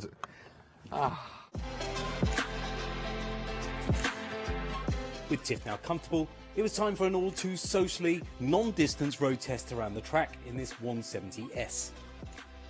It's lovely, isn't it? Leather seats, comfortable leather seats. Smell of it, the smell of the leather. It's a bit closer, I've got to say. Get out of the way, get out of it. Whoosh! It's quite perky on acceleration, isn't it? It is perky on acceleration. What's his 0 to 60 then, do you know? We don't really talk about 0 to 60 with this car, to be honest with you, Tiff. It's more about the fun and the enjoyment and how fast you can go around corners. 5-speed gearbox included. It's really tight gearbox ratio, as you would expect. Road suspension pack. Well, I wouldn't have thought anything else. I mean, it's a road car, therefore road suspension. But you know what? It's still going to be fast around a track, isn't it? It's a Caterham. It's full light. windscreen. Thank you. Unique key, gear knob and instruments. Well, What's unique about them? They're unique to Caterham. Leather panel, that's actually an extra 500 quid, so I wouldn't bother with that. No, I don't think I'd bother with that. Momo quick release, 150 quid. No, I wouldn't bother with that either. I would probably get the nice Alcantara one as per my race car, but... Yeah, as per my race car? Oh, have you got a race car? I didn't know that. You've got a race... All right, okay, hold on a minute. Oh. Lowered floors, you know what that's all about? Just to give you a bit more room, because, you know, I'm quite tall and all that. Which bit they lower then? Under the seats? Under the seats. That's 500 quid. Whole floor panel, so that's good. Here's the crunch. The diamond seat leather stitching, seat armrest, biscuit, tunnel top primary, £1,500. They're beautiful seats, they're lovely seats. But I think the whole message is you can, like any car, have lots of optional extras. But you can buy this car for a shade under £23,000 or finance it for a couple hundred quid a month. You can go a bit and you've got a faster Caterham. And you've got a Caterham. All right. Whoa. The pedals are so close together. Take a bit of curve. Oh, that took. That was quite comfortable, wasn't it? That was good. Well, you can hit it harder next time. I wonder what the brakes are like. All right, go on. Let's have some real. The brakes. Brakes. Ah, too early. Whoa, far too early.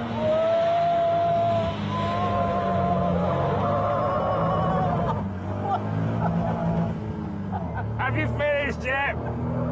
Have you finished? You know how I feel. What a pretty little The car. only thing is, if you turned up on a track day with this, people might look at you and think, well, that's just a road-going Caterham. I mean, that's the only disappointing thing about this 170. Tiff Nadell, today's your lucky day because let's pull in here and lo and behold, look at that! Ah!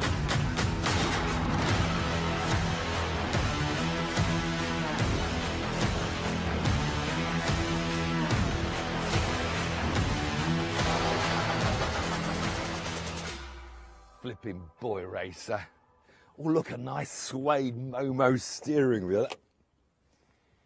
Very funny, very funny. Obviously, this is a left-hand drive demonstrator. Oh, but it comes with it's like a very handy optional extra, and a little press pack here.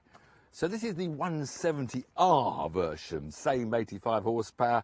But it's 440 kilograms. That's 25 kilograms lighter, better power to weight ratio, 192 horsepower per tonne. Sport suspension pack, a bit stiffer, I'm sure. What else is different? The price, £1,000 more. But those prices, 23,900, is the build yourself price. So in fact, the S that Paul was showing is more like 25,000, and this is more like 24, 26,000. So yes, more than we thought at first. Limited slip differential. Now that was important because that'll help me beat Paul, although I'm going to beat Paul anyway, but it'd be easier to beat him. I think he's a racing driver nowadays. A few Caterham races, Formula 1, Le Mans. Anyway, let's put the steering wheel back where it belongs. Sort out my racing harness to get in. Slide into the lovely carbon race seat. Don't sit on your belts when you're getting in. It's always a big error. Make sure you lift them first. Then it's just click number 1, 2, 3. Pull them all nice and tight. Don the optional extras. Crash helmet might be better on track days, but not for today. Ignition on. Starter. Bye. Looks like the Red Baron's in the mirrors. Time to let the fun begin.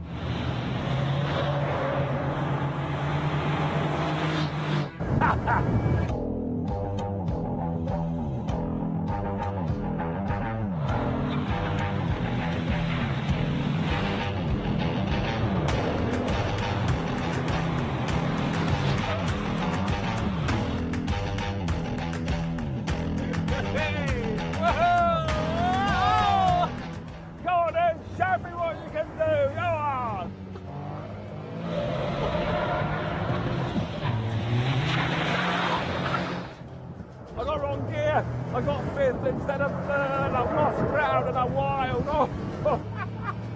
He's off the track. He's off the track. Oh, now he's coming. He's coming. Down the inside. He's going down the inside. No, he's not. Block him. Block him. Shut me off. Whoa, who does he think he is? Formula 1 driver. I bet with his windscreen on, he doesn't care about his hair. Let us state of mind. Whoa. The wrong gear, Tim. Oh no, I've lost him again. Come on then, Tim. What's he got?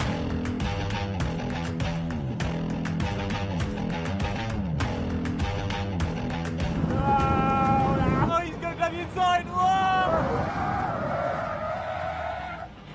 He's got me off the brake. We nearly crashed. I've got him now. He got me with a massive lock-up.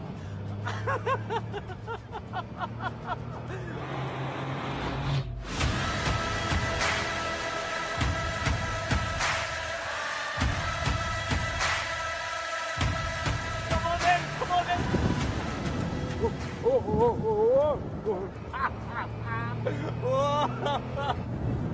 I can't hear the engine, so I keep on hitting the limiter.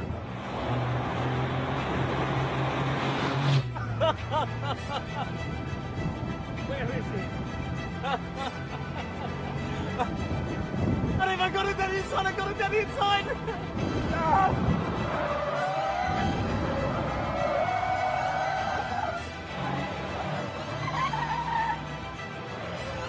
Lock the front brakes up.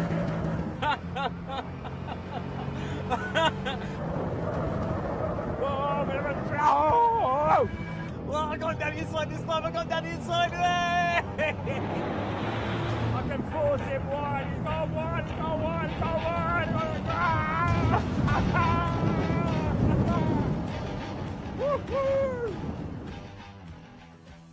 I tell you what, This Caterham stuff is tiring, but I'll wear him down. I'm a Le Mans 24-hour driver. You won't kill me, Woodman.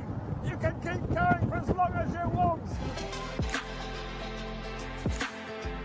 It's safe to say that driving a Caterham is one of the most fun experiences you'll ever have in a car. It's not about horsepower, money or luxury. There's just such a basic charm and a real thrill to being behind the wheel of one. So much so, I don't think either of us are quite ready to call it a day just yet.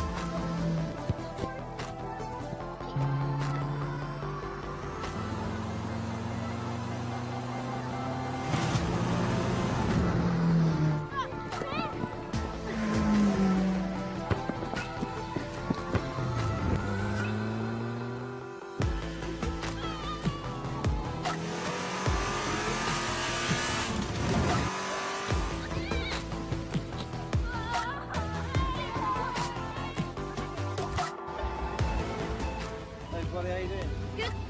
How's your day? Good. Scoring goals? Oh.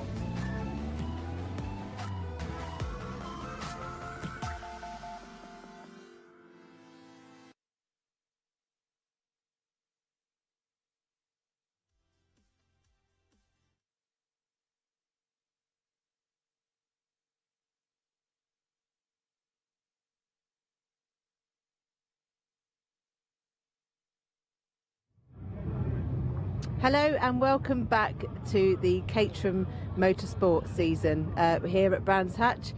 We have a great afternoon of racing so far. So now we have the Mission Motorsport Caterham 7 270R Championship about to go out into the grid.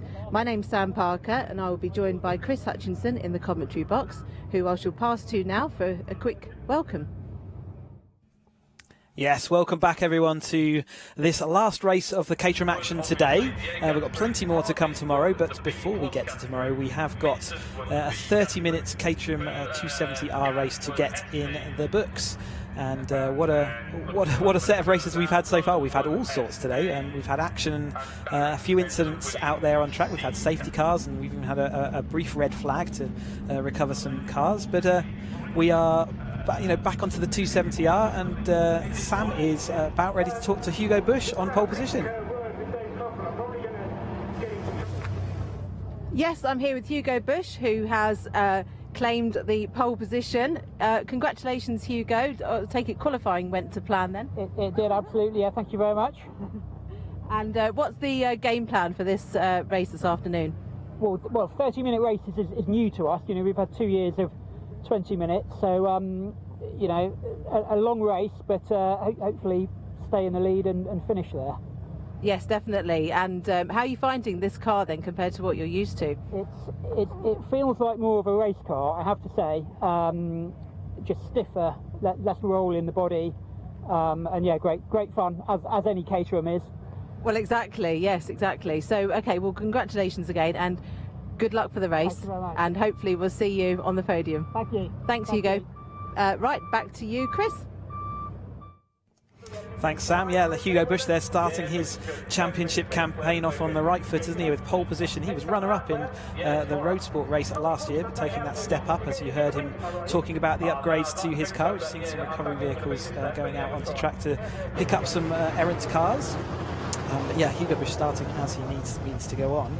Yeah, with 270R, so they've got a slight more power than the Roadsport car that they've been used to up until now from the last season. So they've got 135 horsepower to play with. They're still on the Avon ZZS. This year they are allowed team support though, and some drivers choose to have team support. Others choose that they will just continue to run out the paddock, the Caterham supporting them. They've got the 5-speed H-pattern gearbox of the other race cars that we've we've been watching so far. And as you heard Hugo talking about, a 30-minute race. So the Roadsport races that we saw earlier, 20 minutes. So they have to now get used to that 30-minute race over a race weekend, which makes quite a big difference to the dynamics of the action on track. They look very, very similar, these cars, to the 310R. Outside, there is no discernible difference other than the cunt stickers, but they have got an open diff, whereas the 310R have a little bit extra power and a limited slip diff. These are still 135 horsepower, so still plenty of horses underneath your right foot for these cars to control. They've got wider track front suspension, and you'll also, compared to the Roadsport, they lose their windscreen and their lights, so they're no longer road legal in racing form, although it doesn't take too long to strap back on a set of lights and make them legal for the road once more. Welcome to all the spectators here, friends, family, and just Caterham enthusiasts around the Brands Hatch Indy circuit for this event. And you can see the cars have been released out of their assembly area, so they all get lined up in assembly before getting released to the grid. And we'll talk about the main protagonists as we go through. Another large field of drivers, so we're talking about 25 Caterham 7 270R in the Mission Motorsport sponsored series heading out onto the grid. You can see that there's the yellow flag sort of just signifying there are marshals on the grid, and they do need to take care. We've seen this several times already, and a good sight it is to see bumper grids in these official Caterham Motorsport Championship races. Mike Hilton and Paul Vauxhall, I think it's Philip Bianchi coming out to round off this field as they're coming round onto the start-finish line. So Hugo Bush, runner-up in last year's Roadsport Championship, and Taylor O'Flanagan was the winner last week. So I think we've got the start grid, which we can run through now. So as we said, on pole position, Hugo Bush, runner-up last year. Taylor O'Flanagan, the winner of the Roadsport Series season last year. So Taylor O'Flanagan second, alongside Ryan Errol, a great performance. He's staying in 270R this year.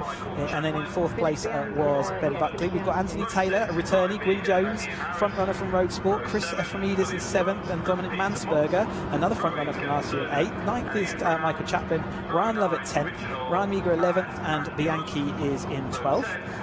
And then we have Ian Harris on 13th and Will Brunt on 14th. On the 8th row we've got Peter Mott, and he's got Kevin Turner alongside. Ian Brown is in 17th, Richard Hall 18th, Andy Lund makes up 19th, and Marcus Seals rounds out the top 20. 20 versus Ron Mounsey, James Hall 22nd. We've got Michael Hilton and Simon Arnold on the 12th row of the grid. And then Paul Vokes, you saw just lining up there, is the 25th and final car out there. So another bumper grid of cars to look forward to having another 30-minute race, so another 30 minutes to cover, whilst it normally means we've got a settling period partway through the race. Actually, the 310Rs proved that that's not always the case. A couple of cars at the back there sort of slightly on a different positioning than might be expected, but I think we are pretty much there, ready for the start of the formation lap. So they have still got the lap to get round to check the conditions, see what's happening. We've got a bit of evening sunshine, making it hard to identify cars, but nevertheless, the evening sunshine is great to see here at Brands Hatch. We have great weather all day after a sort of icy, frosty start to the day. It's really warmed up and it's perfect conditions for these cars. And they're soon to get waved away on their green flag to the lap. Down across this classic view at Brands Hatch Indy, looking down to the exit of Clearways and Clark Curve along the start finish straight. You see the green flag wave, and Hugo Bush will take them away. So Hugo Bush is in the grey and orange machine on the pole position. Taylor O'Flanagan in the yellow machine in second, and then we have Ryan Errol, who will be in a green machine in that third. Ryan Errol must be delighted with third place on the grid today. He has, returning to the 270R grid again for a second season. He was there or thereabouts on occasion last year, and he's definitely showing that he's got the speed back. Ben Buckley is another returnee, so he had a year off at least, and he's stepped back into this 270 grid in his blue machine. Anthony Taylor, he's taken, I think, several years away from Caterham Motorsport, but he kept his car under wraps, and he is now back in, and it's a great performance to put it in 5th place.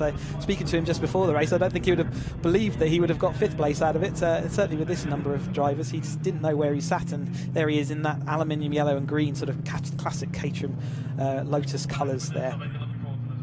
Gwyn Jones is next up on the grid. Gwyn Jones, he is in the red machine, and again he was firmly in that front group last year. There he is in the 97. However, he was often at the rear of that front grid. He was sort of the Bush, O'Flanagan, and then Gwyn Jones was behind that with Dominic Mansberger in front, and also Tom Cockrell, who saw doing a fantastic job in the 310R. He's decided to skip the 270s and go straight to the 310 and paid rewards because he got that 2nd place earlier today. But there is Hugo Bush in that grey and red or grey and orange machine, Taylor Flanagan in the yellow machine, Ryan Errol in that green, and then Ben Buckley in the blue. So as the light does start to fall away today, that's going to be maybe hard to see, but we'll try our best to work out who is who and where is where. So the last few cars just coming through Clark Curve to take their position on the start line. Then we will have that 5-second board, we will get the red lights on, and we will get underway for the season with the 270Rs, their first race of 2. So everyone that we've watched today, treated to some great racing today, they'll be back and doing more of the same tomorrow, so do keep an eye out for that. See the last few rows just forming up now. Yep. So you can see the ambulance as well, also tails around. I think the green flag should have flown already. The cars are there, so we're going to look out for that start. I'm expecting that the red lights are on, and we will look to see who gets the best start from this grid. 270R race about to get underway, and it's Taylor Flanagan who gets the better start away from Hugo Bush. Ryan Errol manages to defend from Ben Buckley in that 3rd place. Dominic Mansberger there coming up the inside. He was in about 5th place, but he looks like he's going to take 3rd place in that opening thing, so he was slightly off the pace in qualifying, but absolutely determined to make it all work in that first corner, and boy, he did it. He's back up to 3rd place now. Ryan Errol 4th, and then it's the rest of the field, isn't it? All going side by side. A little bit of dust flicked up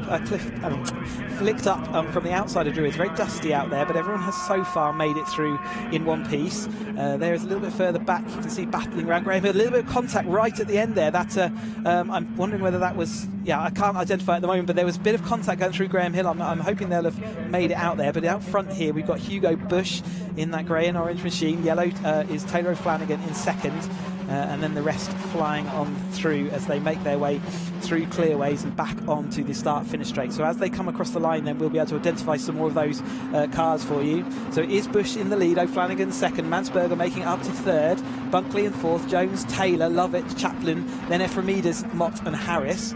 And the people that were looking like they'd fallen down, maybe Eels was one of those that looks like he made that contact in Graham Hill, but we also lost the inside wheel arch of 53 already early in this race. That's Chaplin there, lost in his blue machine.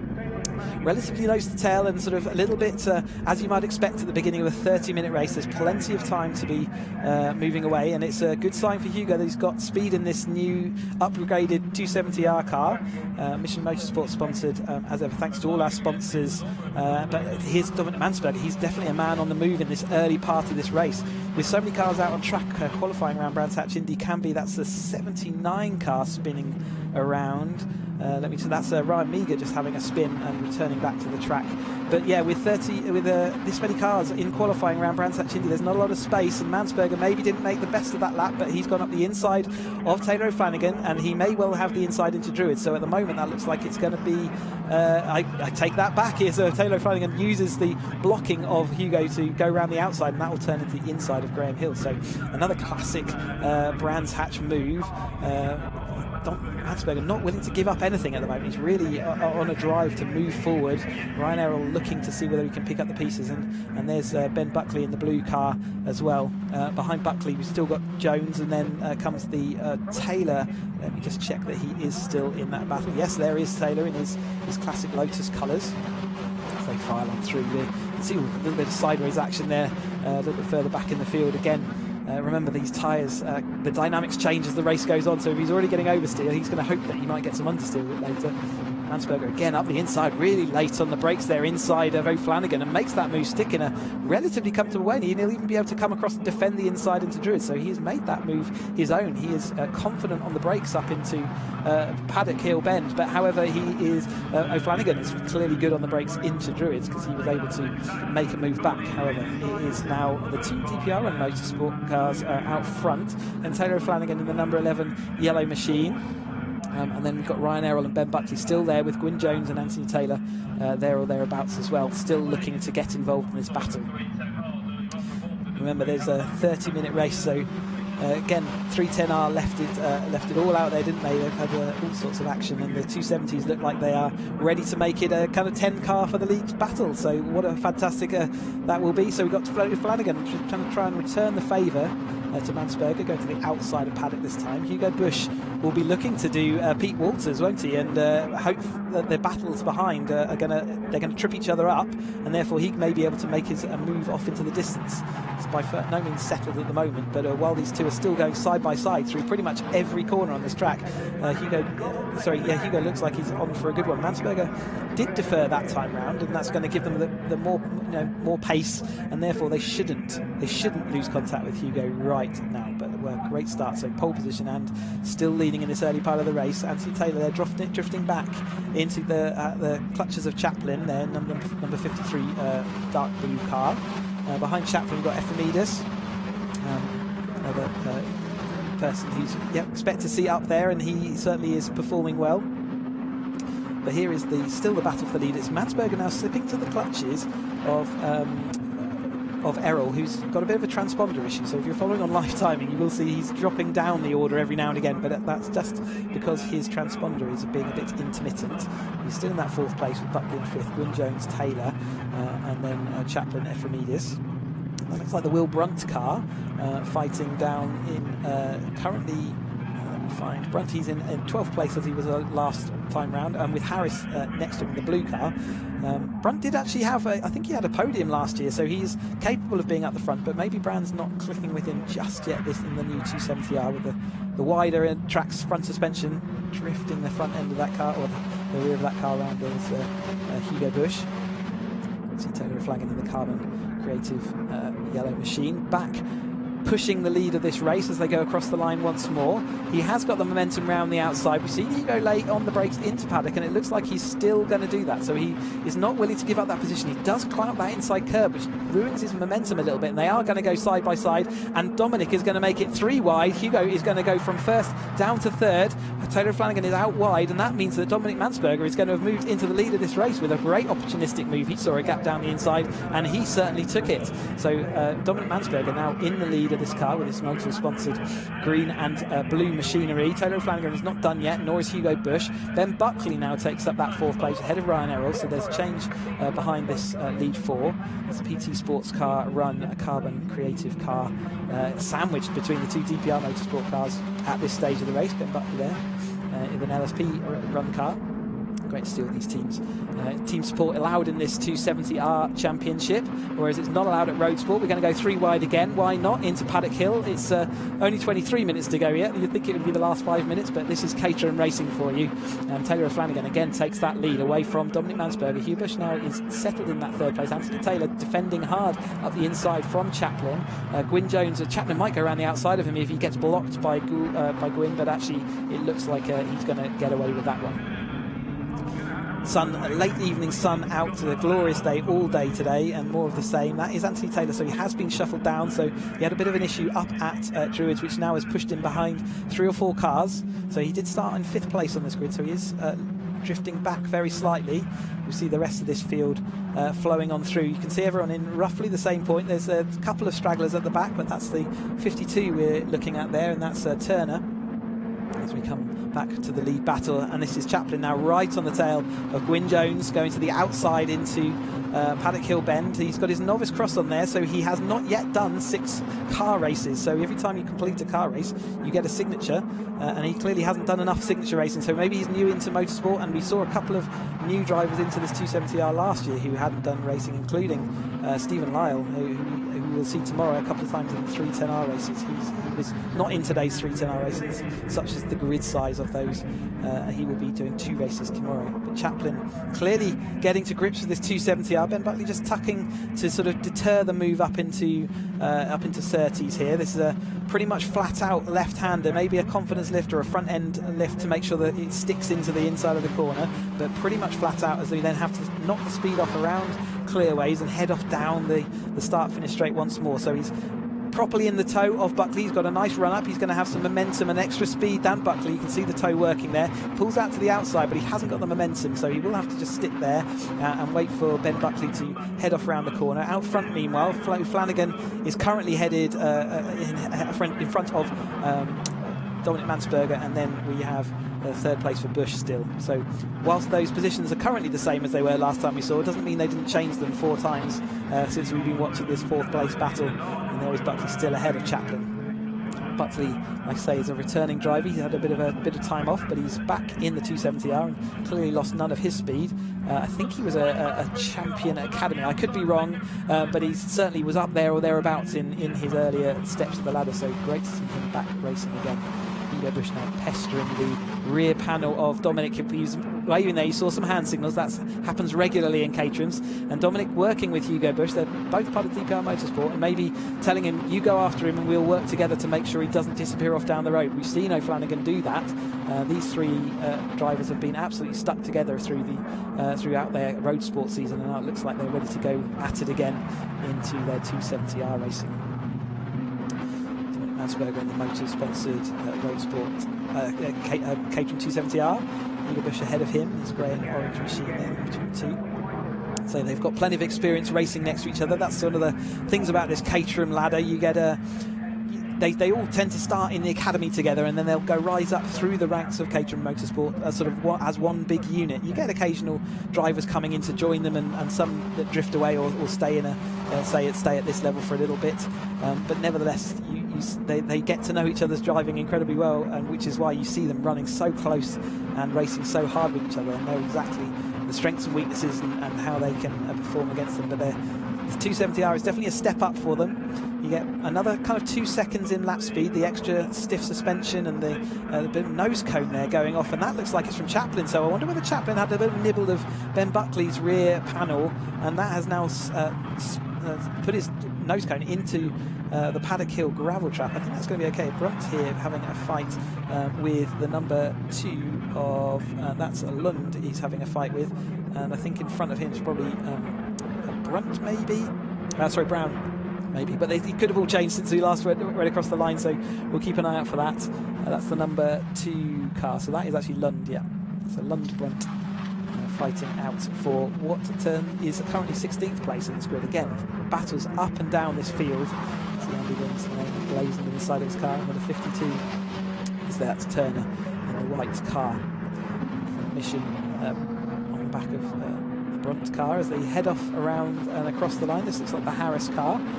It is indeed the number 9 of Harris. It's Chris Harris. A little bit of gravel dirt tracking there for that's Chris Efremides, and he's now just ahead of Anthony Taylor, who has slipped at this stage down to 9th place. So he's not having the sort of best race, but he was right back into the cauldron after having a couple of years off at least, if not more. But currently it's Taylor and Flanagan back in charge of this race, but now it is Hugo Bush in that 2nd place. So there has been a reversal there, and you've got Chaplin, who's made his way nicely through from 9th on the grid. He is now the man on the move up to that 4th place currently, and without the nose cone you can see his bonnet flapping away there. It's like a bit of it's a bit of a parachute. That let's say the best of times the Caterhams aren't particularly aerodynamic, but it leads to fantastic racing. And as long as he stays tucked in that slipstream, you'd be right. Hugo Busch looking around to see whether he's got any move to go around the outside, but he hasn't. But that does leave Dominic Mansberger to close right back up again. So this front five are now as one once more. Ben Buckley hanging on there whilst the Chaplin lost his nose cone. We'll see whether at some point if there's any rear end damage. Chaplin looking up the inside now of Dominic Mansberger. He got a much better run out there and he was able to tuck the car on the inside. Pretty uncomfortable to go side by side through that. You can see as tight as you like, but Mansberger took his line and Chaplin had to defer to him in that time round. And that's the kind of move later on in the race. We're still not halfway yet. You might see a bit more battling and a bit more less capitulation at that point. But this top five look like they're kind of away from the second battle. Now Mansberger, from having to put the defensive elbows out, he is now right back attacking Hugo Busch for that second place. This is typical Caterham action round this Brands Hatch Indy circuit. The gaps develop and you're one lap you're defending, the next you're attacking, and sometimes the best form of defence is attack around here. If you're not on the attack, then you can often be shuffling back through the order. But we are approaching that halfway, but we are not there yet. So all the action that we've had so far, we've got more of the same. Ryan Errol is still in that 6th place currently, and then Lovett in 7th. Ephraimidis is behind him. So the battle is Hugo Busch up the inside, drifting nicely without the limited slip diff. He's not letting that deter him. He's still drifting this car with the upgraded suspension. It does allow that bit more car balance and car control to come into that. We're now going to have 4 wide, I think, going into Paddock Hill Bend. Hold your breath, see who comes out on top. Well, it's not going to be Hugo Busch dropped to 3rd, but Toro Flanagan is going to come back out on top. Oh, there's a little bit of contact there. Mansberger had extra speed through the middle of the corner, didn't know what to do with it, and he actually made contact with Taylor Flanagan, and Ryan Errol dropping off wide on the background.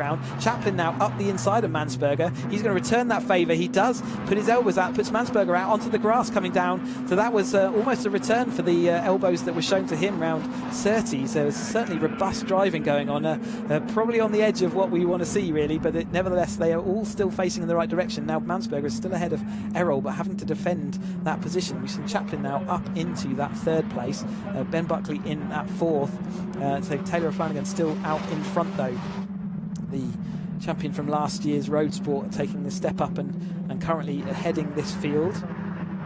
There's Harris, and Harris is fighting with Hall, and then Brown, and then pretty much the rest of the field all nose to tail in this battle a bit further back. So Harris last time through was following from Mott, so we'll see over the line this time if that order is still the same. Yep, currently it is still Mott, Harris, Hall, Brown, Brunt, Lund and Turner for this incredible midfield battle. So whilst we've been watching that front battle and seeing all those shenanigans, as we like to say, happening, we've got this epic battle. Harris diving up the inside there with a little bit of a late move on that sort of coloured paint scheme of the car in front of him. So that's Mott in the... We'll have to look at this design at some point. It looks very colourful anyway. The number 15 just a bit loose around there. That's Brown sort of slightly out of line. Brunt, that means he's going to take a run up the inside, and Lund's going to be in there to try and take that move as well. So he is changing every single corner, every single lap, all the way throughout the field. And here is that battle for the lead once more. Hugo Busch right alongside Taylor Flanagan as they head into paddock again. And then we've got Chaplin, who's lost his nose cone and he's lost his rear wing. Is he going to have any parts of his car left by the time we get to the end of this race? But he is fully inserting himself. He might be able to go down the inside of O'Flanagan if he gets blocked by Hugo Busch, but he does the outside run and actually has a good run around the outside. Amazing move by O'Flanagan to hold it on the dusty part of that track around the outside of Hugo Busch. And then we're going to have Chaplin in that 3rd place and Buckley still sitting there watching them, waiting to pick up all the pieces. Mansberger's nearly across to him though, isn't he? He's cutting back across that gap. Taylor O'Flanagan a bit slow through Graham Hill on the exit, so he has to defend a little bit as he goes off into Surtees, but this front group is going to be absolutely together. We are past the halfway mark in this race, so where we've seen tight action already and even some sort of slightly tighter than tight action, we are going to see a little bit more. Hugo Busch having to dive out the slipstream there, the slipstream pulling him so quickly onto the back of the of Taylor O'Flanagan's car that he really needed to jink the car but he got it all under control. He went around the outside, got the momentum as he goes through paddock, and he should be able to tuck across, although I think there's a little overlap, so O'Flanagan will be back up the inside of him into Druids. Chaplin looking like he's going to try and go around the outside this time of Taylor O'Flanagan. So can he move from, I think it was 8th place on that grid, now up into the 2nd place? So Flanagan has to let him go. He's a little bit out of control there, but he's got to be careful of his radiator. If he touches that radiator at all, it can easily spring a leak, and that is race over, immediate retirement if that happens. But now we have got this front leading group all the way down to 10th place in Gwyn Jones. So with all the action we've had so far, we've been excited by 8 cars in the lead. Well, the 270Rs have gone one better, and they've put 10 cars. This following battle again, absolutely still at it, and that is Brown, and yeah, Brown currently overtaking, I think, London there. So yeah, Will Brunt in the 52 car has lost. Oh, sorry, it's not Will Brunt. I'm looking at the wrong car. There's Will Brunt. He has pulled away from the front of that group, and they're following cars. So that is the Hall, Brown, London, Turner battle as they go across the line in that order that time through. We've got breathless stuff here. We've had a fantastic Caterham action all day long so far. Harris still having to defend up into Druids there as well. We've had some fantastic action already, and the 270s are going to close it out in style by the looks of things. Here is that top battle for the top 10, at pretty much nose to tail all the way down to that 10th place. Hugo Busch, though, is the current leader. They're not able to lead more than a couple laps, and it looks like Chaplin is now firmly, again, some little bit of contact there. So again, maybe some of that inexperience in Caterham racing means that he doesn't quite know the length of the car yet. He will get to know it, and seems like we've got a spinner there. That's the number 2 car. And that is Lund. So he was in that battle we were watching, so maybe that battle just overflowed a bit, and more bits of bodywork sort of flying off here to just as bits of the car kind of move away. Another bit of contact from Chaplin is a little bit, that was the front of his car hitting the back end of Hugo Busch, which again, like I say, if that radiator is, it will only take so much punishment before it'll start giving up, and he will be linking oil, fluid out of that water, and that will be the end of his race. So far, though, he's still in it. Quite robust racing going on, but Ben Buckley is now through into that 3rd place. There's Mansberger, not far behind Chaplin, and then we've got our Ryan Errol behind him. So this battle looks set to go for the whole race. So Chaplin looking up the inside of Clark Curve. He is up the inside of Ben Buckley. Got a bit of an overrun, but that means that Dominic Mansberger's got a perfect little run around the outside. He's going to make up 1 place, potentially 2, although Chaplin is not willing to give it up. Ben Buckley ended up being the sandwich in that and had to ease off, but that actually was the sensible move, because he is going to get that place back. So all things even as we come up into Druids again. Chaplin defending now from Buckley, and then Dominic Mansberger, Ryan Errol, and then it looks like it's Ephraimides and Lovett are the other 2 cars. So Lovett coming well up through the field there. Got a great, so that is one of the, you can see his nose cone dislodged. That was one of the midfield battle we were watching. We'll see who goes tumbling down. I think that might have been the Kevin Turner car, but we'll see if Hugo's tumbling down the timesheets as Hugo Busch demonstrates the beautiful drift around this Clearways bend.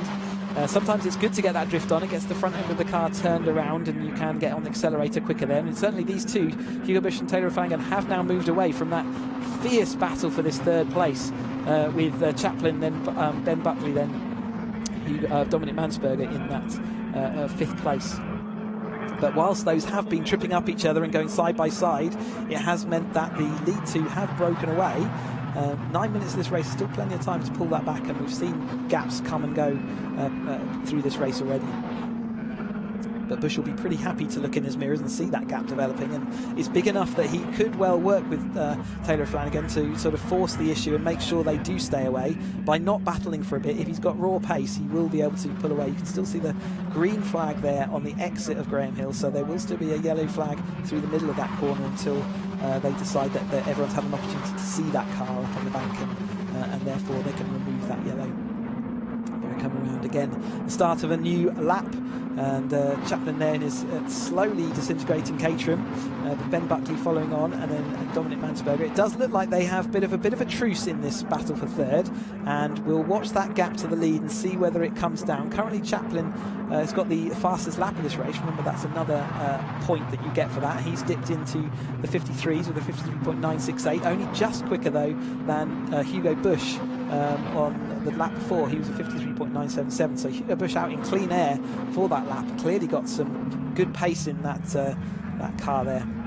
Taylor Flanagan in second, and Chaplin does look like he's coming across. I think that Ben Buckley nose cone might also be slightly loose. We'll keep an eye on it. It certainly seems to be nodding in a different direction to the rest of the car, so hopefully that's going to hang on in there. But there is the Ben Buckley LFP run car there. He heads around Clark Curve following in that slipstream. So that little truce by all these cars to see whether the gaps can close back up. It is their best chance of getting back up to this lead group, especially when the lead group are going side by side. That won't have gone unnoticed, so Hugo Bush having to defend that time from Taylor O'Flanagan. So if there was an agreement for a couple of laps, that's now out the window, and they are off and racing again. EPR Motorsport car currently leading the way. Chaplin does look like he's brought that gap down, doesn't he? He's they were 7/10 of back, but it looks like they're pretty much going to be nose to tail as we head off around again. So here is that Brunt and Jones and Mott battle out in, and Harris in fact has gone into that battle. So Harris has slipped behind these two, I think. He was ahead of them at one point, and you can see he's got flapping bodywork, as that's the Mott car just a little bit out of sorts going around there. I wonder again.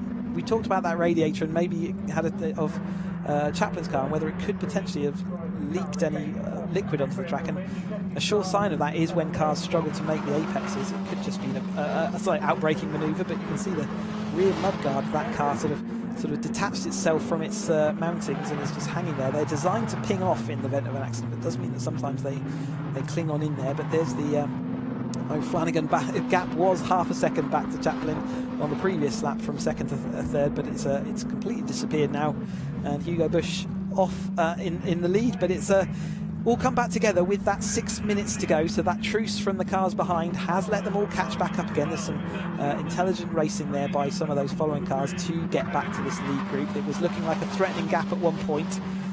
The gap was opening up, but the wiser heads have prevailed, and they are now all back together running nose to tail. And Taylor Flanagan will be trying harder now than ever to get back in front of Hugo Bush, and he does that. He squeezes him a little bit to the inside, but Hugo Bush not willing to give that up. They do go side by side. Taylor Flanagan a little bit wide out there, and so he will lose some momentum. Chaplin now right back in that battle again and willing to get his elbows out once more. Hugo Bush, though, will want to keep Taylor Flanagan there to be his rear gunner. He wants someone else to have to take that pressure away from him, and he can just drive his own race then. That's his best opportunity to win this race right now. In the Caterhams, even if you come out of the last corner in first place around this Brands Hatch Indies track, there is enough time for the following car to get through and still overtake for that lead. We saw that last year at this very track, and Stephen Lyle lost out to Carl Jones. We can see those two Jones already in the 310, but last year Carl Jones denied Stephen Lyle his first race win using that manoeuvre. And so it'll be interesting to see Taylor Flanagan whether he is passed by the time they get to the line. So that time round he wasn't passed as they went over the line. So if he wants to make that run, he needs to be closer than that as they come off of the final bend. They're going side by side again. Hugo Bush and Taylor Flanagan through the Paddock Hill bend. Hugo up the inside though. Round the outside, he's done it before, hasn't he? He's got that momentum. He's able to use that wider line, and the outside of Druids becomes the inside of Graham Hill. He has made that move stick twice, and that is not an easy thing to do without another car to act as interference. So O'Flanagan clearly quick round there, and Hugo Bush was slow off the corner. Chaplin will have a lot of speed. That's Harris' car going. He went off into the gravel. He's got an uncomfortable ride on the way up to Druids. Hopefully everyone will miss him. He does a little bit of oversteer, and he managed to get that all back under control. I'm sure the whites of his eyes were showing as he was bouncing up the grass into Druids that time through. But Flanagan, what a move around the outside of Druids just before we cut away to that action. Hugo Bush having to defend to the inside. He wants Chaplin to go to the inside. Chaplin having to stay in that toe. That bonnet will be acting as a parachute, slowing him down. So he will want to go to the he will want to be in that slipstream until the end, and he might well have to save his moves until the end of this race, because he will be relying on the other cars in front of him to make a hole in that. We've got some cars slow round Druids. The back markers coming into effect. That's Hilton as one of those cars, and Ben Buckley getting a bit balked on the outside of Graham Hill bend that time through. It's a tricky situation for those back markers as well as the leaders to work out where everyone's going to go. But that is Mike Hilton there in his blue machine being lapped at this point. He's currently in 22nd place. And out front, the opposite end of the grid, is Taylor O'Flanagan in the yellow machine, followed by Hugo Bush, rarely out of that top two. But we've got Chaplin, who's made his way up from that 9th place on the grid to be in that 3rd place. He's missing several parts of his car as he's had earlier battles with other drivers. It's Dominic Mansberger who is now in that 4th place, so he's gone up a place above Ben Buckley. And where is Buckley? There's probably had a side-by-side moment with Bush. Buckley had that rear wing that he sort of is clinging on in there. Who is going to take this first race then for the 270R Championship here, race 1 at Brands Hatch? The last Caterham action we got today, but we got all of this to do again and more tomorrow. So yeah, hold your hats, but we got 3 minutes of this race left to go today, and as we've seen already, there's plenty can happen in that final 3 minutes of these Caterham races. Hugo Bush, close as you like this time. So keep an eye out to see whether he can slipstream and overtake Taylor O'Flanagan by the time we get to the line. This is all information they need to be able to finish this race in the best chance. So he's going to pull out of the slipstream and see whether the front of his car is ahead by the time they get to the line. It was ever so close. I think he was just off that, but it's close enough, isn't it? It shows how quickly that toe can come into effect. Around the outside, though, around Paddock Hill Bend, Taylor O'Flanagan is not going to give up, though. He's going to shove it up the inside. He doesn't have it. Hugo Bush has the overlap. He's able to protect, and Chaplin now can come flying around the outside. This will mean that Chaplin's got the best chance to be in second position he's had for a while. He looks like he's going to make it stick down the inside of Graham. They're going to go side by side, and Hugo Bush is going to be laughing about that. It'll be exactly what he wants to see. He should get a good run off of this bend. And then Dominic Mansberger now wants to have a go at Taylor O'Flanagan. Flanagan was in the lead a couple of corners ago. He is now in 3rd place and under threat from 4th and 5th, and Ben Buckley is still right in there, right in the action in that 5th place in the blue car. But Hugo Bush, you can see the advantage he took into that lap. It might protect him one more lap, but I think it will be, that gap will have disappeared again by the time we get round, unless Taylor O'Flanagan is going to have another move. But at the moment it seems all situational, all stations even as they head off with 1 minute 30 of this race to go. They will have this lap and then one more, so they're on the penultimate lap of this Caterham 270R Mission Motorsport sponsored race. Chaplin looking around the outside. I said that gap wouldn't last. It didn't. Chaplin looking to the outside. Has he timed this perfectly? It's quite hard to make up more than one place around Brands Hatch Indy on one lap, and he's made up that place on the last time through.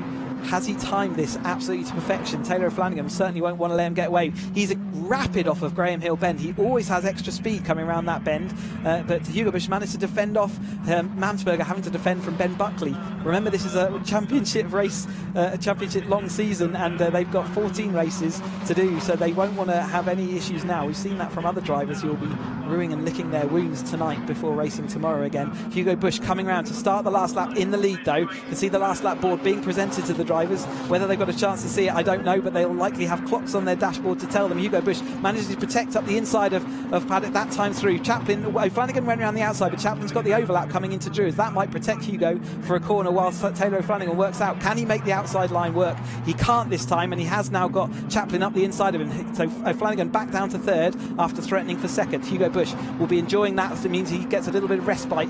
However, this is where we've seen Chaplin fast out of Graham Hill Bend. Has he got any momentum? Can he do anything? Hugo Bush protecting up the inside. They're not going to be able to do anything to him into Surtees, so therefore we are going to get into Clearways. There's one last dive opportunity up the inside of Clearways. I'm sure Hugo will cover that off. That will slow him on the exit, though, so there is an opportunity for Chaplin to try and get him drafting off onto the line. So he's right in the slipstream now. He might almost be too close. He's pushing Hugo as he go down the start-finish straight. Has he got enough time to jink out? He's jinking out to the side. Hugo Bush looks like he's going to make it. It's going to be ever so close across the line, but it says on the timing screen that Chaplin got it. I'm not certain about that. It looked like Hugo might have come across, but the timing screen is saying Chaplin got that by 13,000ths of a second over the top of Bush. O'Flanagan in 3rd, Mansberger 4th, Buckley 5th, Ephraimidis 6th, Ryan Errol 7th, Lovett 8th, 9th Taylor, and then 10th was Jones, and then waiting for Brunt to come across the line.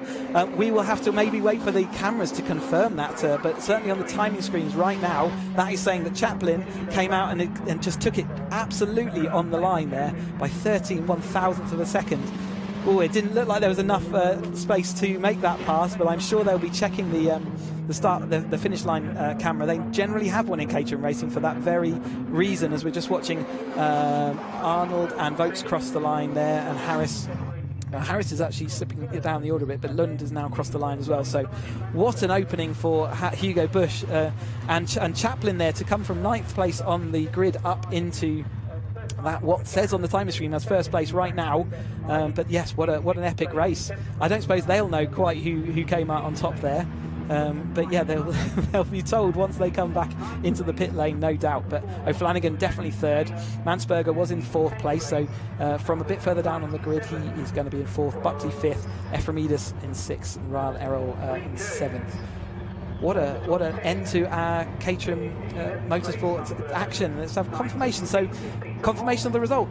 Michael Chaplin has won his, I think, debut in Caterham Motorsport. What a fantastic race over the top of Hugo Bush in second place, Taylor O'Flanagan third, Dominic Mansberg in fourth, Ben Buckley fifth, Chris Ephemidis sixth, Ryan Errol seventh, Ryan Lovett is eighth, Anthony Taylor is 9th, and 10th is Gwyn Jones. I'm hearing that's not yet confirmed, but we will go with it for now. Peter Mott is 11th, Will Brunt 12th, Philip Bianchi 13th, James Hall 14th, Ryan Meager 15th, Simon Arnold is 16th, Paul Vokes, Ian Brown, Andy Lund and Ian Harris round out the top 20.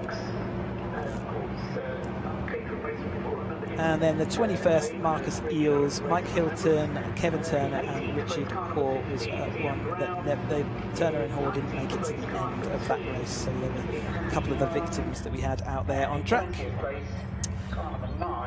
Going to see if we can get a replay of those cars over that line. We'll see what we can do on that to see whether we can play back. But what a, nevertheless, regardless of the result, and there's only, there's thousandths of a second in it. What an opening event for the 270R races here at Brands Hatch Indy. You've got another race with them tomorrow. In fact, everyone that you've watched today is going to have another chance out on track. But here comes the run to the line and the replay of Hugo Bush. And just look for that white line. And it might well, his car may well have been that little tiny bit ahead. He hasn't got the nose cone on, but that doesn't change the position of the transponder. And yes, I think that was 13/1000th of a second. Looks like he did overhaul him. Keep that in mind for the racing tomorrow. But yes, that does, that is all the action from today. But nevertheless, we have got all of the cars you've seen out in action today. So we've got 2 races tomorrow from the Caterham 7 UK Championship cars. We've got Roadsport out on track again tomorrow, so the second of their 20-minute races. And then we've got the remaining 310R grid, so we haven't seen all the 310R drivers yet. So we've got Group A and C tomorrow, as well as Group B and C in the 310R, so there's plenty of good action to come from them. The 270R race, we've just seen that fantastic race, so they will have another 30 minutes, and then the 7 UK race will also be out back for their 2 races, 2 20-minute races. Thanks ever so much to all the marshals out on track today. As ever, all the efforts there that allow us to go motor racing, to all the sponsors that cover off all the races for us and allow us to basically, we've had a fantastic day. Thank you to everyone who makes this happen. And don't forget, make sure you do tune in tomorrow. We've got all the action. It's starting at 10:25 tomorrow morning for the first race, and we go all the way through till the last race, which starts at 5 in the afternoon. Tune in, make sure you get joined in, and we will see you then.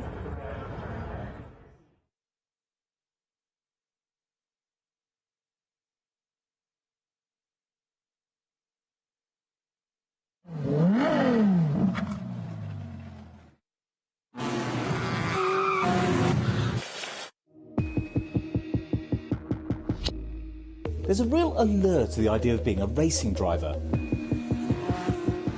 On the what do I want to be when I grow up list, it's right up there with astronaut. It's associated with excitement, glamour and expense.